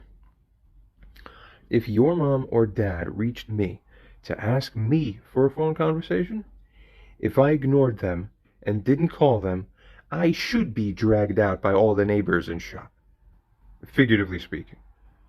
Why is that? Well, for one reason, that's your mom and dad. You see? And you're Anthony. You're supposed to be my close friend since I was 6 years old. Do you not see or feel how, by extension, a disrespect towards them would be a disrespect towards you? Why would I put myself in a position where either of them could hold something against me?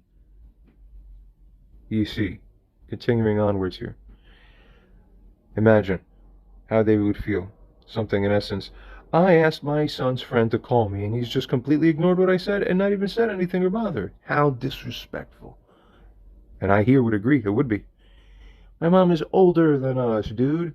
In life, at least even generally speaking, all the specifics of our particular circumstance disregarded for now on the side, when a Mr. or Mrs. So-and-so asks us for a call, I mean, my God, we're 35-year-old men. If we can't even get ourselves to call somebody, or to, as I would add as a side note here relevantly, or to add a responsible factor of post-management to explain why you wouldn't if you don't want to, which you're sort of free not to, as long as you're putting something proper in the place of that. If you don't even want to, you're basically opting saying, no, I'll choose to be in default. It's like, you see the clear safety platform. It's like, I could just step here and be like in good honor and good standing with everybody. No, just for nothing except for the sake of your own sheer stubbornness. It makes no sense. This is why we can't have nice things.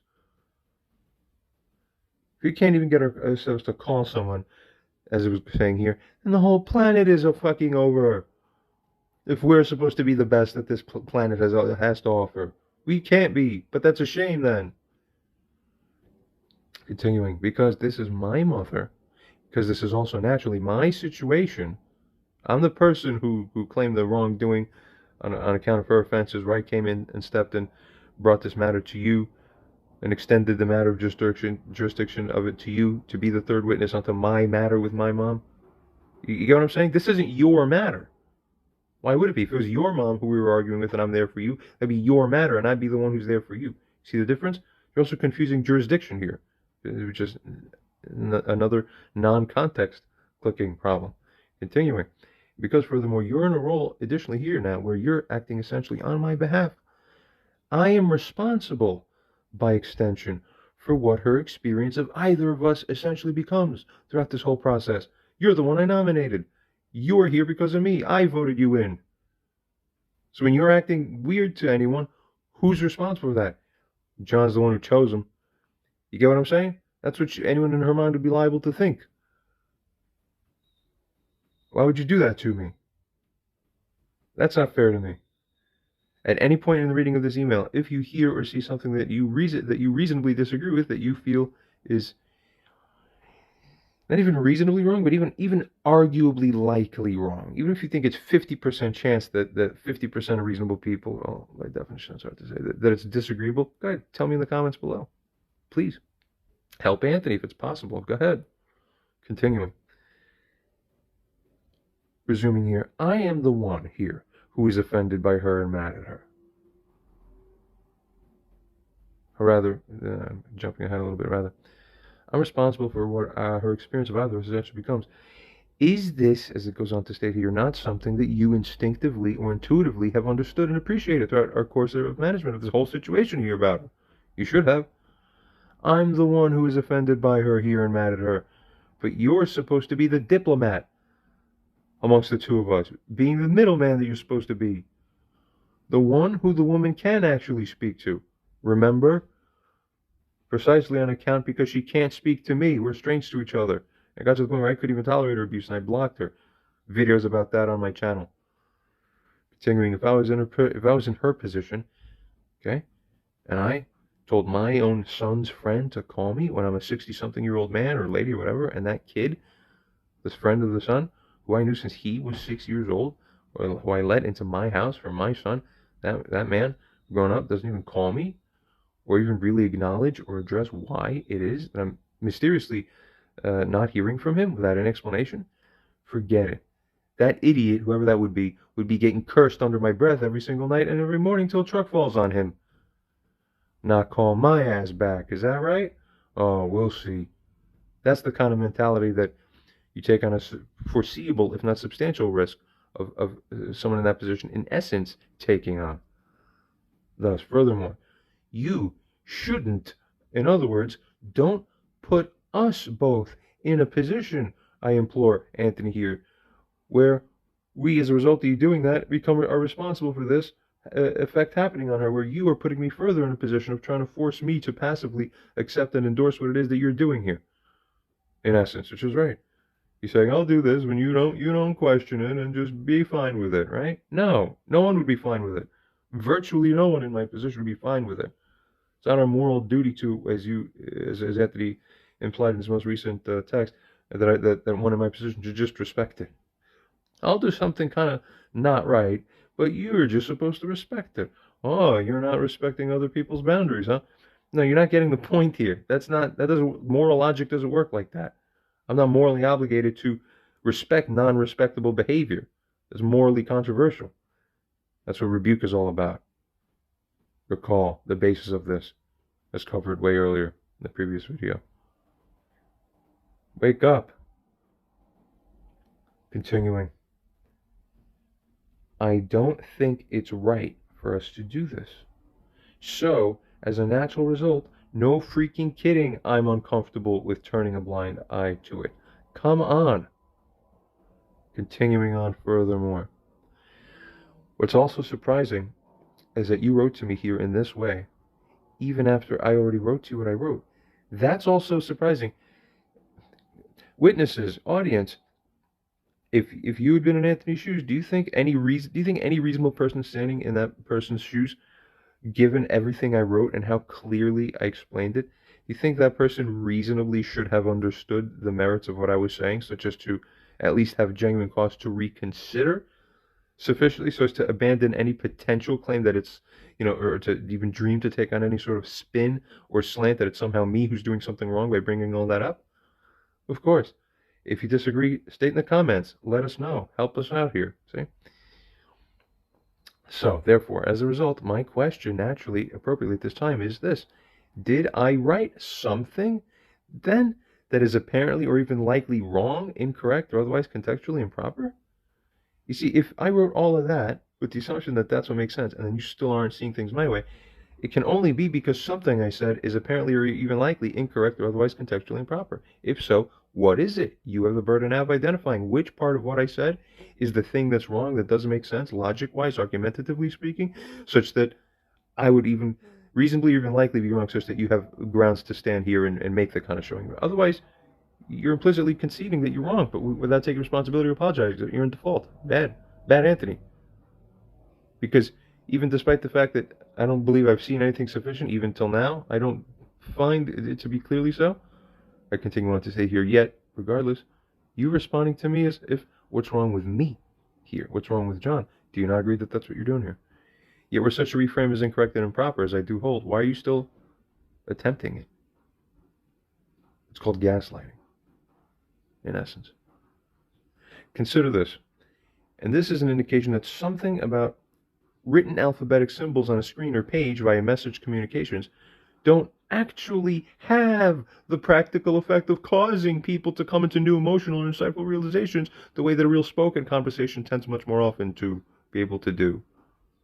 Oh, you mean when you were reading the symbols on your screen, on your end there, that when it went into your mind, it didn't hit the processing centers in the mind that caused the same transformation, as if one or two human beings were in front of you, looking you in the eye, telling you the same things verbally with furrowed brows, where you feel their disappointment at you, glaring, piercing into your soul? Oh, that's what programs the hardwired mechanisms go. Oh, and you just transform. Oh, shame onsets. Good. But on a screen, the shame doesn't onset because you're removed from the person who's... You don't get reprogrammed by pixels shaped into letters. It's a different experiential thing. It's an emotional thing coming into realization of shame and wrongdoing. So often sadly, especially nowadays, the medium is the failure.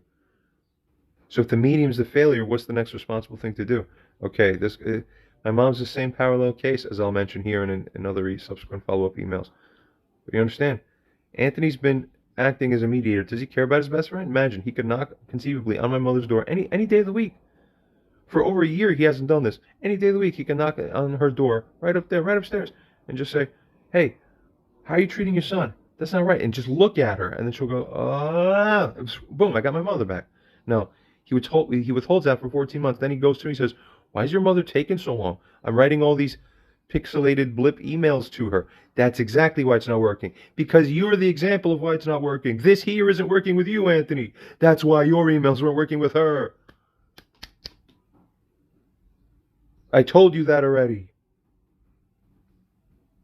You're supposed to drive it as if you care about getting to the finish line. You don't keep the end in mind from the beginning. Context-free problems. Remember? Consistent theme. We continue. As I proceed on to state here, if you heard me say these things to you over phone call, for example, while we sat and discussed with our voices and we deliberated, would it not be at least more likely, even significantly so, the case, not more likely the case that one in your position could find himself with an attainment of new insights, of clarity on the matter, as by, yeah, sitting there discussing with me, live, right there at the table. Yeah, I think I see what you mean, in a real conversation. So maybe that is why it makes sense that one in our position and my mom's position is given an opportunity for the same. To either have an in-person or with a similar effect as speaking with a live thing over the voice. Maybe that's what she was looking for. So why would you deny her that? Anthony's not doing a good job representing the interests of his friend. If you don't believe that it's his friend's interest that he's reasonably responsible for representing in this matter, leave a comment below. Otherwise, you implicitly admit he's wrong on that because he's supposed to, but he hasn't, so he's in default. Maybe, as it continues to say it here, she wants to say something. You get it? And it's the case that both of us, maybe we can't hear her, and we know she can't hear us. We keep seeing that. And you're so confused as to why. Me too, sort of, because I'm naively thinking, come on. Superficially, I'm like, come on, just read it and get the sense and realize. No. But really, it's because you're not triggering her emotional circuitry. Women especially, they're emotional creatures. A letter on her own screen that's within the bounds of the comfort of her own phone that she brought up to read isn't going to threaten her. Don't you get it? Words can't threaten her emotionally in the same level. You need to have that effect, in essence. You can't have this effect as I proceed to state on via blips. She also can't hear us via text, pixels, written shapes as you're reading on these things here with your own eyes. She needs to hear us. So I'm recording it now. It's levels, you see. In order to let us win. Because that's how convincing, potentially, I believe, your most recent email was. Which I won't cover strictly here, but you know what I'm talking about. You're at the point where you see she's almost a checkmate. Even in the more genuine meta situation here. That's why she's turning to speak to you. We denied her, so what does she do? She reverts back to her own thinking, and then she texted you days later with her own weirdness. You had a window, and you didn't run through it and slip the dart in quick while she opened it.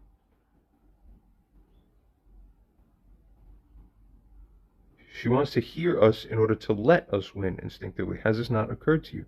Kind of like how a fighter who's getting beat up will kind of turn his back reflexively, instinctively, in a way that actually finalizes the weakening of his position and lets the beater fully win. It's instinctive, like to kind of just to give it up already. She's trying to help us win, potentially, by finally shifting to a phone call stance. Do you get it? She's not trying to go for a phone call to try to tell you things better. That's also what you're not understanding. So if someone in her position is shifting for phone calls because she wants to understand things better. That's a tremendous good sign. You violated. I trusted you, dude, to manage this stuff well, man. What the fuck? If you find that it's not reasonably the case that Anthony has violated my trust in this regard, state in the comments below. Otherwise, it gets obvious. And this is an important point here within the scope of our analysis and discussion here regarding all of these things. We continue. It means, as I was proceeding to write here, that she subconsciously is indicating a desire to be dominated by you now, morally speaking. In other words, to submit that you may be the one in the right. She recognizes this. Do you get it? Continuing onwards. Why is this? Because she's already sensed now, very likely, I believe, finally, that she's starting to lose on the moral grounds here. Imagine this. This is the same as if Ukraine petitions for peace talks to come sit with Putin at the diplomatic table regarding what's going on now. Why would you tell her no if you are Putin? This makes no strategic sense whatsoever. Literally everybody loses. No one would do that. It doesn't make sense. Oh my God. It's like watching all those people who are painting oh my God, they're doing a terrible job in the MTA. They're painting over the beautiful tile work where the pillars were there. They're painting over this ugly fucking paint, destroying it over the ceramic tiles. Holy moly. If someone goes and sees what they're doing at a couple of stations here in the city, I saw it in one station, I saw it here in my own area, it's disgusting. I think complaints should be flying in. What the hell are you people doing? Fucking, there's whatever idiot put them on that, they don't even know what they're doing. They're like, you're paying people to destroy our own, like, what the fuck are you doing? We're continuing on here. You, man, conceivably, here's how everybody loses. I'll further evidence. You conceivably get stuck in a situation here for longer. Do you want that? No. Okay. Well, guess who's responsible for causing that? Not anymore. I cut you out because of how you ended up being here in a way that this no longer is going to work. But guess what? If everything else held constant, you would have been stuck in the situation for longer because you didn't cause it and lead it to end because of the phone call. The phone call is your ticket out, moron. Why would you deny yourself? What the fuck?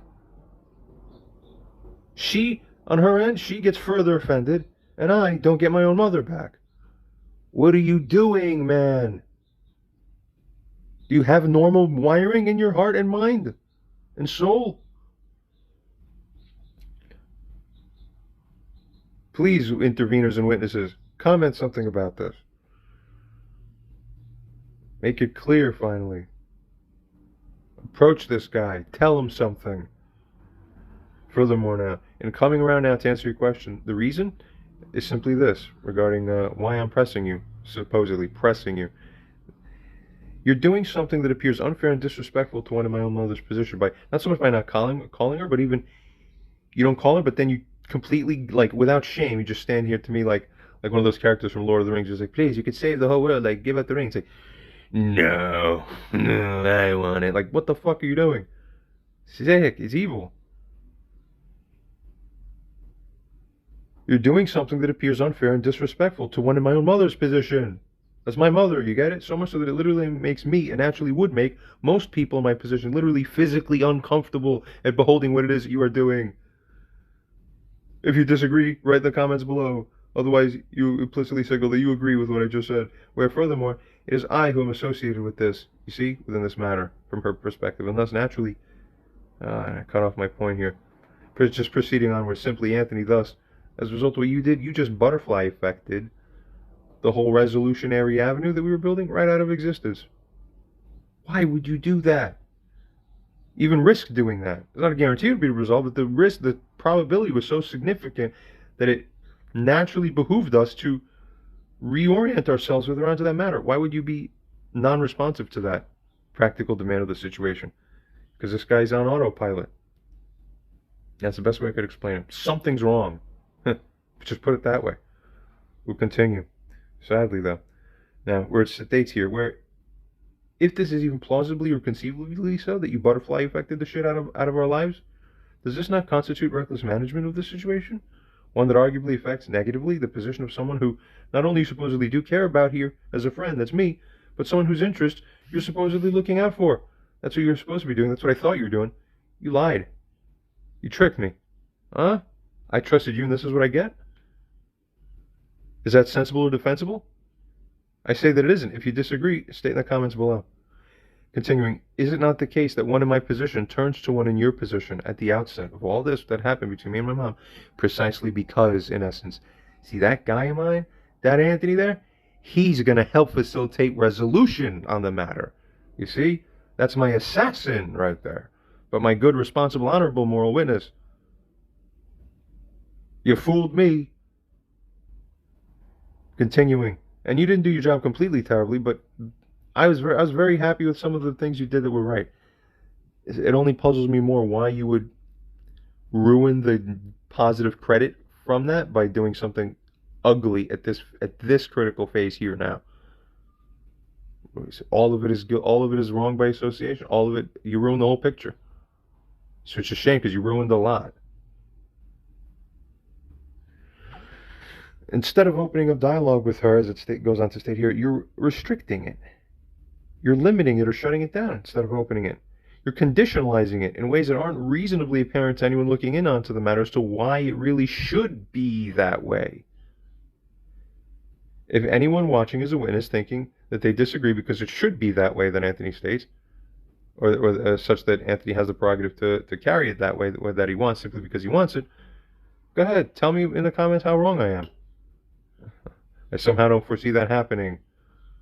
Continuing, I furthermore ask now, what is the reason that you would restrict things and constrict rather than open it up? This is the opposite of what you're supposed to be doing. This whole time, as it states here, you're willing to show yourself as making a seriously, situationally controversial judgment call here.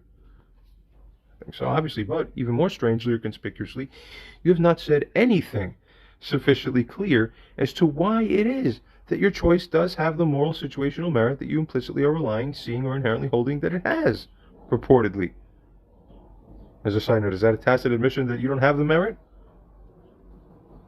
How is such a thing then? How is the situation consistent with the reasonably implicit moral obligations of yours or duties that one in your position reasonably has taken on within the course of his stepping into witness and essentially mediate or intervene on a matter here for someone who's his own friend? Continuing, see, this isn't an offense just against her. Where I have a moral obligation to avert or otherwise disconnect from your moral offenses, if I want to remain functionally and karmically blameless, why you put me in a tough spot? Okay? But it's also an offense against me, too, what you're doing, you see? And that's the part you're also not appreciating, because you're signaling that you don't even give 0.2 shits about what someone in my position thinks about how you're affecting my own mother.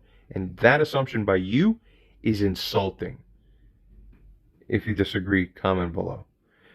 If I didn't want to talk to somebody, but my friend, heck, even especially someone like you, were essentially to signal to me, look, I think it should be done. Listen, man, just in essence, do it for me. Do it for your friend. Guess what? What does a good friend do at that point? They consider you. You understand? You're not considering me. That's what you owed. You owed to consider me better, for I'm your friend. No, they're not even aware of this. Unless I can make it clear, guess what? In such a case then, as I described above, unless I can then make a clear and express showing of why it objectively shouldn't, or just at least arguably shouldn't be done, then guess what? My declining or refusing you anyway is now causing me not only to potentially or likely miss the mark on that situation, morally speaking and functionally, but also I'm now guilty of essentially being a bad friend to you. That's what I can't take on the guilt of doing. Unless I'm an idiot or a bad person. That's what you've done. Get it? Continuing, I also have a moral responsibility to ensure that the person who I, as a result of my action and choice, brought in as a moral witness to affect my mother, that's you, isn't becoming guilty himself of somehow mishandling or even appearing to merely risk mishandling the situation, because those are both serious things and wrong, and I'd be responsible. Why? Because such a person's mishandling of the situation, in essence, and by extension, does become my mishandling of that situation, because I was responsible for it. I have not only the moral right, but also really the moral obligation truly to avert and to ensure that we do collectively avert any guilt on this matter regarding the moral wrongdoing here that's become apparent within our endeavors here of rebuking her, witnessing this matter, and trying to restore justice. And this is especially so with respect to people who we ourselves are accusing of moral wrongdoings. We can't blame her like we're sitting on a high horse supposedly with respect to her, where we properly are. She's in default and we don't know why. I mean, you can't then fall guilty of her. You ruin our position. If we, as it goes on to state here, if we become hypocrites in that regard, we lose our karmic powers and privileges here. Why would we risk doing that? And why would I risk allowing you to do that? For you represent both of us. And why would you risk to allow such a result to befall either of us? Why would you even intuitively, instinctively allow that? Are you a traitor? Who are you serving? Oh, you're serving yourself. Huh?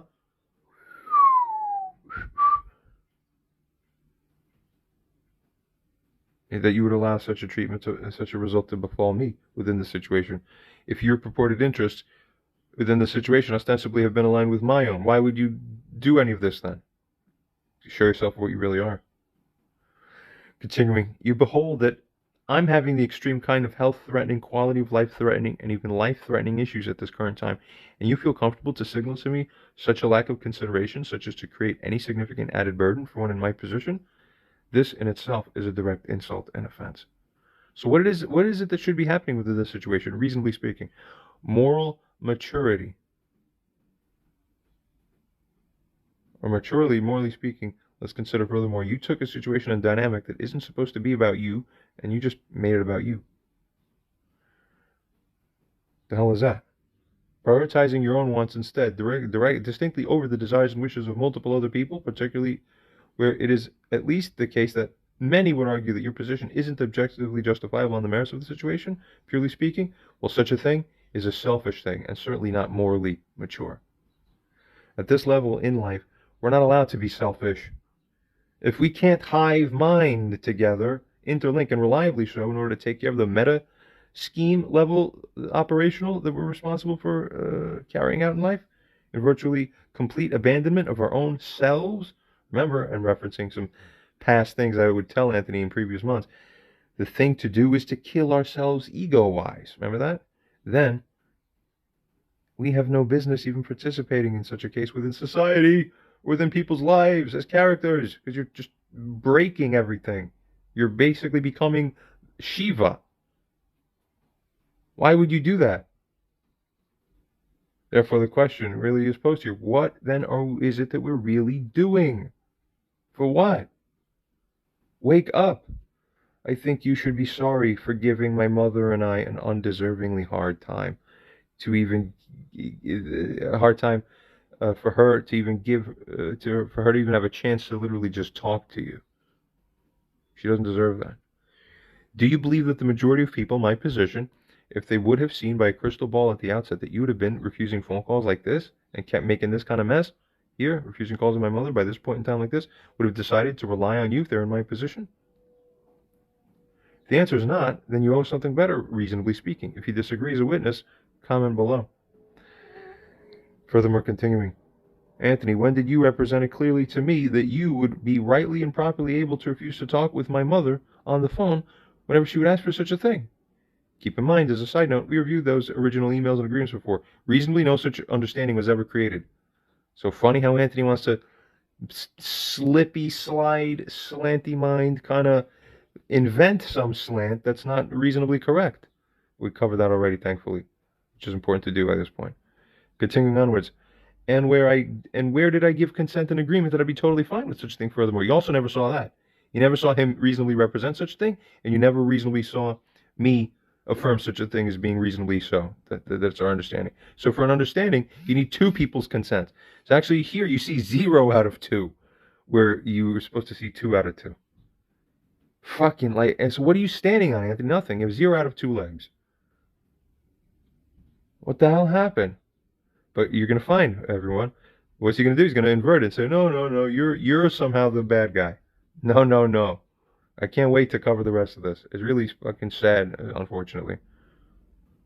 I don't know what is in human nature. What the hell is it? Is it something they're putting in the food or in the water? Because I only eat organic, and I never touch the water, and I distill everything. And then I woke up, and I see everything normal. And I look at you, you're all crazy. Maybe you're drinking the water too much, huh? So like a half joke, but not really. Continuing.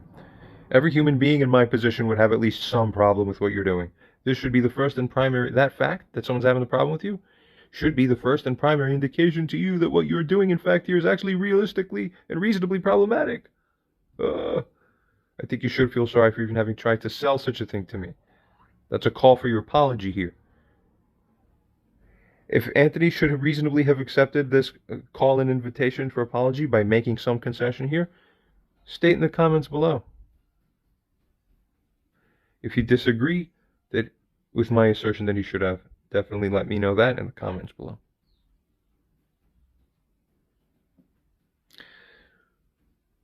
Otherwise, This isn't looking good for one of us. I think it's pretty clear who it is.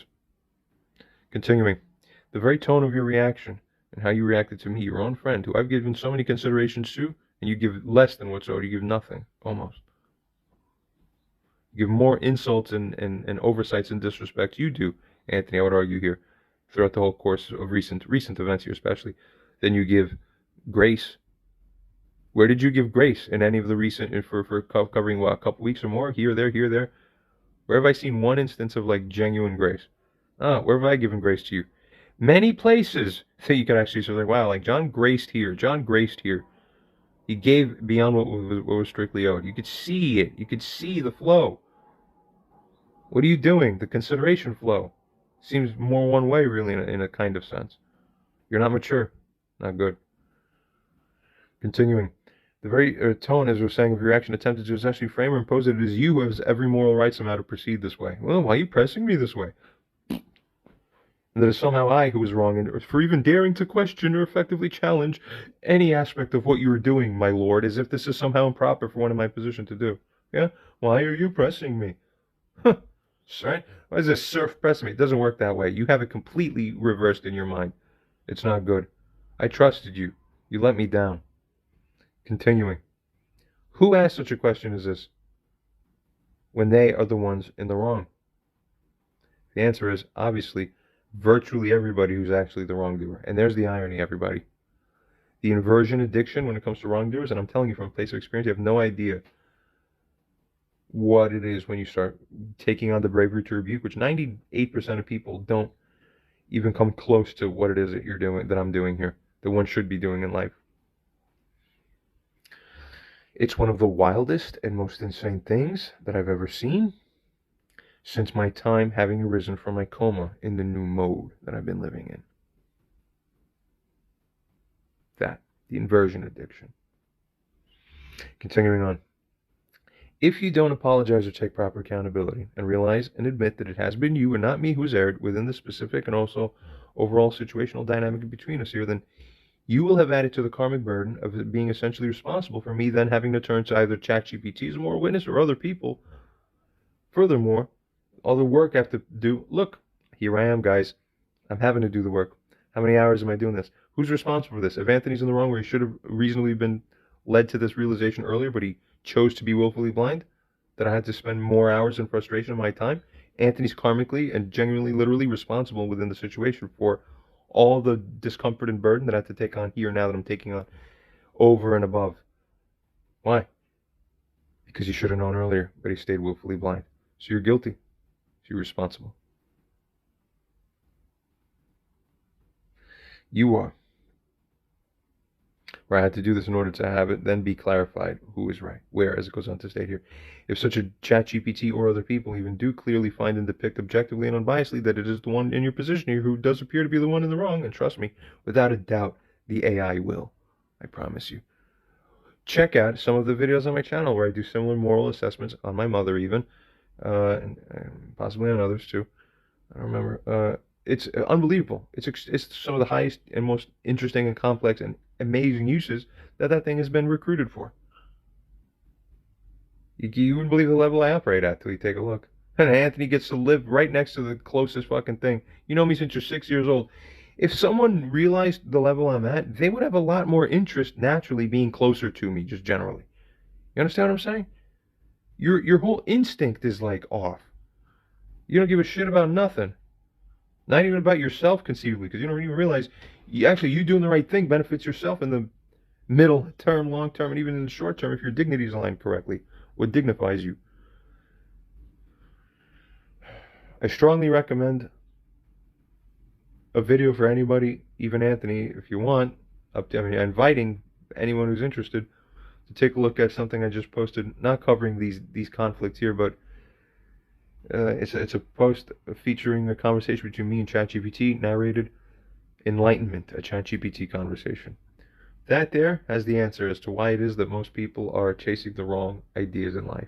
It's a profound conversation, I think. I'd love to know what people know about that one. Continuing, resuming on anyway here. You'll be responsible for the added mental burden and stress of mine here. You are.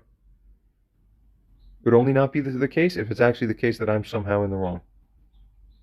Yeah, unless you or somehow otherwise gonna be turning to have other people show that this is the case. I think you're in trouble, morally speaking, and karmically speaking. Therefore, what about all my diverted energy and strain? I'm supposed to be. I could barely get my shit together. All I could do is, in limited ways, when I'm not neurally affected by what I eat that goes into my fucking skull and brain, I could speak well. That's it. I could think well. I could speak well. I could basically like a Stephen Hawking syndrome. I can think well. I could read I'll write the books about the universe. But someone's got to chill with me and hang out and help me, be my friend. Hell, even if you're not gonna do that because that's unreasonable long term, even in the short term, you help bridge the guy to the next level with him, along with him.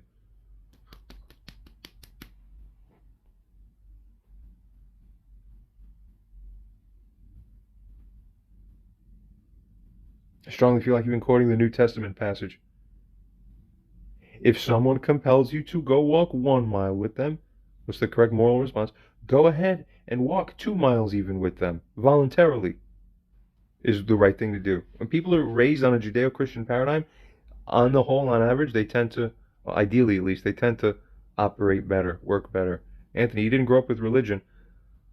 I'm not strictly going to criticize that, as many of us that aren't in life, but regardless, the only thing I see now is just that you're not really acting with the moral consideration that is expected within a Judeo-Christian based society. You're supposed to be good people.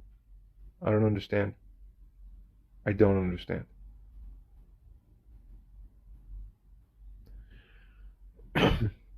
Everything that you're doing, as it continues on to state here, or rather, I'll just state that a person in my position shouldn't even be put in a position carelessly by others, such as you, such that I have to be able to then defend myself and my own dignity from an insult that's unmerited for you to make. Continuing on here, all of this takes away from me and detracts from me. A small piece of one's soul or heart, at least, dies in essence when someone essentially attempts to gaslight them with an alternative moral framework that isn't actually validly legitimate. Yeah, I am supposed to do it that way. You're bad. Any of that. Where such a person then uses that to try to sell or otherwise get away with some moral or interpersonal mismanagement or bad issue that is essentially BS morally, within which actually they are the ones who are wrong and offensive within context objectively. Continuing on, that is substantive gaslighting, Anthony Haydenn. Does it not occur to you that the reason I'm pressing you is because, morally speaking, objectively, you are reasonably expected to be pressed here by any reasonable person by now in my position, precisely because of the choices you have made and the way you've acted and responded to everything? If any witnesses disagree with what I just said, state in the comments below. I.e., in other words, isn't it the case that you, and essentially only you, are the reason why you are being pressed? Ah, now you have insight and enlightenment. Continuing, where the hell have you been also generally speaking in my life? I've been suffering through my own struggles overall, where these interpersonal issues with my mom are only somewhat tiny fraction of the entirety of the stuff I deal with. Mind-blowingly enough, my friends would help. They would give their time. You sit at home in the basement of your house, where that's the place that you would rather be, for several hours each evening and night, for several dozen days, and then a several dozen more days, and then a several dozen more days, while you know I am straining to handle any of the alarming things that I've covered already in the previous intro video, and you're comfortable just sitting there, instead of literally running out of your house in sheer terror. Oh my God, my friend! If you know what, it's fucking amazing I mentioned Frankie, because there's a kind of coincidence. He's the one who I shared the text from earlier. I just made up a thought. I just thought, who's like decent in my life that I've encountered in my time, like in recent times in my life? Oh, Frankie. Funny, right? As like a go-to in my mind. Credit to you, Frankie, if you're out there. You're better than most people, and you don't know it. And they treat you as if you're worse than most people, and I disavow it.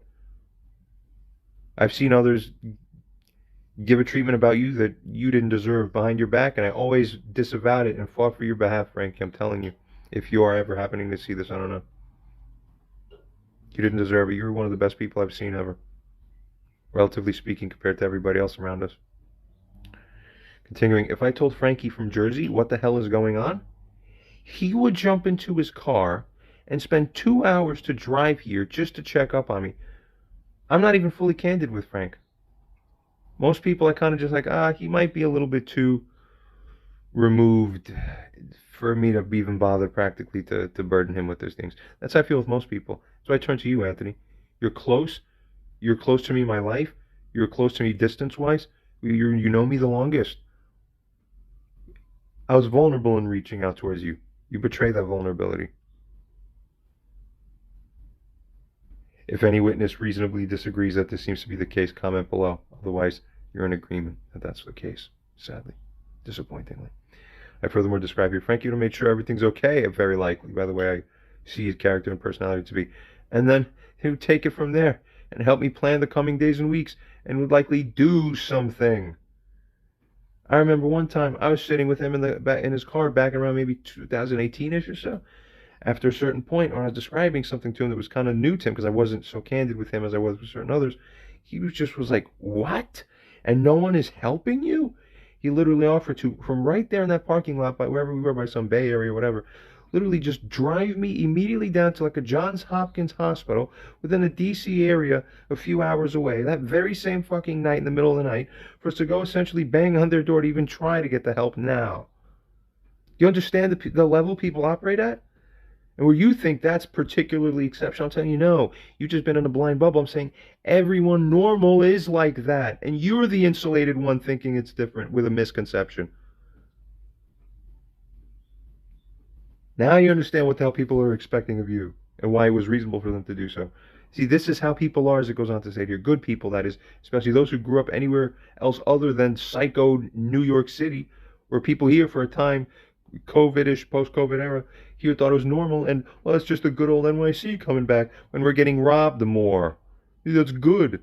Fucking mind blow, you, what the fuck. Continuing, I've been counting on you for help because you are my friend. You've done a lot, which I cannot overlook, but it is a lot of help for very limited specific cases, as you're stacking very limited stacked castles of help that are like half a mile high within one very slim regard, but only 1 inch thick. You know, covering broadly for someone to help in the overall sense. Where's the rest of you? Where's the rest of your soul? Why are you hiding in your house every day of the week? I don't see you for a few months at a time now, by now, when you know these issues aren't taking care of themselves. And you have known, I've told you many times this. If you actually are sleeping fine at night, in light of all that is happening, maybe you and my mother, who we've identified, and even Anthony's kind of tacitly agreed, seems to bear narcissistic or cluster B personality traits at the very least. Maybe you and her are not so extremely different after all. Would others beholding this situation think very differently than that? If you're beholding this and you think very differently than that, leave me a comment below. Here's the thing, as I continue on to state. Get this. If you're essentially taking something away, if you're essentially taking something away from somebody, from a situation such as her right to speak to you, her moral right, of course, something else of roughly or essentially equivalent value or effect needs to be put back in its place. See? Basic general rule of life, in a sense, that is, and a good one. So if you're taking away this woman's moral right to even speak to you, even I essentially said, look, I wouldn't do the same thing as you here, but okay, fine. If you really want to, just please, though, then sensibly put into place instead of that some kind of replacement thing, some explanation for her then as to the what and the why, such that we don't end up incurring guilt of any kind as a result of your action here. Put something in its place. Am I wrong to suggest that?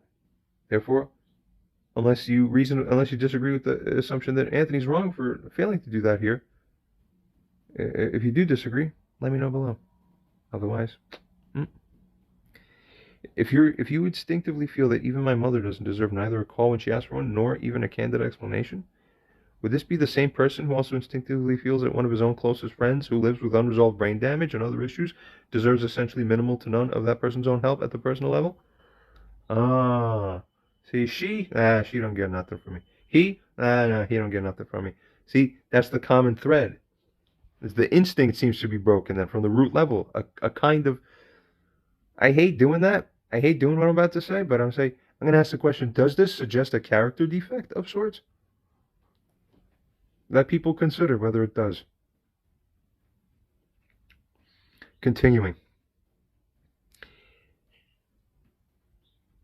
If this is the case, then do you think that a substantial proportion of people looking in upon this situation, may conclude that you don't seem to have a particularly high regard for people by the level of consideration you genuinely instinctively love to give to them from love, from grace?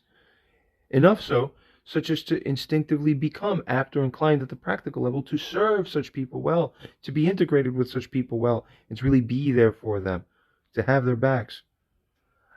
I am telling you, and I want this to be very clearly understood, and you know this, I'm pretty sure. You never challenge this when I say this to you. I would have done better for you if the roles were reversed than what you have done here for me. Sadly, though, maybe pearls before swine again in that regard. Now, where we behold such a thing to be apparently so, and Anthony didn't argue this in the coming emails in response, so he let this stand therefore. Therefore then, if so, given this, how should those in either of our positions feel then about this, about such a thing? This is supposed to just be fine? I'm supposed to just be fine with this? You know what Anthony's going to do in the coming emails?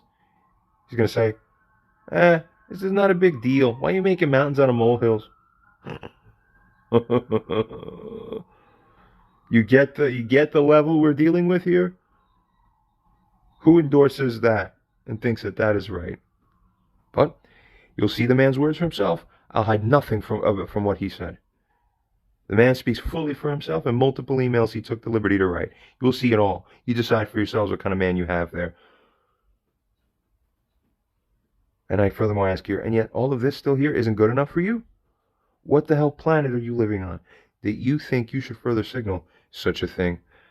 Presumably I'd go on to write here. I lost my train of thought. Continuing onwards to the next point.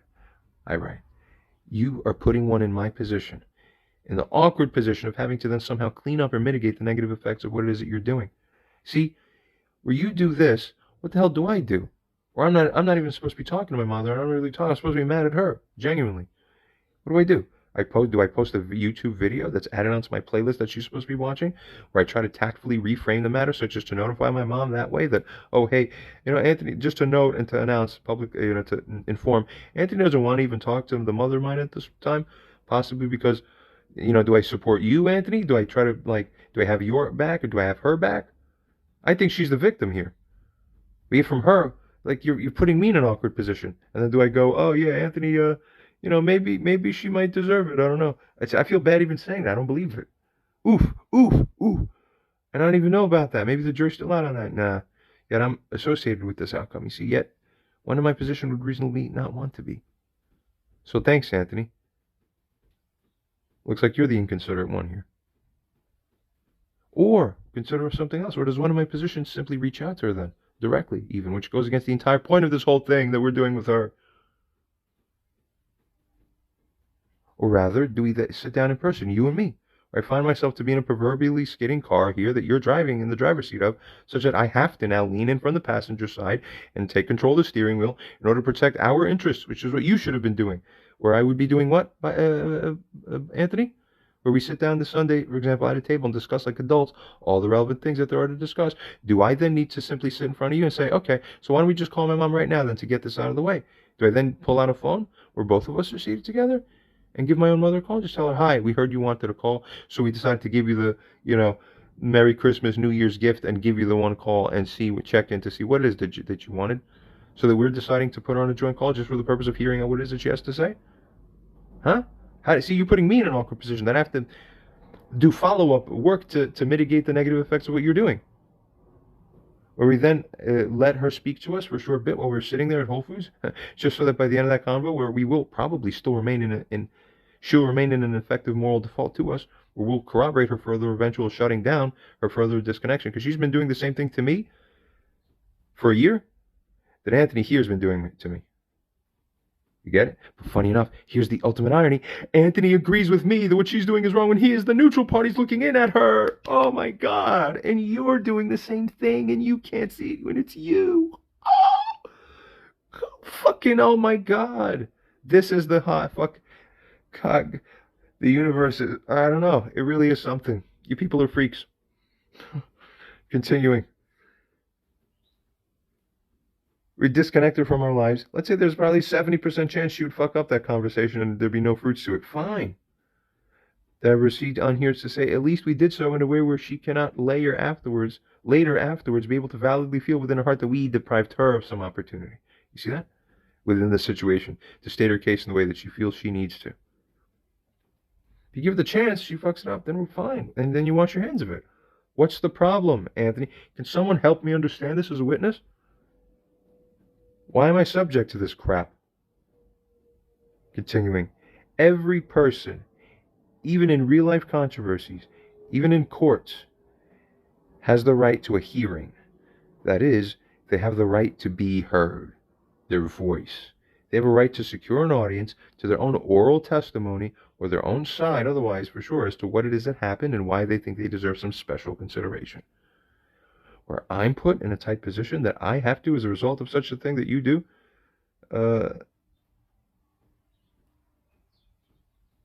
then I will arise to meet this issue in the face and do whatever it is that I'm supposed to do.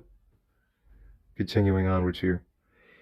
Now, in a case, as it goes on to state here, where it is you who was responsible for having to do such a proper consideration, where I, morally speaking, shouldn't have had to do such cleanup work after you, or been put even in a position where I need to feel that I should do this, where I am here, because obviously I'm writing about it, because you've put me here in this position, then you agree that the responsibility for such a thing is distinctly, truly yours. Anthony never challenged this expressly. Then, are you willing, as I asked before, I'm asking a second time, are you willing to take responsibility, morally and karmically, for these things when we are seated? Consider it. Even if you were in a universe where it's totally morally right to not want to talk to her in this kind of situation, okay? Isn't it still fair, nevertheless, by the principle of courtesy, common courtesy, to simply inform her of this fact? That you affirmatively elect to set aside any direct opportunity to talk with her so that she can become aware of this fact and circumstance, so that she could also become aware of the reasons why you feel this way. You understand? Take responsibility. When someone, let me tell you something, another sign of someone who's not a man. Anytime someone wants to effectuate something without taking responsibility for the thing they're effectuating or causing as a result of their actions, there you go. There you go. That's not a man. Okay? Continuing on. Therefore, wherever we wouldn't do such a thing in life naturally, properly speaking, would such a condition or state of things essentially not be fair? If so, then how can you condone doing such a thing as you are condoning here? It's not making sense. I hate how the woman is acting. But this is still my mother, man. And it's also me who your decisions are affecting this way. I'm not some nobody from some nowhere place who's flatly unimportant to you. At least I hope not, though that's how you're treating me. If anyone watching this disagrees that it's reasonably the case that this is essentially how he's treating me, let me know. Comment below. Continuing on. In post commentary to the points above, I write, listen, this isn't even a complete list, but on the whole, I think this is good enough for you to understand my position and my situation, I would think. Let's consider, if you're reasonably in Anthony's position and you were to consider how to react reasonably, what's a reasonable response to all this? Think, okay, first, you'd inject the elements of grace and say, okay, John, I understand how you feel. I understand where you're coming from. You know, I told you that I didn't want to handle it, but, you know, I read through what you said, and, you know, I want to let you know, it's not the case that you're not making sense. So if you're not making sense, you know what, John? You're right. You have some validity in what you're saying. I have to acknowledge you. So, you know, it's just my hope that you would, like, kind of extend to me the courtesy, you know, Maybe I should have asked you if it's okay with you that I don't speak to her. And I would have said, okay, bro, fine. You see that? So, John, could you please, I'm asking you if you could find it in your heart to like overlook it. I'm having a tough time, whatever it is. Maybe I misaligned a little bit. How do you think we should do it? Let's talk about it together. And whatever we agree with together, we'll shake hands on it, and that's what we'll do. See? There you go. That's a friend. Right? Does anyone watching disagree that that is what should be reasonably expected from someone in this position? If you're reasonable, that's what you would do? Of course not. If you disagree, comment. Otherwise, keep that in mind, what we're just saying now. Keep that standard in mind as we're going to turn to see what it is that he wrote. However far distance-wise from what we just said is the correct thing that's correctly expected morally, wherever we find him, that's going to be the level of disgust we're going to take on. Naturally, I think so. Or disappointment, rather, at least. I continue here now with my questions. Anthony, is it the case that I have erred in my assumption or finding here that it is you who's wrong and that it is you who may owe me an apology?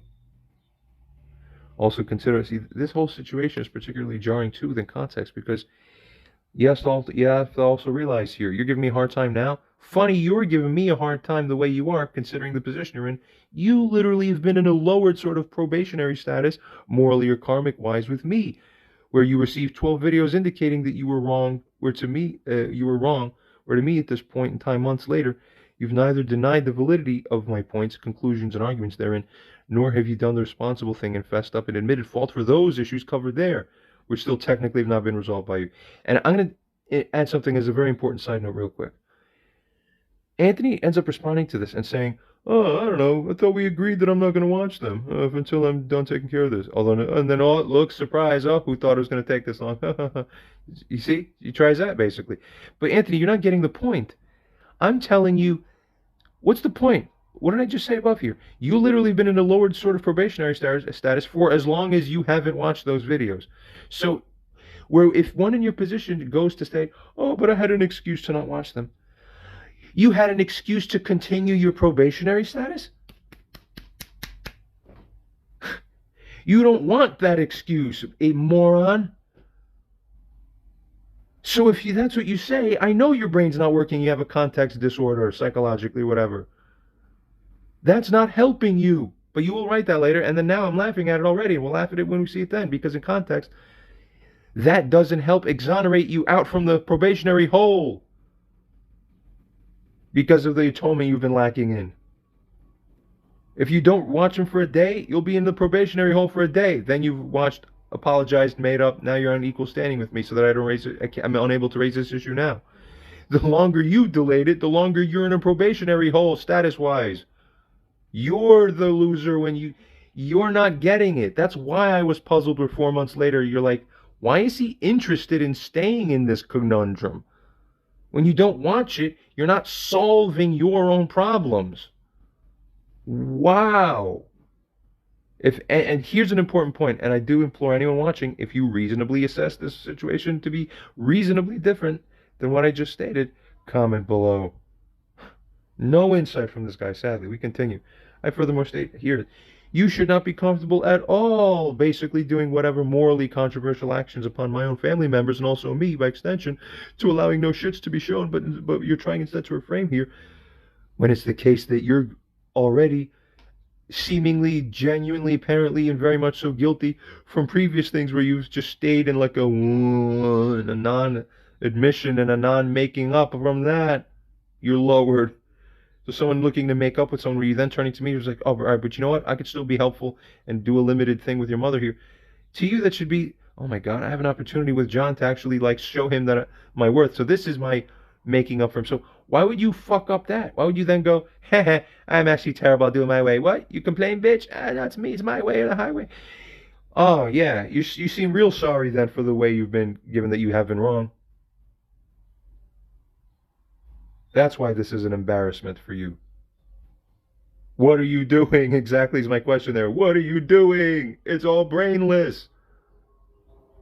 Anyone disagrees with any particular piece of what I said? Comment below. I write in response, I believe it is you who should be embarrassed and ashamed to at least some significant degree, given everything I've said so far. Everything I've said so far, for all the texts, all the email content above, given everything, all the positions I'm in, and what you're putting me through. You should be. If anyone disagrees, tell me in the comments. Otherwise, tell this guy he should have been embarrassed and ashamed. Please. For dignity's sake, for God's sake. Continuing. For Anthony's sake, too. You see. Continuing on lastly, considering what I said. Look, rather than postponing or canceling our meeting, I even forgot I wrote this. Keep this in mind, everybody. Find a friend. Find someone. Evaluate the level of graciousness that this guy takes on. So consider what I wrote here. Rather than postponing or canceling our meeting, I find it would be very potentially ultimately beneficial for us to still sit down and discuss these things along with everything else that's relevant. Right? Included in that, of course, is the fact that 2 or 3 times a few weeks ago, I reached out to you about something serious to ask you about what you would do if you were in my position, and I gave you every affirmative sign that this was a big deal for me and that it was important. Multiple times you ignored me. This is sufficient respect and sufficient compassion by you for one in my position, given what I'm going through, and given that you're supposed to be a friend of mine. This is embarrassing for you, Anthony Haydenn. You should take responsibility and own up to and admit the things you do that are not morally right. John.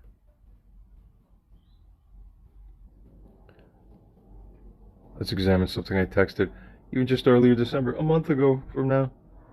I wrote to him, among other things I'd been mentioning to him. I said, listen, secondly, regarding some earlier first concerns I mentioned to him, thinking he's empathetic, that he's thinking, oh man, oh that sucks, I understand. Nothing. I write to him, oh listen, secondly, here another thing slightly related to the above. I told you about my dilemma a few days ago, and how I'm needing a closer level of help in managing all these many things in my life.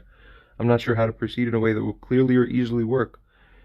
Do you have any advice or ideas on how to address all of these concerns and practical demands that are on my life?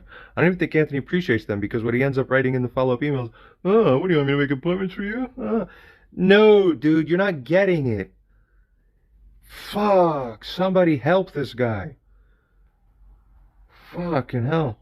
I ask him, what would you do if you were in my shoes? I write on, there's a huge, virtually full shortage of close-up involved help. There's been a sort of arm's distance help, even that I've been lucky enough to inherit, particularly most so from you and also from my mom, passively in a kind of sense as well. But even those put together still has left with one in my position to remain in want. Look, I'm mostly disconnected from my Jersey people. There's sporadic texting. We're not really close enough for me to put any kind of expected burden on them by this point in my life. Listen, I'd appreciate any mulling over of these things that you may here conduct. You understand? I reached out to him earnestly. Help me. Acknowledge me. Say something. Show care. Show the effort and the gesture. And even write, and then furthermore, P.S., and half of everything I swallow outright still pumps through my skull.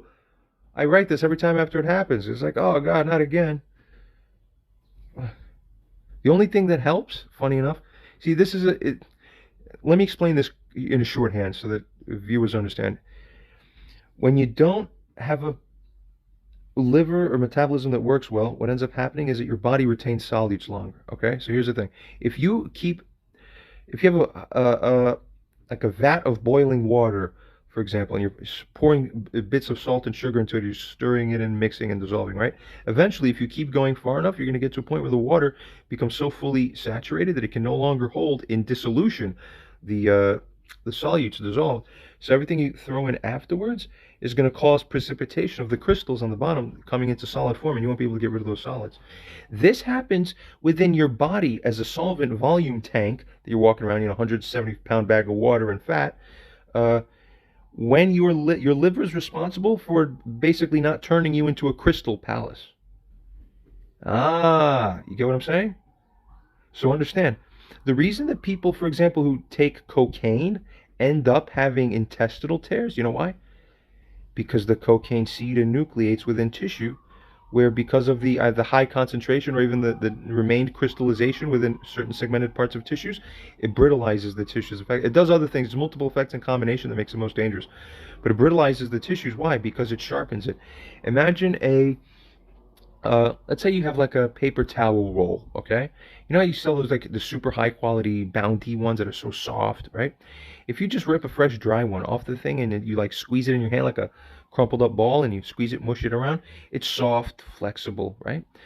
Now imagine soaking it in just regular water, taking it up out of the water, shaking it off. Now it's wet, you could squeeze it, wring it a little bit, but if the water evaporates out, it now would become the same clear of, the same soft, plush, bendy, mushy, squishy thing that you would crumple up and squeeze in your hand again like a ball. Okay, so we did that, right? Now let's do the same thing with another batch of water, but that water this time is completely saturated to the brim with salt, high saline solution. You dip it in the super salty water, take it out. Now let it dry. Now what's it going to turn into? It's going to turn into a crusty fucking Crystal Palace salt mine of a crumpled up, frozen into position, whatever position it is that it's dried in, paper towel. Now when you pick it up, it's rigid, it's stiff, it's brittle. The previous one, if you were to stretch it while it's soft, it would have bend and stretch and elasticity to it before it even begins to break from the sheer intensive pressure. But in the case of the crystalline palace, where it's this crystal in just a crusty whatever, that one, as soon as you start bending a little, it's just going to snap. Oh, why is that? Because you made it more brittle because there's more solute soaked into the solvent volume, so to speak. That is what I'm living with. So do you know what helps? Sometimes help these holes like partially seal a little bit, but it doesn't last though, and it'll re-rip eventually, especially depending on what's going on. If I take a bunch of, like they do these oil pulling methods, or for example, you could like remove toxins or whatever they say through oil pulling, or drinking lots of, they do for your liver, you detox your liver by what, drinking a cup of olive oil. It's true. Why? Because the fat can hold much more density of solutes than water even. Think about that. So if I start gargling like coconut oil, all of a sudden, because the solutes got to get washed out from the tissue and diffuse out into the and it gets spat out, now the tissue's fresh and can start sealing again. And then I'm like, oh wow, you can literally feel the difference. And then eventually it reforms. This is my life. It's insane. Someone help me. I wrote furthermore here now, going back to this. No one is helping me get attention on this. All my avenues have completely stalled. It's only my life, man. How about that? How about them apples? Only my life within the big picture that's on the line here. Probably more than just purely in the abstract. I should have been dead. Anyone would agree. It's only because of my coma and GABA B based neural remodulations that I'm ironically still alive. Because I don't react to stimuli or whatever. So like if you were to try to knock somebody out, for example, you like hit them in the right spot in the jaw, it triggers their vagus nerve and it hits the shortcut thing and just people get knocked out. All right, so you have also an interesting problem with me. You couldn't knock me out because that part of my nervous system is disabled that would like flood shock your system to cause you to fall unconscious. So think about that and the implications. Scary, I know. Continue, okay? And furthermore, even about a couple days later, just to let Anthony know that I appreciate the guy for everything he's done, I went out of my way, bought him a few food items from like a store, put him in a bag, put him a thank you card, dropped it off by his door one night while I was passing by there. Went out of my way there. I went out of my way. I'm not in your area naturally, quote unquote. And in hindsight, by the way, that whole area thing, in hindsight, he meant I'm not going to be up and around your block area. So therefore, don't burden me. I went out of my way to drop him off a gift. He wakes up, oh, thank you very much. And then days later, I bring up something important. He's like, oh my God, he's going to bestow his key now upon his friend. And, well, I'm not going to be in that area. I make a consideration for you that I come down for your area, for you ever, without complaint. I would never dream of giving you that kind of treatment. And you give me that kind of treatment? Yeah, I want to bring up something, a moral lesson from the Bible, the New Testament. You know, it's funny, in Matthew 18, actually, right here, you have the basis of all the entirety. Just by coincidence, the thing I happen to bring to mind happens to have the same thing. Consider this. It's a four-step process. What I find interesting is that as a ready go-to reference, I find that the New Testament actually has a better worded, like easy reference than anything regarding the specific matter that we find explicit in the first five books of the Bible, the Torah, the books of Moses. And there's rabbinical authorities that kind of add interpretive slants to kind of essentially construct this. But listen to this; it's interesting, and this is correct. It's high insight too. But if your brother, that is your societal brother, any fellow person alongside you in society, wrongs you, first you reprove him, but between you and him alone. If he hears you, you've gained back your brother. Funny, Anthony's not hearing me, huh? Continuing. But if he does not hear you, then you take one or two witnesses with you, such that in the mouth of two or three witnesses, every word will be established. That's right. But if you will not hear them, that, hey man, you are wrong, then you proceed to tell the assembly, which means tell the whole community, society-wide. In essence, it instructs you to then publicize the matter. Why? Why? Because they waived the right to keep it private. Because we tried that consideration for you, but you didn't regard us. And then if you still don't hear the public, if you still don't hear the community leader, the elder, who's like, I represent all of us, you are wrong. If that part is even added as a cherry on top merely, doesn't have to be. Then let that person be to you as a tax gatherer, as a heathen. That means ostracize that person effectively. There's karmic reasons as to why, in essence, and I find it very much to be true. Why? Remember, why do you get witnesses? Because anytime you get human beings to agree on the same thing about any matter, like that motherfucker's wrong, and that person needs to pay karmically, that is what will be done for them for the presence of my Father who's in heaven. Ah, now you wonder when I say things why they happen to people. Think about it, although gets a little more deep than that. But here's the point I wanted to bring up now. Christ, as the narrator here, basically says, or rather, the narrator here writes, then Kepha approached Christ, and he said to him, my Lord, if my brother commits an offense against me, how many times shall I forgive him? 7 times. Yeshua, Christ, said to him, I don't say to you 7 times, I say 7 times 7. 70 times. That means you keep on doing it. But here it is now, the parable. Therefore he starts story time. He says, therefore the kingdom of heaven is compared to a man who was a king, who wanted to take an account of his servants. And when he began to take it, they brought him one person who owed 10,000 talents, which is like, large units of money. 10,000 talents. And when that person who was indebted had nothing to pay, his lord, the king, that is, commanded that that person would be sold, and his wife and children would be sold, all by the proper legal rights of the day. You were bound to be sold then. And everything that he had would be sold, and that man would pay. And falling down, that servant worshipped him, and he said, my lord, be patient with me, and I shall pay you everything. And the lord of that servant was what? He was moved with pity, and he released him, forgiving his debt. But that servant went out and found one of his own associates, where that own associate of that servant who was just released from a serious debt, that second guy had owed that one 100 denarii.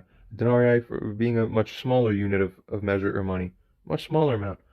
Well, that associate, that person rather, was just forgiven. Well, he seized his own associate and throttled him and said to him, give me that which you owe me. And that associate fell down before his feet, too, likewise begging him and saying to him, be patient with me, and I shall pay you. But he was not willing, but instead did exactly what the king threatened to do to this same guy prior. He went and he cast that associate of his into debtor's prison until he would give him whatever he owed him. But when their associates saw all of that which happened, it was very grievous to them. And they came and they revealed to their lord the king everything that had happened.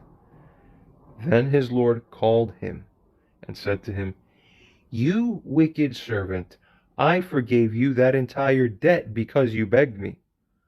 Was it not incumbent upon you also for you to have mercy on your own associate, just as I had mercy on you? And his lord was angry. And then, what did he do?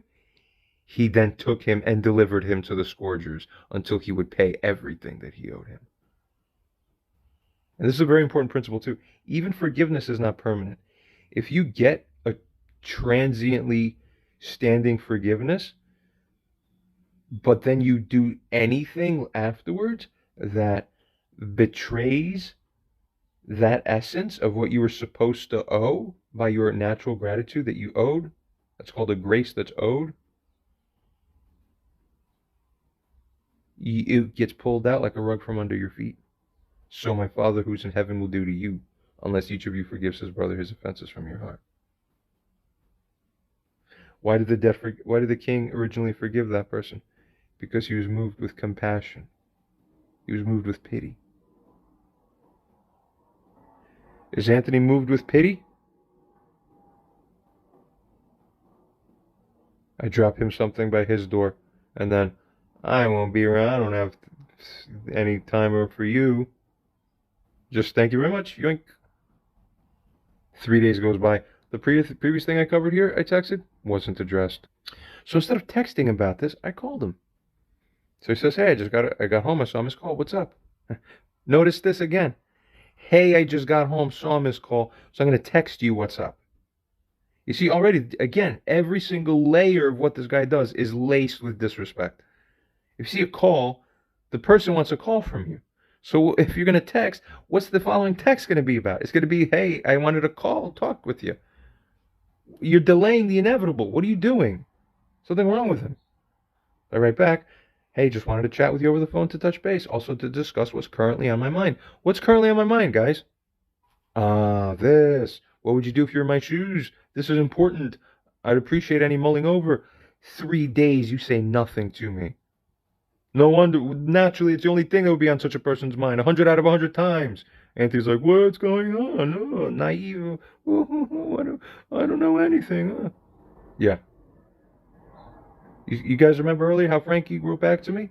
I'll be busy with this. I'll be busy with that. I'll be busy with this. I'm driving the Uber. I'm going to the gym. Blah, blah, blah. Call me anytime. I'll call you any minute. Or I'm busy with that. I'll call you right a few minutes after that. Okay? Compare that to Anthony's answer now. Check out the regard this guy has. Hey, would the weekend be okay? Because I just finished the trash and I might nap in a bed. Yeah. I might nap in a bit, so maybe I'll call you in like a few days from now. Because I just took out the trash. What? Can someone help me? This is not normal, is it? You reach out, all he gives you back is more indignation. And then take more indignation. Well, I'm not going to call you back. Take more indignation. Oh, okay, now I'm going to nap for 3 days because I took out the trash. Take more indignation. So that's an excuse that I'll make up as to why I shouldn't be talking to you. Cuckoo. None of it lines up. It's all designed to spit in your face. Here's my call list. I'm just going to completely candidly just show this openly. Okay? He told me that he's going to call me on that weekend. Okay. December 15th, 16th, 17th, and 18th was that upcoming weekend that you gave your word to me that you're going to call me. Funny. I didn't see any call from you. Oh, but wait. What do I see? Oh, I actually called you in follow-up, since by the end of December 17th, you hadn't even called me. So since you didn't call me and you promised by the weekend, I'm choosing to what? Give grace, which you never do, by calling you to cover your debt of sin that you didn't call me. And even that went disregarded. And then did you return that call? Run like, oh my God, I'm sorry, I was supposed to call you this weekend. No, zero, no accountability. This guy doesn't give a shit. See? Sunday was December 17th. So you broke your word to me. But it doesn't matter. You don't give a shit. You don't empathize. You're not responsible. You don't give a fuck. You're callous. You're heartless. Almost a whole week later, I text him among a bunch of other things. Sixthly, would be great to talk. I've had a hard time getting in touch with you over the phone for at least a good couple weeks now. Does he call me back? No. That's a couple more days goes by. Nothing. Help these people. I would call Anthony in a minute if it was something important that he reached out to me about. And he won't call me? Uh-oh. See this again? This is how to treat people properly. Learn your damn lesson. So it seems that finally, by this point in time, where Anthony sees all of the weight of the stuff, the terrible things that he's done, that he's responsible for doing, all the disrespect, all the offenses, and all the natural fallback that comes from this, you would think that Anthony would say, like, oh my God, like, in a self-reflecting realization, just like, oh my God, like, I did do all this. Oh my God, I am a piece of shit if I'm doing this. But I don't want to be a piece of shit. Therefore, I need to take responsibility for these things that I've done so that I'm not continuing to condone this stuff and support it. Yeah. No, you know what he writes to all the above this email, which we read just now earlier? As he writes, it's just a phone call. It's not one I'm obligated to make. You see? That's my logic. I've spoken to her on the phone in the past. Nothing has changed before. So that's why it's okay that I just don't do it now again, because I feel like it. This has been an issue before, though, John. See, when I give you an answer and you clearly can't accept it, the only reason is because it differs from yours. Yeah, that's right. Not because it's anything morally wrong about what I'm doing, only because it's different from yours. See, you're bad. See, you can't accept it. I want every witness to look at this and see, like, this is fucking disgusting, isn't it? Here we go. Twisted frame job begins. You're about to see something that may have you lose respect for this guy if you feel the same way I do about it, which I believe most or not every person would, naturally. Anthony continues on, yeah, here we go, reframe time. You talk about respect, but you clearly don't respect my answer. But even though it's not respectable, you hold, I think you should just respect it anyway, even though I treat you like shit and never call you or respect you. You still gotta respect me. I somehow have to justify what I do. I don't live in a moral vacuum. I think I should. You think I have to justify anything I say to you that might be controversial? I don't have to justify anything. You're a dog. You call me, I'll do whatever I want, eh? Have to be badgered by you, serf, to change my mind? Right to him, so how dare you try to even change my mind? This is the only thing that occurs to him in response to everything I wrote here. Consider everything I wrote that made fucking complete sense. This is a completely different vibrational spectrum. There's something wrong with him. Help me. Fuck. Witness it. Stomp this shit out. Evil needs to be burned out of this world, figuratively speaking. Snuffed out. And every beacon that's facilitating evil needs to be completely cut off from us, functionally speaking, and properly acknowledged as being exactly for what it is. Continuing here, he writes, I asked you to leave it at that before. You clearly could not. See how bad you are? That's all we have so far from him. This is worse than anything he's written so far. I don't even have words for this anymore. You're going to start finding when I'm reading this, I even lose words to just comment about it because it's so heinous. It's so mind-blowing. It's like, God, how do you believe in yourself what you're writing, Anthony? What, delusional? Sick in the heart. Something wrong. See, your persistence in this is extremely off-putting. He's like a prima donna, like a woman. Your persistence in this that's what's wrong. That's what's extremely, it's not honorable that someone's correctly rebuking you. No, the wrongdoer is going to chameleon flip-a-do. Why would you? Because that's the sick instinct of the scorpion. Remember that. Or an old scorpion and a frog paradigm I used to talk about multiple times on my own channel. It's not appreciated by me, therefore. See, never mind that he does wrong. He doesn't understand what do I have to do to gain appreciation of my friends. He fails that mark. He just simply stands there, does six things, but then, yeah, it's about whether I appreciate what you do, even though I treat you like shit in many ways here. And then he goes on to state, my agreed terms in picking this back up was to send messages back and forth with edits till it was agreeable for both parties, so that we would avoid situations like what? Avoid misunderstandings? Well, reasonably speaking, morally, you owed something better. That's your liability and responsibility. So I'm happy to show this because we're going to see exactly what Anthony's trying to state and frame to see whether, no, in context, this doesn't really make sense. No. But then furthermore, he further says, you're overstepping what was agreed upon. No. Hey, happily, I review those emails from prior. Review them again if you like. No such thing was agreed upon. An agreement means what? Two parties agree. I never agreed that I would put up with shit that you would not speak to my mom and I'd have to be fine with this, even if the situation reasonably found such a thing to be sensible. No, nor did we agree to anything even close to that. Hell. Where have I been? My life doesn't revolve around you, Surf. I'm too important. I've offered help, but what do you expect me to do? Make appointments for you? Write to medical institutions? I wouldn't do any such thing for you. You expect me to do things that, well, I think a group of people would be better fitted to do that. So because a group of people be fitted to do that, I won't be the part of that group. Why would I show a desire to be part of a helpful thing for you? Huh?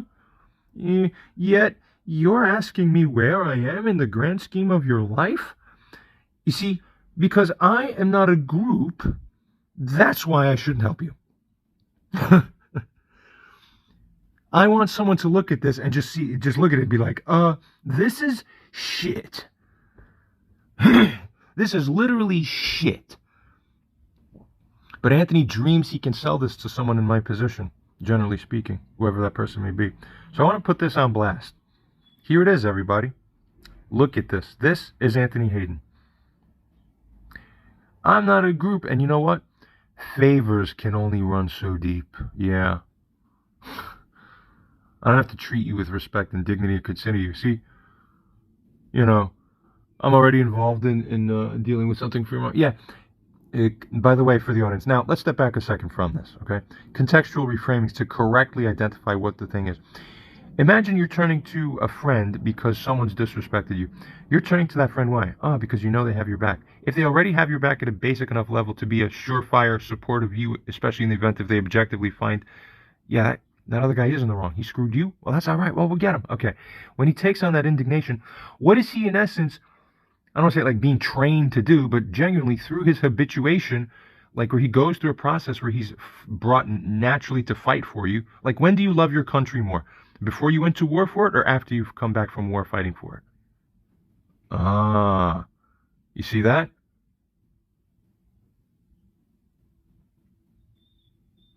So when someone normal is in the position of Anthony and they're fighting for you, how do they resolve even a potential cognitive dissonance, even if one were to possibly come up if they had like contrary feelings?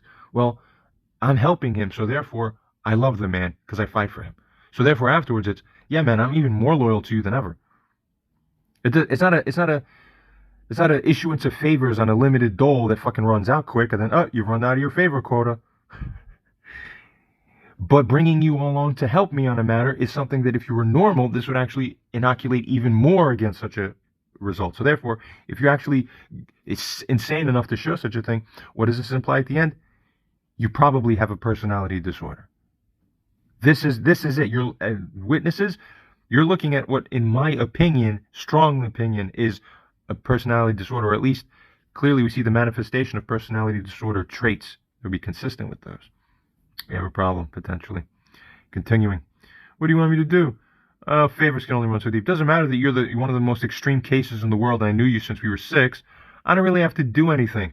When I take out the garbage, I'm too sleepy for 3 days to even bother dealing with you. Tell me if this is how you want your friends to treat you.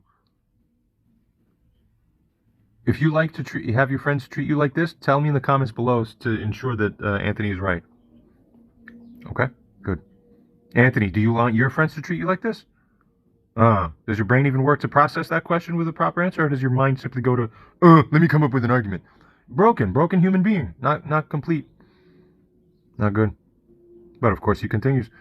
The comparison of me to your mom, because both of us think that we're right, even though we're presented with arguments as to why we might have reasonable cause to consider how it is that we could possibly be wrong, even though we both fall into the same category.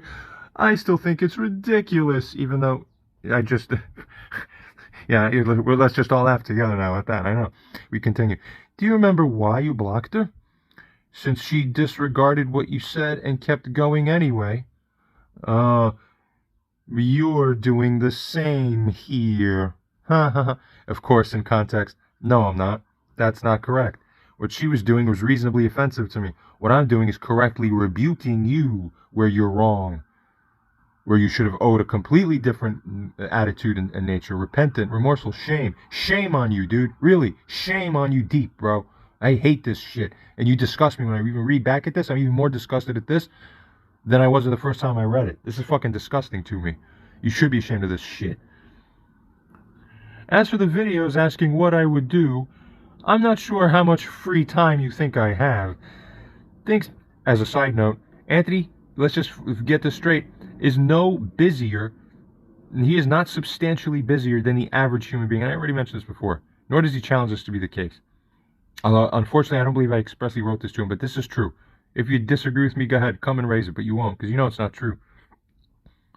Fucking you going for a walk one day for 20 minutes makes, in your head, you become busy the whole day. All that psychological padding around that has to, like, cordon off 6 hours both sides. I don't know how. That's how your brain works. I've seen you since I was 6. That's how you acted your whole life. You're the only one who does that I've ever known. You and, like, maybe one other person I've met some other place. Okay? Out of many thousands. 2 people. Something's wrong. Continuing. I don't have time for my friends. See, things get lost in the volume of stuff that you send me. When you send me things, I'm telling you even now to your face, I admit shamelessly that, yeah, I just let it get lost, you see. I don't stay on top of what you send me.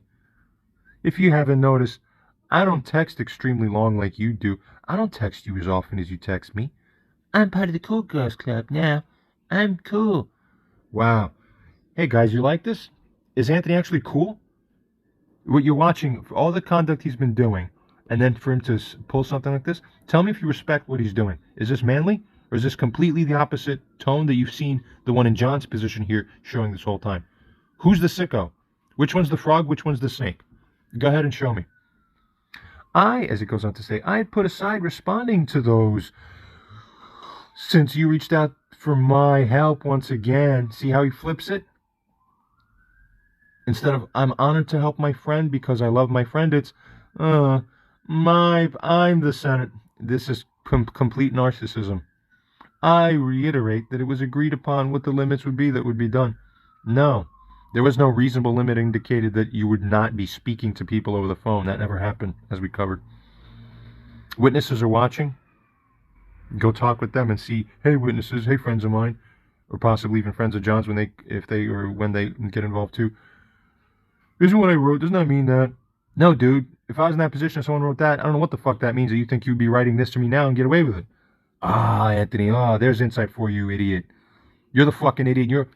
I spit on this fucking shit that you fucking write to me. I almost spit on my phone. This is disgusting. Anyone else? Hey, reader? Witness? Be in my position. I want you to stand in my shoes right now. Go ahead. This is your friend writing this to you now. Go ahead. Tell me how you like it. Tell me how much sense this makes. Of course, we understand what I wrote to him isn't wrong, isn't nonsensical, isn't even disrespectful, really. Not in context at all, with the correct awareness of context. In fact, it's responsible for me to do so. In fact, he's lucky to have a friend like me who would even write to him honestly like that. You would hope that when you have someone in my position like this to write to you in this way, that you'd gain something from it. Fucking idiot. Sad to say. I don't even like talking like this, but it's sad. He tells me, so simply, telling me I'm wrong and may owe you an apology? No, by my moral logic, that should be turned around. Respect the answer people give you and just move on from there, serf. Take the domination and just love it. It doesn't have to make sense morally. Accept the violations of wrongs even when I tell them to you it's right, then 2 + 2 = 5. You get it? Because I said so. Respect my math. Quit trying to have me act in accordance with your moral framework. So, in life, when you get offended, here's my moral framework, just to clarify. When someone does something to you that reasonable people in your shoes would take on a feeling or sense or experience of indignation as a result because of what they did, where it's inconsiderate, where they furthermore don't have reasonable excusability or justification within context to do such a thing, that's called offense. Okay? So if he did something that's offensive, you have the right to take up an issue with it. That's my moral framework. If you find my moral framework as covered earlier throughout all these videos to be anything different substantially than what I just said, leave a comment below. Otherwise, you agree and understand that is my moral framework. And furthermore, I say that is a reasonable moral framework. Why? Because that's the moral framework that everybody on earth adopts in the substantive sense. So what is it that he wants to do? He wants to flip it around, he wants to both make up that my moral framework isn't what it's supposed to be or should be, and then secondly, that he somehow otherwise, regardless of whether or not my moral framework would be correct or not objectively, he somehow has a magic kind of hidden pocket. He has a special place he can hide. I don't have to be exposed to the consequences of your moral framework. Oh, that's you thinking I'm wrong. That's just because you think I'm wrong. I'm not actually wrong. I'm God. Same mentality as my mom. When you read this back to yourself, Anthony, and when we read this, don't we read the same kind of messages that my mom writes? Is the same things, same attitude. She write back like things to him actually, where he's disgusted at it, purportedly at least. I don't even know, because he doesn't say anything to me ever, really. Idiot. My friends who are busy have more fucking time for me. You're not busy and you're a shithead. You have no time, you dipshit. Make time or be fucking shown to be the fucking piece of crap that you really are. Not an unreasonable thing for me to say. A significant proportion of people, at the very least, out of everybody, would agree that that's like a piece of crap thing to do, what you're doing, within context. Simply quit having that to make me act in accordance with your idea of what I should do. Telling me you'll accept the answer I give in text, and then going right back to trying to change my mind. I'm not necessarily trying to have you change your mind. I'm just making sure that you understand what the hell it is that you're doing. Because you don't seem to. And then moreover, now even as you write back, you really don't seem to. So I have absolutely no regard for you in this way, in terms of feeling that what you're putting forth is legitimate. This is disgusting and completely, like, I don't even want to touch it or look at it. It's just ugly. He goes on here to say, saying you're not totally mad at me. I wasn't completely mad yet at the time I wrote that, that's true. Implying by not doing this, by me not doing this, that you should be somehow mad. Guys, Anthony says that it's somehow absurd that someone in my position should even be somewhat mad when he isn't doing anything different than what he's been doing, but we've seen what he's doing. Critical point here. If you think it's ridiculous that someone in my shoes would be even somewhat mad, go ahead. Tell us in the comments below. This guy needs as much help as possible, so help support him in any way you find would be morally fair. That you would yourself publicly stand on it if your own comment were publicized on a wide scope, that the world would see what you feel about it, that you should feel it's respectable. Continuing. I am not some child to be admonished with disapproval. Did I really treat, and now here's an interesting point, did I really treat Anthony like a totally infantilized, or did I not genuinely kind of put in a sufficient level of respect in the way I wrote regarding what the issue was, given the seriousness of what it actually was? Ah, you see that? You know what, when I really read this, I'm thinking, you know what, I could see how this guy could be not having a place in my life anymore. Unless he genuinely becomes sorry in the way where he's literally like with water in his eyes, like, I realize I'm a fucking monster. You don't realize what a fucking monster is until you look at the screen right now to see what one looks like. No one in my fucking position spitting out pieces of my brain should be fucking put in the position that you're trying to put someone with this email, you piece of crap. Listen, he writes, I'm not a child to be admonished with disapproval for simply not wanting to make a phone call. But we read this, it's funny. It's like, no, you're, Anthony, sadly, you're missing context, but it's funny how we watch you try to spin the frame here. Oh, God, I feel, one would kind of say, this is fucking weird, kind of, and I do feel sorry for John, because he isn't getting what he should be getting from a friend. That much is obvious. If anyone would disagree that John is not getting what he should be getting from a friend here from Anthony, leave me a comment below if you disagree. For Anthony says, you have a habit of making a mountain out of a molehill. Yeah, that's all. You see, you're the one who takes it out of proportion. You're the one. No. If I've turned a molehill into a mountain, let me know in the comments below. Tell me clearly why. Yeah, if you could do that, I'll fucking eat my hat. It's not a mountain out of a molehill. It's actually, this is pretty serious shit. Anthony's doing grave fucking oversights, and he doesn't give a shit. That's kind of serious. And furthermore, regardless of what I said earlier, like, listen, I think we should still meet. Face-to-face conversations help bring connections. Where even one in my position is still bringing a facilitation of, listen, let's try to come closer and resolve the issue. What does Anthony do? He says, I have little desire to meet tomorrow if this isn't remediated before then. In other words, you will jump through my hoops now if you want to be a good doggy. Yes. Even though my morality's sick, I won't admit it. I'll say your morality doesn't apply to me. Hey guys, bet you if I feed this into ChatGPT Advanced AI, it'll very much say, yeah, this is consistent with what cluster B personality type people would do, but it's definitely not consistent with what people outside of cluster B personality disorders would do. That's your first indication. I think you have some serious problem in the head. I hate even speaking this way again. I'm sad for it.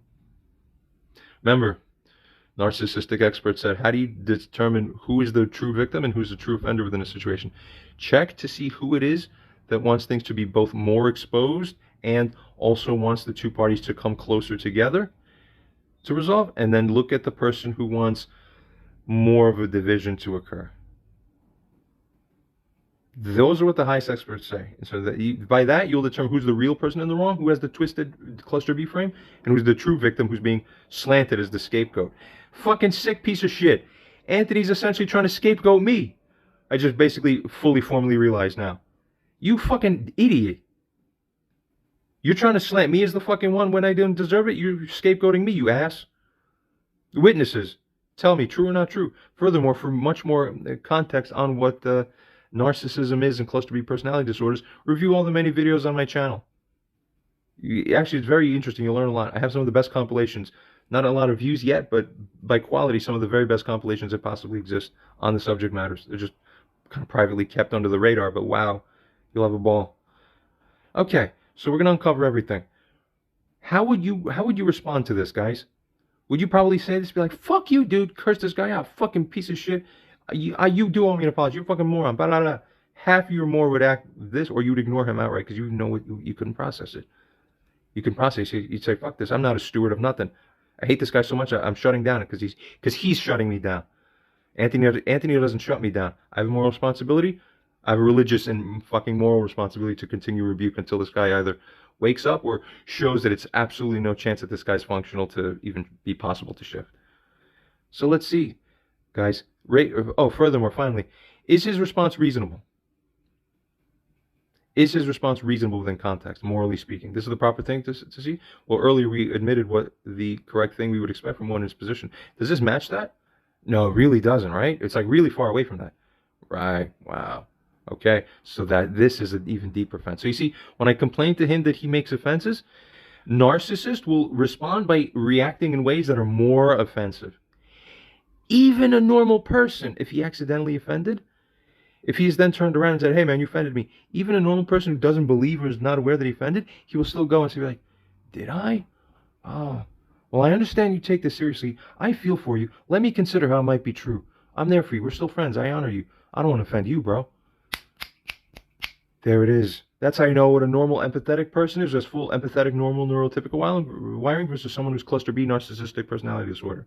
Cluster B is narcissistic, borderline, psychopathic, antisocial personality disorder, all linked together. Where cluster B personality disorders are also linked in a broader cluster of the same type of overall negative processing, inability to process. That's the triad. It's autism, cluster B, and attention deficit disorder.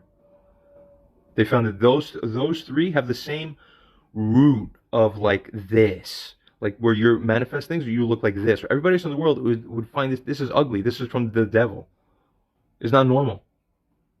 It's a disorder. I think Anthony might have grown up with one of those, possibly. So, considering these things, let's take a look at what I say back in return. Let's evaluate clearly to see if what I've said to him is disrespectful, unreasonable. Many of you would be weaker men and would start attacking him outright. Let's see what I wrote. Also realize that I'm also fucking extremely pissed off. Why? Because this is insulting. We come back here, and it goes on to state. I write to him here, Anthony, it would be my general desire, as much as it is with the situation involving my mom, for there to be a proper remedy here, such that all valid faults are acknowledged, with all responsibility taken by those of us who owe to do so. I agree that it may not seem to serve us to meet. It doesn't seem so, at least, if it were the case that by close to around meeting time tomorrow, it appears on the face of the situation that If neither of us are hearing each other by then or granting validity, and this is still like the day before, night before, granting validity to the claims of the other. See, I'm even still here. I'm treating this guy with like courteousness and respect. He doesn't even appreciate this. All he sees here is because again, it's a broken psychological lens. You're attacking me more. It's not normal. It's the same like my mom. She can't see, but with her we see it because you're the third party. It's so wild. It's so wild. It really is. It really blows my mind. Witnesses, if you agree, I think it's time you say like, yeah, dude, I think you're pretty much. It's way more fair to say that you're pretty much right than that you're substantially wrong. Yeah, I know. I know. This is the curse of having a super high IQ. You know you're right, but you're watching everybody think they're right and think you're wrong while you know you're right. Fuck. You people make your own world. And you drink your own poison. Continuing, it goes on to state that maybe we might not meet tomorrow if it appears that neither of us are hearing each other, or that neither of us are granting claims to validity to the claims of the other, such that the amount of concessions that are taking place by either of us who may otherwise properly owe to do so add up to essentially nothing. It shouldn't be that there's nothing, but if it is, if I'm not conceding and you're not conceding, maybe we shouldn't meet, but then again, let's see. It seems that we might be around this place today. However, I'll put in the effort to respond to you here again in writing in a manner that I think is fair. Why? Because when a person acts in offense, you always give them a grace to say, okay, this is flamingly insane. You get it? So instead of immediately acting with, okay, you're flamingly insane. No, you give them like, okay, I'm going to pretend that what you just did wasn't flamingly insane. So I'm going to give you as if it wasn't flamingly insane and offensive, I'm going to give you still some courtesy here. But then if the next come around still is flamingly insane, then you're fucking out of luck. You are wrong, and you're going to be witnessed about and talked about eventually to the whole world until you are recognized for what you are, or until you come back on your knees, proverbially speaking, and say, you were right. I can't help the fact that you were right, and I chose wrong, and I didn't stop from being wrong. That's my fault. I am sorry for that, because I realize it's not right, and I feel bad about it. You have to actually feel bad about it. If you don't feel bad, you don't have a heart. If you don't have a heart, if your heart is made of stone, in that sense, you have no place on this earth among us. You might live around here with us, but you're not integrated with us, and you shouldn't be. If anyone disagrees, reasonably speaking, morally speaking, let me know. We continue. By the end of this email, I ask that you consider what I'll have stated here. If you then find that a meeting during this upcoming day may have a significant probability of being a fruitful endeavor for us, either by continued discussion in person or otherwise, then even that. See, I don't have Anthony programming. I still say, even then, listen, I am still in that case willing to meet. So that way, if there's no meeting, if he just does the worst thing imaginable of all the options, which is just to ignore it, say nothing, and then not show up,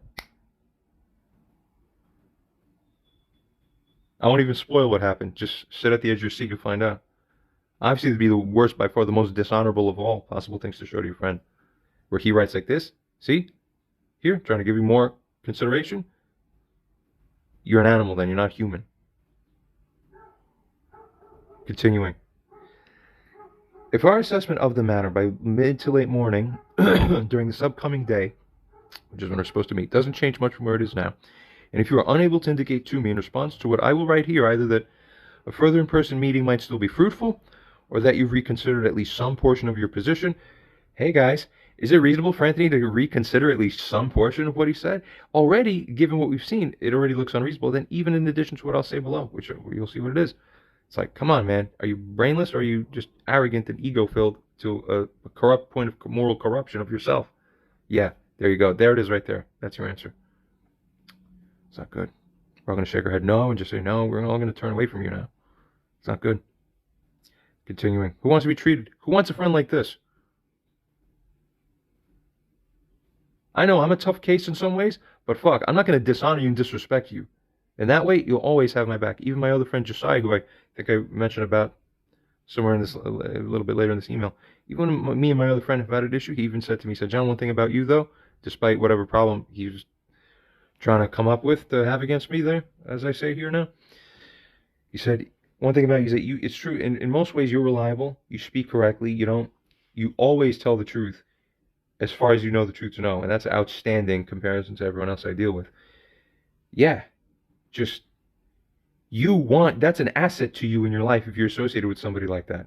You would think that even going through all the terrible shit of being there for such a person, where they're going through extreme things like me, that's an investment in a future friendship where you constructively over the next 35 years, staying close to someone like me, you would net benefit tremendously. Now, it doesn't even occur to someone in this position. Why? Pearls before swine. As I was writing to him here, I said, look, in essence, if you can't consider what it is that I say to you, if you can't indicate to me in response to what I will write here, that a further in-person meeting might be fruitful, but that you've reconsidered some portion of it, of what I've had to say, then, as it goes on to state here a little further, then I will take this as an indication that neither of us are sufficiently hearing each other, where it is furthermore likely the case that regarding the disagreement we're having, one of us is right, is true, has to be. One of us is in the wrong, has to be. And it's for the most part distinctly one of us who's failed to realize what the true moral relative positioning actually is. The way it is in objectivity. Somebody here is blind. It's one of us too. Which one is it? Witnesses, which one is it? Yeah, pretty sick, huh? Not only you uncover Anthony's moral blindness, but you uncover his cluster B seeming traits. Finally, fully, when you finally see this layer here. Oh my God. Just, oh my God. Continuing, sadly. I go on to say, before I reply to the particulars, I'll say this. I initially have done a very loose skim of your email now before setting out to write this intro here. I can tell that you believe in yourself. Maybe this doesn't make you outright evil fully, in the fullest sense. It would be difficult for me to categorize you even at this point of an... You see, I'm too nice to this guy. You see the difference? He's too much of an ass and an inconsiderate dick to me, and I'm too nice to him. If you disagree, tell me below. Otherwise, sharpen up your vision, Anthony, and start fessing up. You fucked up here, dude. No one in the world's going to like to see this about you. Continues. I go on to say that it'll be difficult for me to categorize you, even at this point of an email from you that seems to controvert my position as being someone who is outright bad. But then again, I said that only from loosely skimming. Then I read it more closely as I started writing the points below as I was responding, and I wasn't very happy at all. Continue to write. Furthermore. Anthony, the reason I say this here is because, as it seems from the mixture of your words with the actual moral position that I find you to be in, you appear to believe I'm being inconsiderate in a way that's contextually inappropriate. So again, I'm put in the naive position of saying, what? My God, is he bad, or he really is just the poor guy? Maybe he's blind. How do I help him? I'm really going like, how do I have to go explain to him nicely again? Like, here's why what you're saying. Please consider this, gentleman. What's wrong? And he's like, I'm a monster. Don't you get it? Fuck you. I won't call you, dog. Like, what the fuck? Who wants to be treated like this? By my friend Anthony here. Should he be my friend? You're watching him right now. This is the person who's giving you this kind of treatment. He sees it fit for you, you understand? Anthony, you're going to learn the lesson, I think, sometime soon, naturally, as a result of your own conduct, the circumstances and practical results that you will find in this life. We resume. You appear to believe I'm being inconsiderate in some way that's contextually inappropriate, morally speaking. So we clearly see from him. Whether it makes sense is a completely different answer, an obvious one. Very extremely strongly, apparently not. Furthermore, however, I think very strongly still that you're simply mistaken. To that end, let me consider what you've written and reply in a way that is as genuinely fair as I can, even fucking capable of making it here, which I think is pretty fair, while still preserving the priorities of proper morality and ethical consideration that are key, especially for people in our position who have till now been involved with invoking morality and ethical frameworks by which to literally chastise, rebuke, and condemn someone else, literally my own mother. We've been the ones who've been endorsing moral frameworks. So why would you suddenly... It's like the guy who's been fighting on the Jedi side the whole time. It's like, we took you on to be the Jedi. And it's like, you brought me up for the Jedi. You showed me to be the Jedi. And then later it's like, ha ha, I'm actually the Sith. You're the fucking scum. I write here. Nevertheless, I'll take a closer look at what you've written, and the following will be my reply. And then here we go. I have a case within my own life now, actually, by coincidence, at the same time, involving my friend Josiah, who Anthony roughly, lightly knows about, where I found him, morally speaking, to make a mountain out of a molehill himself with respect to something between me and him. In short, since about a few months ago, just to inform you now, to inform him as I was here, he accused me of essentially being somehow inconsiderate enough to him, sadly, so much so that he basically ignored me for well over a month after some point in time, despite my approaching him in good faith to try to make up. I didn't believe I was wrong, but I also felt bad for him, so much so that I felt bad for him. I felt very compassionate for him. I was very, very, very light and considerate with him. You know? I had to say kid gloves, and it's not even barely. But then eventually he's like, all right, what's wrong with this guy now? So much so, as I was writing here, fully willing to overlook what I found to be his mistake, just so that I could assure him or calm him for the sake of his feelings, for the sake of the friendship. Again, reader, witness, what do you see? John keeps showing morality, compassionate, empathetical frameworks. Anthony shows a complete lack of it. Show me one thing Anthony has said anywhere in the last 30 days, one sentence that has empathy, like a substantial load of it.